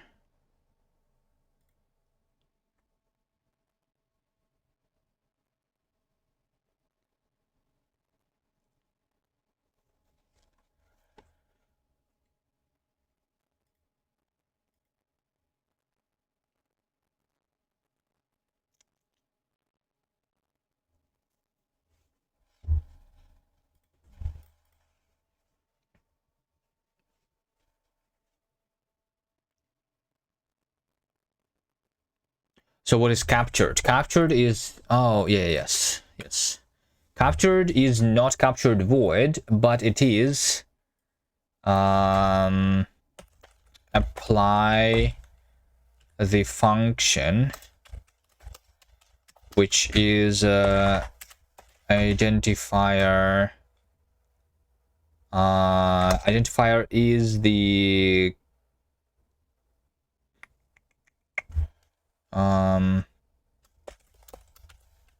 mco get user data, right? And the args is single element list of the identifier cora. So of this coroutine, we get the user data that returns void star, but it is actually going to be a pointer to a captured type.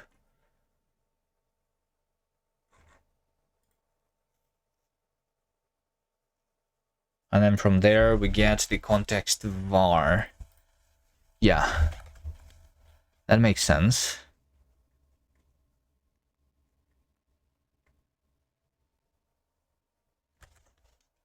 Let's see if it works.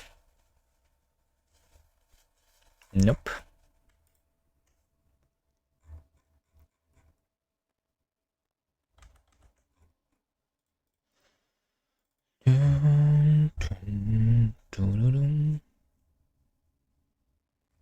Pointer to captured type.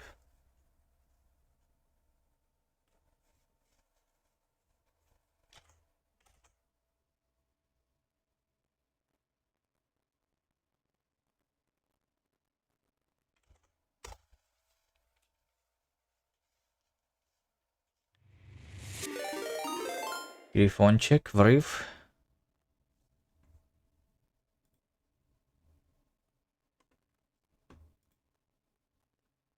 Реклама работает. Здравствуйте. Hello, Gordianko Dev.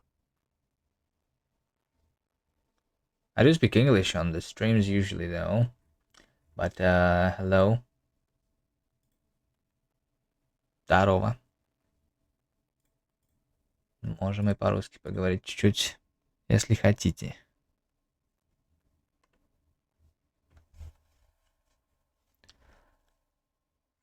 Я делаю свой язык программирования. Cool.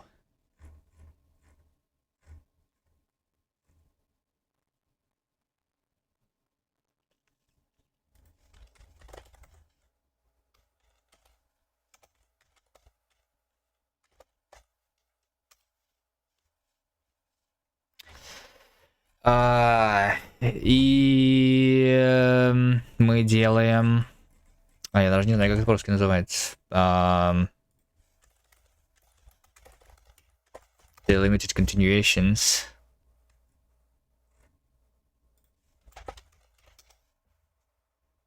What is it called?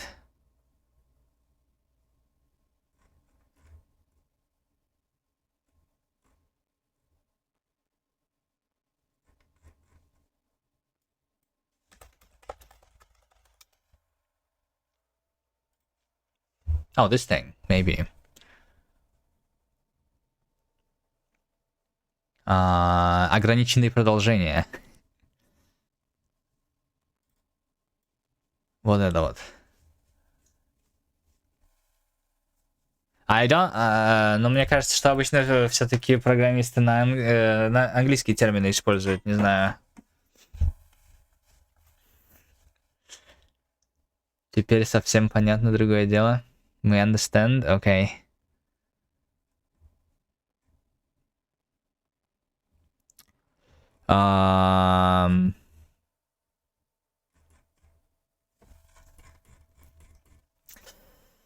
Объяснить не так просто. Я уже пробовал сегодня раньше другим челиком, но я, к сожалению, не придумал пока что, как это объяснять просто.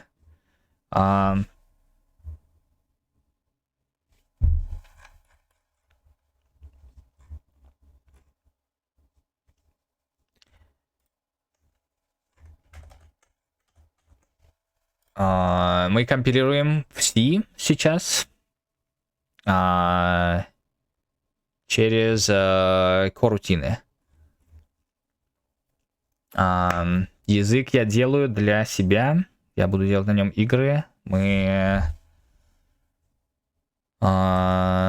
уже сделал парочку. На последний Ludum Dare, например.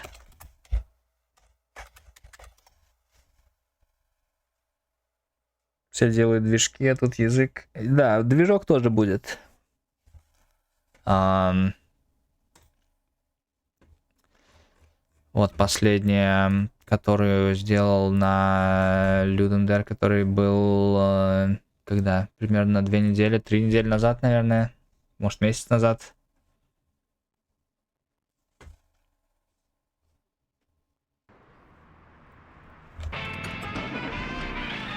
Ссылку тоже сейчас дам. Катаемся в пробке на машине. И гудим на других водителей. И если они не пропускают, то можно на них очень сильно погудеть, и тогда они точно пропустят. Вот. Такая вот маленькая игра.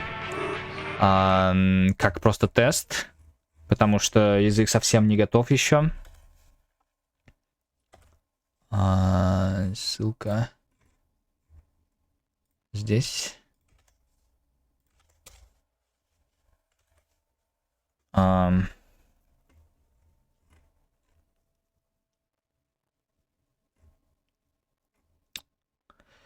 Вот. Ну, конкретно эта игра была сделана без своего движка, там на Рейлибе сделана. Мы... да.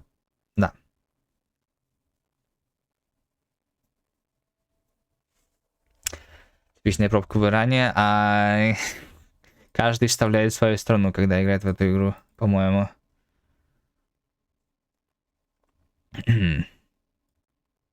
Мне говорили про Индию и еще про какую-то страну. Про Бразилию, мне кажется.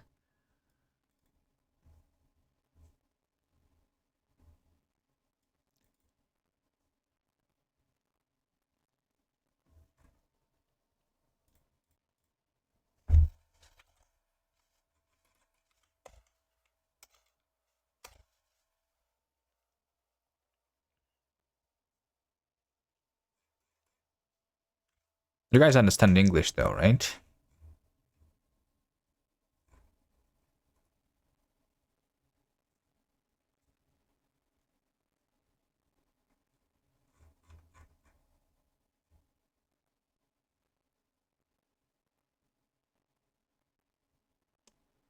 Я не знаю, как в Индии, я там не был. Я предпочитаю сидеть за компиком.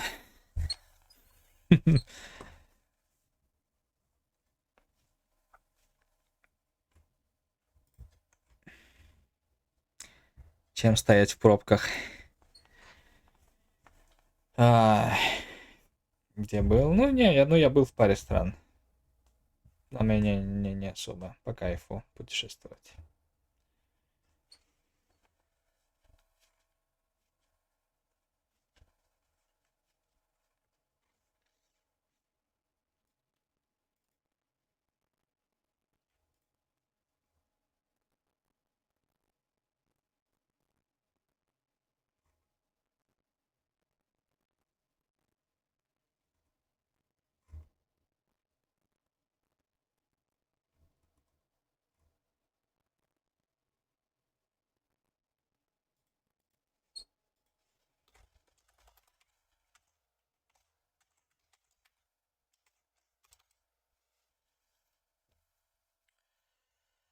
Тут же дома только кресло лучше. Кресло идет. Кровать. Вообще круче сон.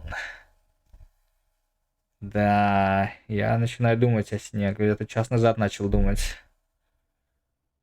Потому что у меня что-то не идет сегодня кодирование.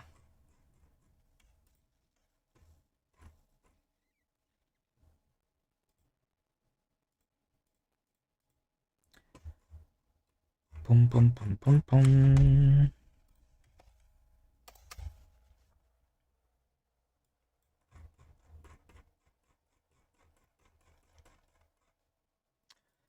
Identifier is not filled.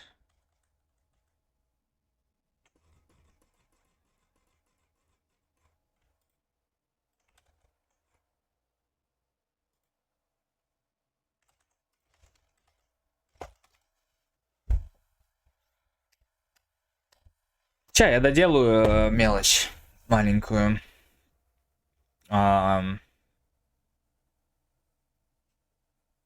Вообще, мне кажется, что у меня почти готово. Я пытаюсь скомпилировать вот этот код для примера. То есть у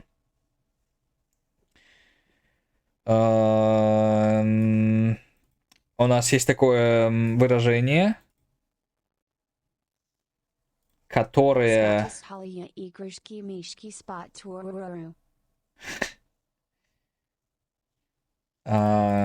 которое мы, когда вычисляем, мы можем поставить на паузу. Capture continuation means that we pause the evaluation of this expression and instead return as a value this thing. Это по типу async, coroutine и всего такого.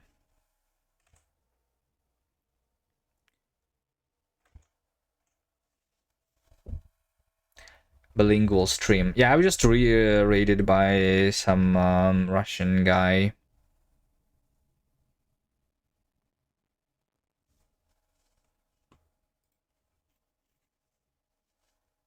I usually don't like talking in Russian though.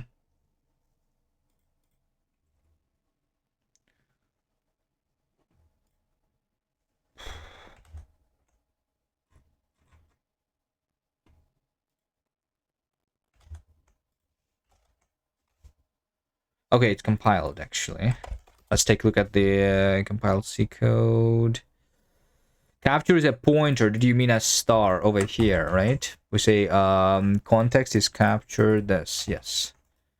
I did need a star.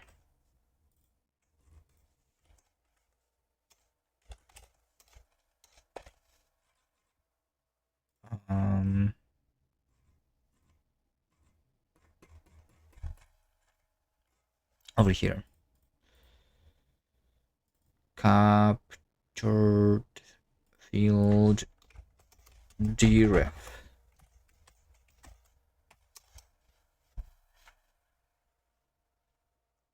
400 метров проехал, нормально.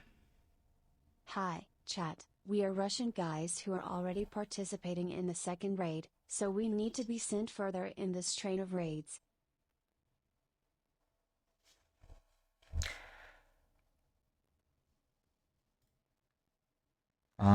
Okay. You just say that you don't like me. You want me to send you further to another streamer. All right. That's okay. I'll finish just in a second here. You can choose the next target then.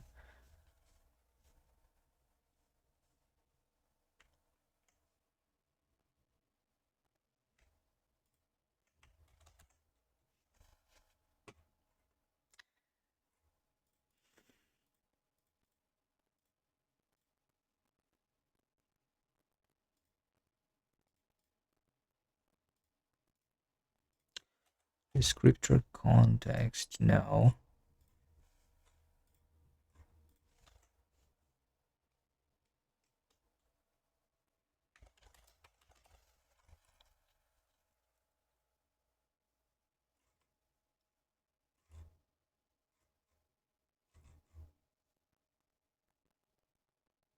Yeah, because this is not part of the descriptor, but of the captured.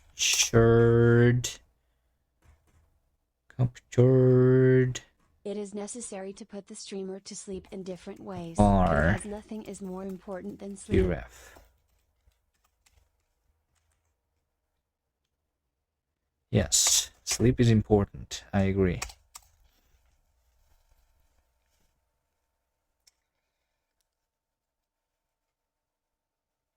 You have insomnia.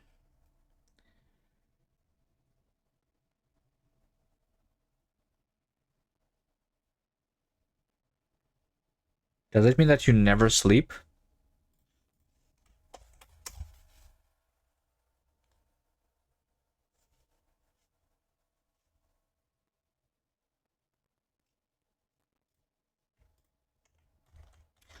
Okay, so now the only issue is that this delimited body 65 is taking... Wait, what? Wait, why does it not compile even? Passing argument 1 of is from incompatible pointer type. Oh, is that because this function... Yeah, this function returns integer, but it should not actually return integer. It should return void. Yeah. And instead of returning 1 to 3, what I need to do is...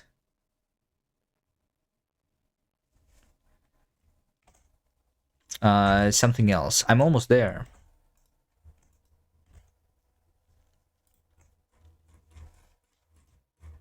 The return type over here is just going to be void.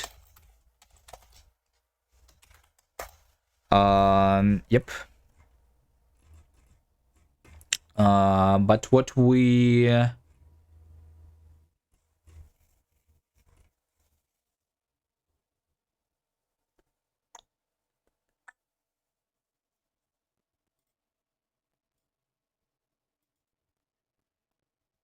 Wait, but no, that's not what I want.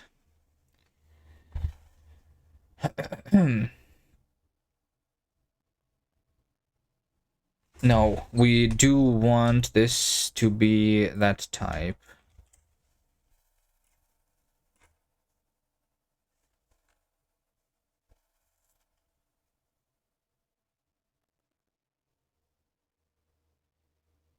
But I want to add another function.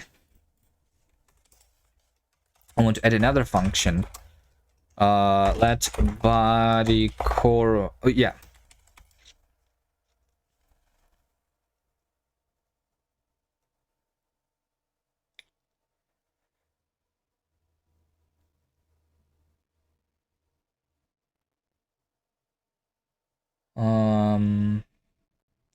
Меньше игр, больше сна. No, games is important.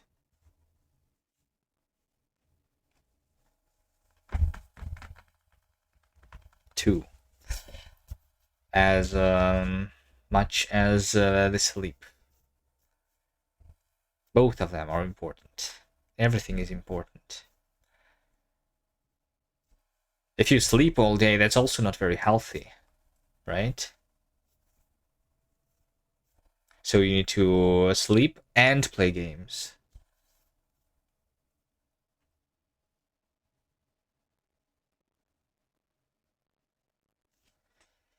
Okay, so the issue here is that the coroutine library, the coroutine must be a void function, but we instead return 1 to 3 here. So what I want is I want to convert, like, I want to have like the void, so we will call it like delimited body coroutine, right? So this is what is taking the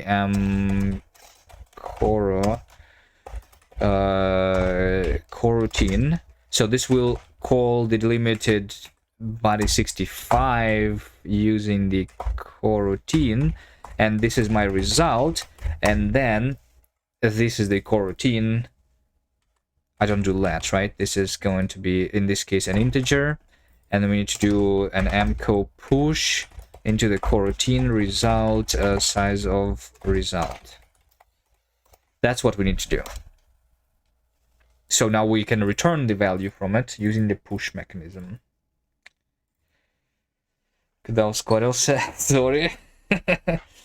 Yeah. I mean, I think I'm usually writing code very fast. It's just today that I'm a little slow.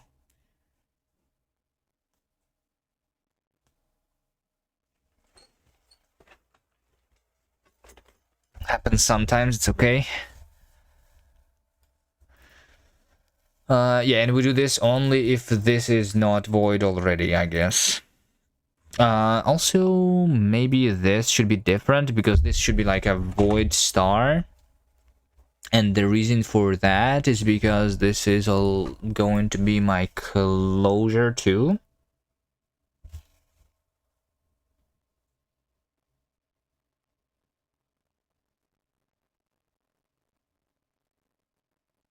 My resume object is a closure, which is a combination of function plus the context, and this is my context.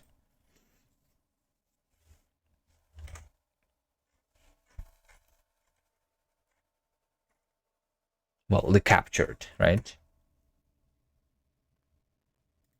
I can have a field which is the coroutine here too.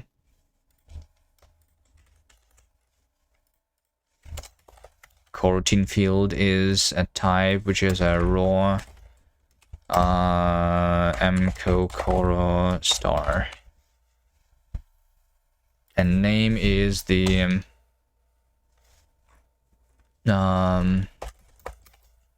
coro.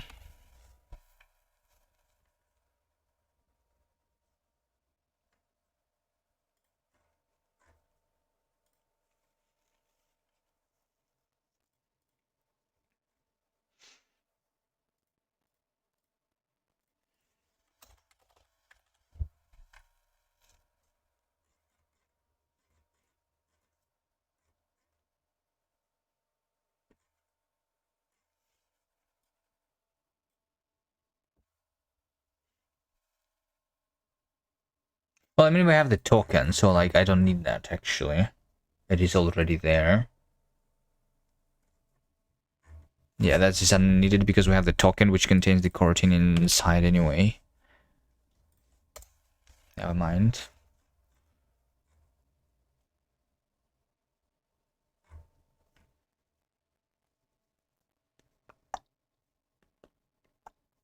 So this is the body function, but I also will need the core function. It's new identifier delimited core. Let's call it that. And then we add another function impl here. Context var, capture mode, captures, signature is going to be body, no, core function.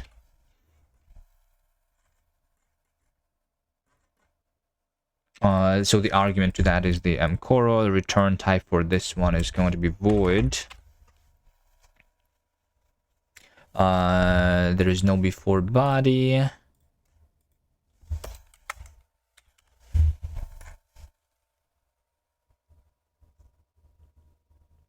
Or I mean, we can just say that body is the this is supposed to be reference.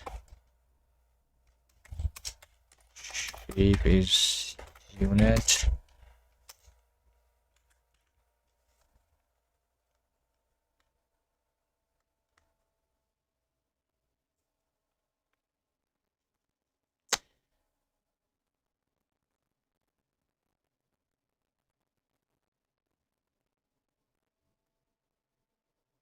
Ну что, ждать Doom на твоем языке.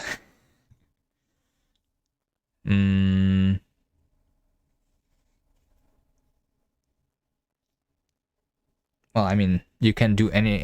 You can technically do just inline C always using these raw things. So you can just you can just inline the C source code there of the Doom, and that's going to be Doom in minicast, I guess.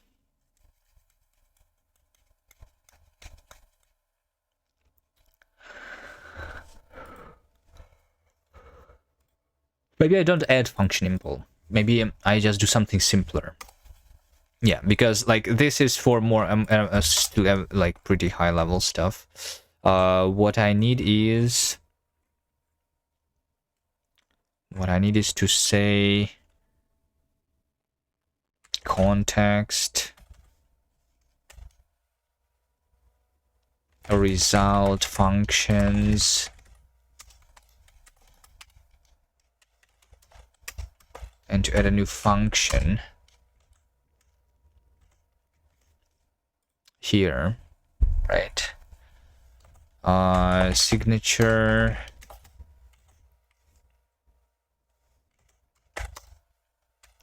name is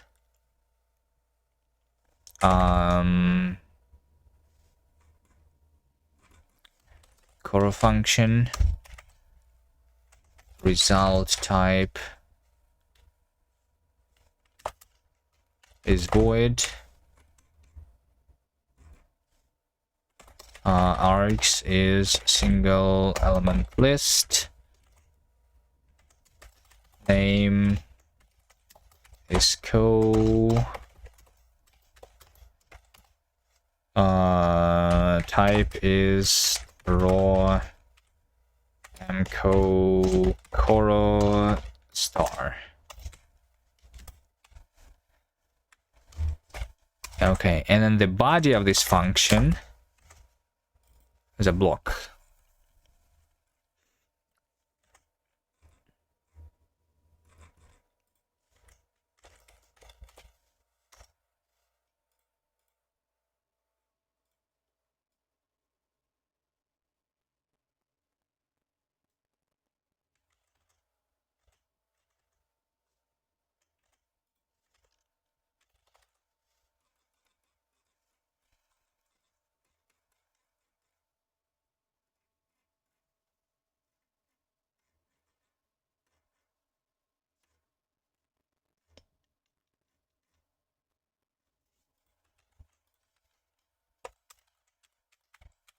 So I have a block here. I have the scope to be that.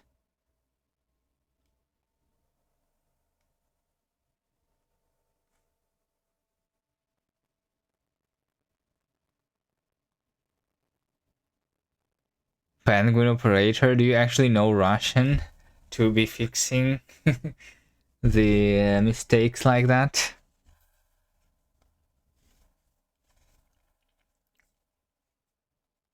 Да-да.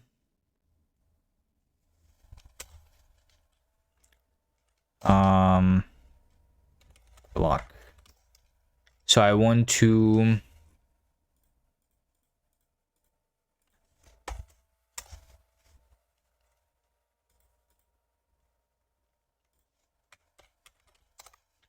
don't say calculate. No. This is just a block, right? What I want is to just insert statement. No. Yes, insert statement. Let var type is, well, I mean, that needs to be done on, there is and to say that if, and say if it depends on my results type here, right? If it's void or not. If expression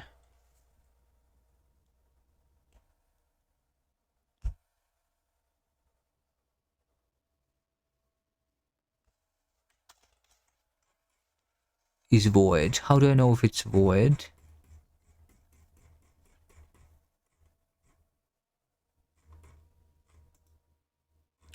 Why is everything red?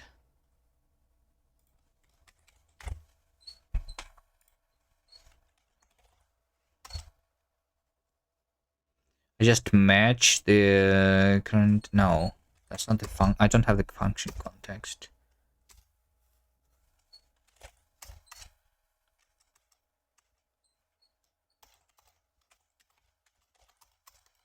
This is only here.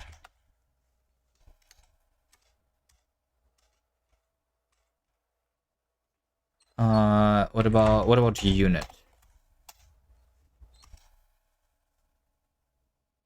Yeah, if type is unit.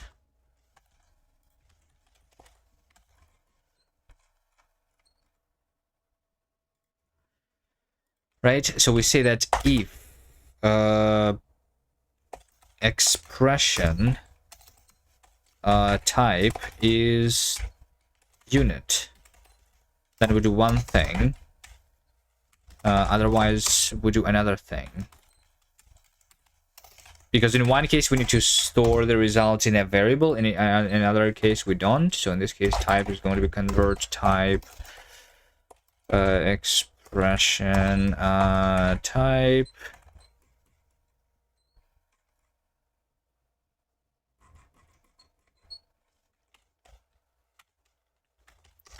Identifier is result. Value is some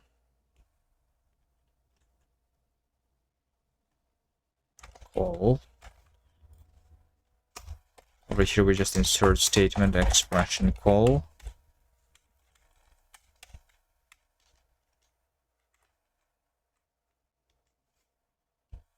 Спокойной ночи. Покатил в кровать. Удачи. Давай.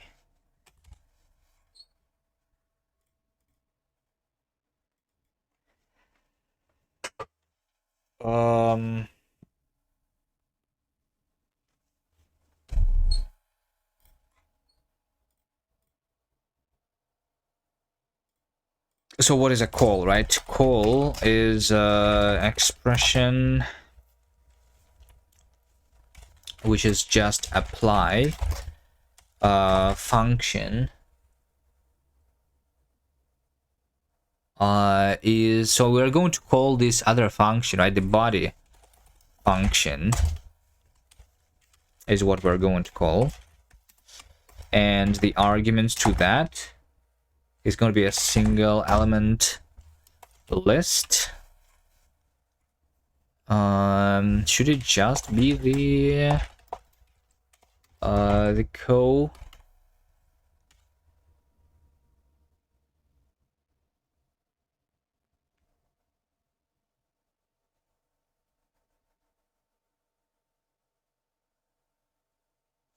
Right, and now that I have this result, I need to do a push, right? So we need to insert statement, another one, which is expression apply. Function is identifier mco push.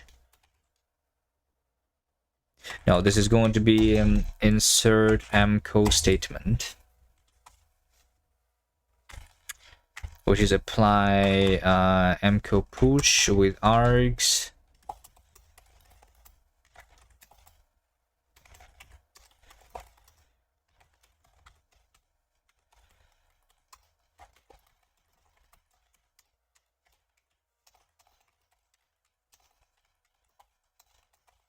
The arguments are the coroutine itself,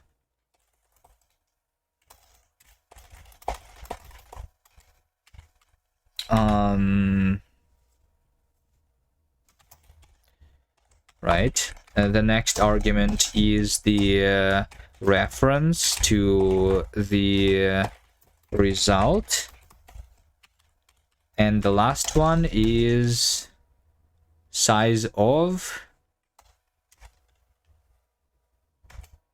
let's say, apply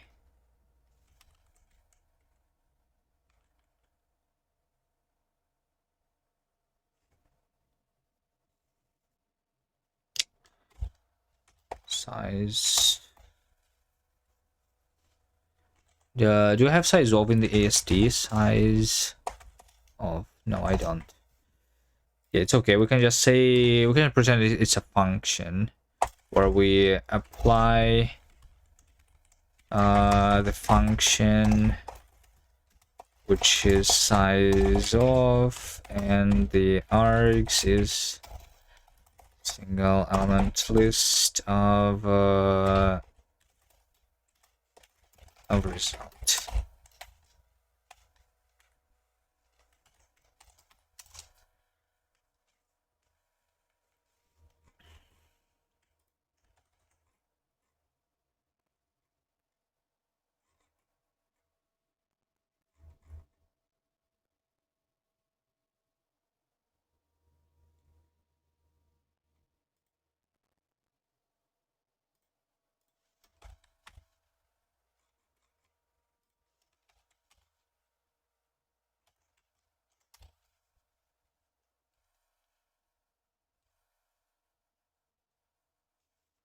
Okay, it compiles. That's a good sign.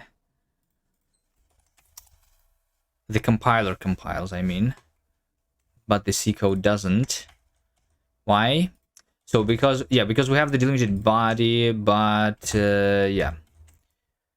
We need to instead pass there not the body function identifier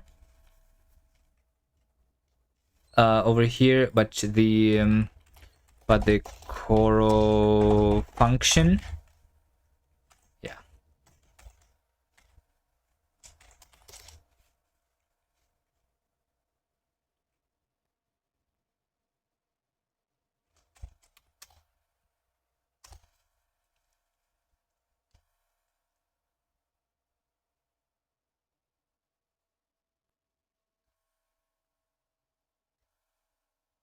We have undefined reference, and the reason for that, okay, so it actually compiles, the linker fails, and the reason the linker fails is because I need to say mini core impl or something. Yeah, we need to define mini core impl before including the header here.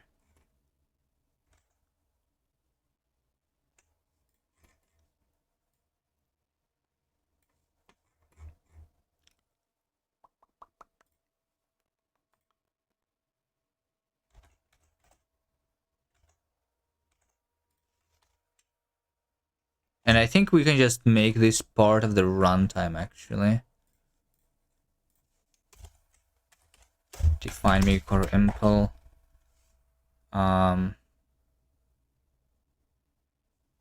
Include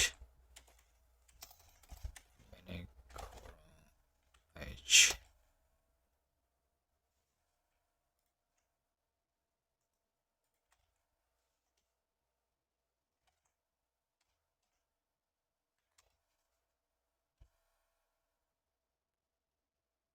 It's the redefinition.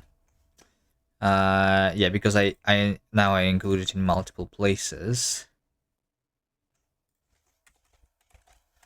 So I am going to get rid of it from here. Just have it in the runtime only.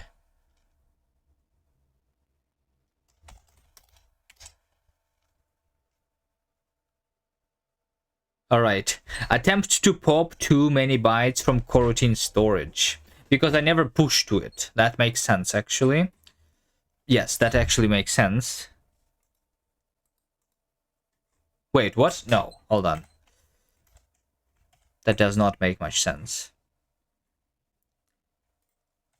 So here's the delimited body. This returns an integer, which is 1 to 3 in this case, right? And I just return success. I'm trying to push here the result. Yes. When am I doing a pop then? A pop is here when I'm doing the resume, which is the int. Oh, wait. Wait, I'm always popping?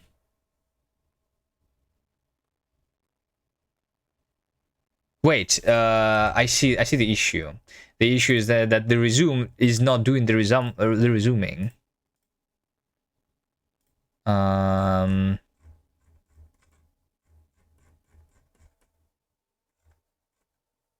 Right? And to go over here, right? Yeah. This. Oh, wait, yeah, this is MCO pop. But what I need is to do the continue.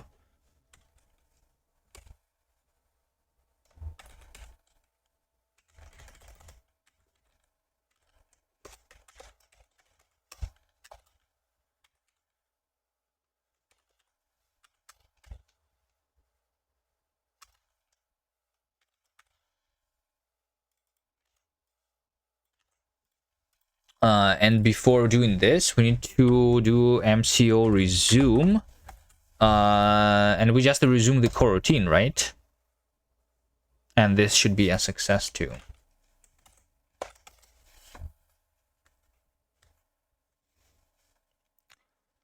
Exhibit semicolon before value.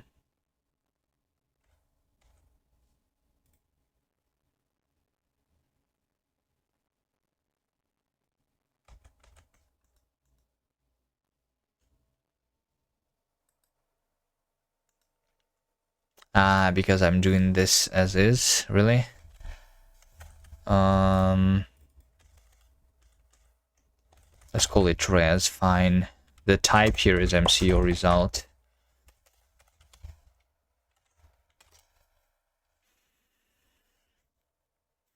Okay. We say... Okay. So this, the output though is not correct. Let's take a look at this code. Resume. I cannot make this uninitialized still, right? Because the function type is not defined. Yeah.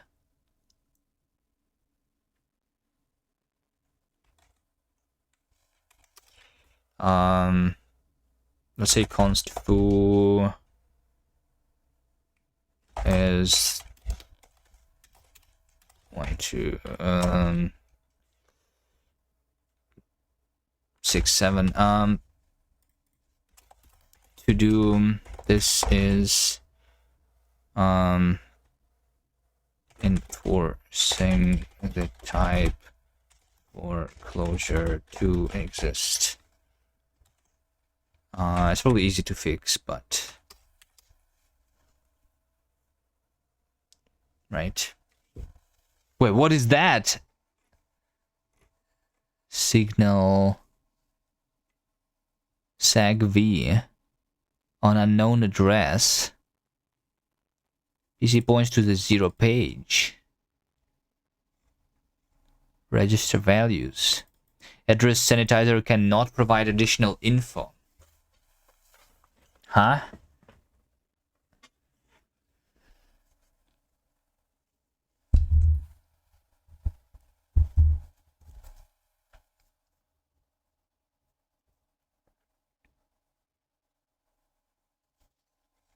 It did not. Oh, wait, maybe it does. Oh, yeah. No, this actually makes sense because resume is uninitialized and now I'm calling it, right? But I'm calling it without initializing it because this is not properly compiled yet because capturing continuation is not correct. So what happens is we just skip this entirely, which is why I'm just printing capturing the continuation, then I'm printing immediately resumed, even although that's not what should happen. And then I'm printing 1, 2, 3 because that's the result here. And then when I'm calling the resume, we have the segmentation fault. Okay, that makes sense. So the only thing that is left to do is to implement the capture continuation, which is just what?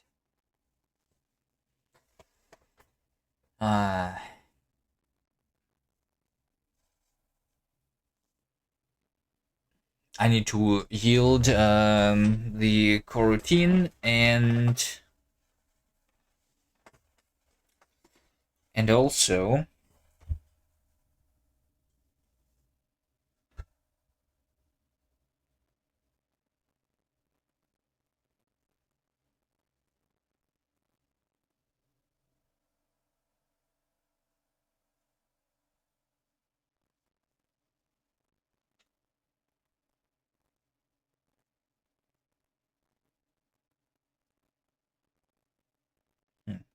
interesting.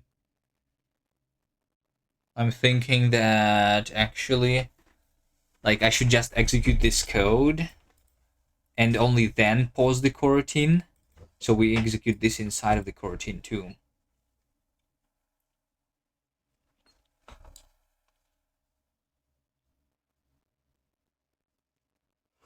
Because I can create decay continuation in that case, even although it is still running right now, because that's just a reference to the coroutine anyway. So A is a reference to the coroutine, and this needs to be created as a function.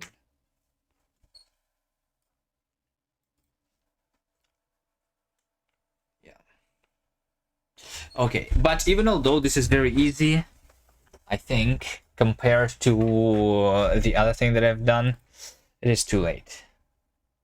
I need to stop. I'll finish this maybe off stream.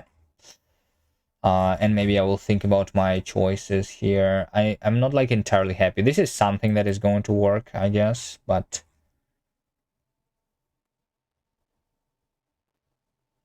I need to play around with it too after I implement something.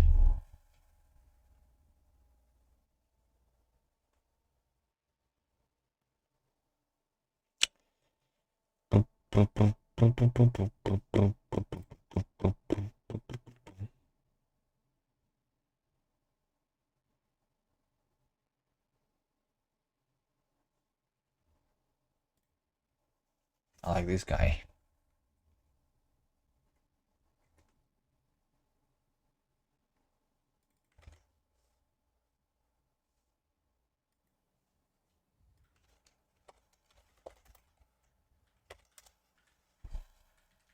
Making jank. Programming language. When we do our deafen, all right, see you guys next time. Bye. On this, m is already expected to have been evaluated. If that is a function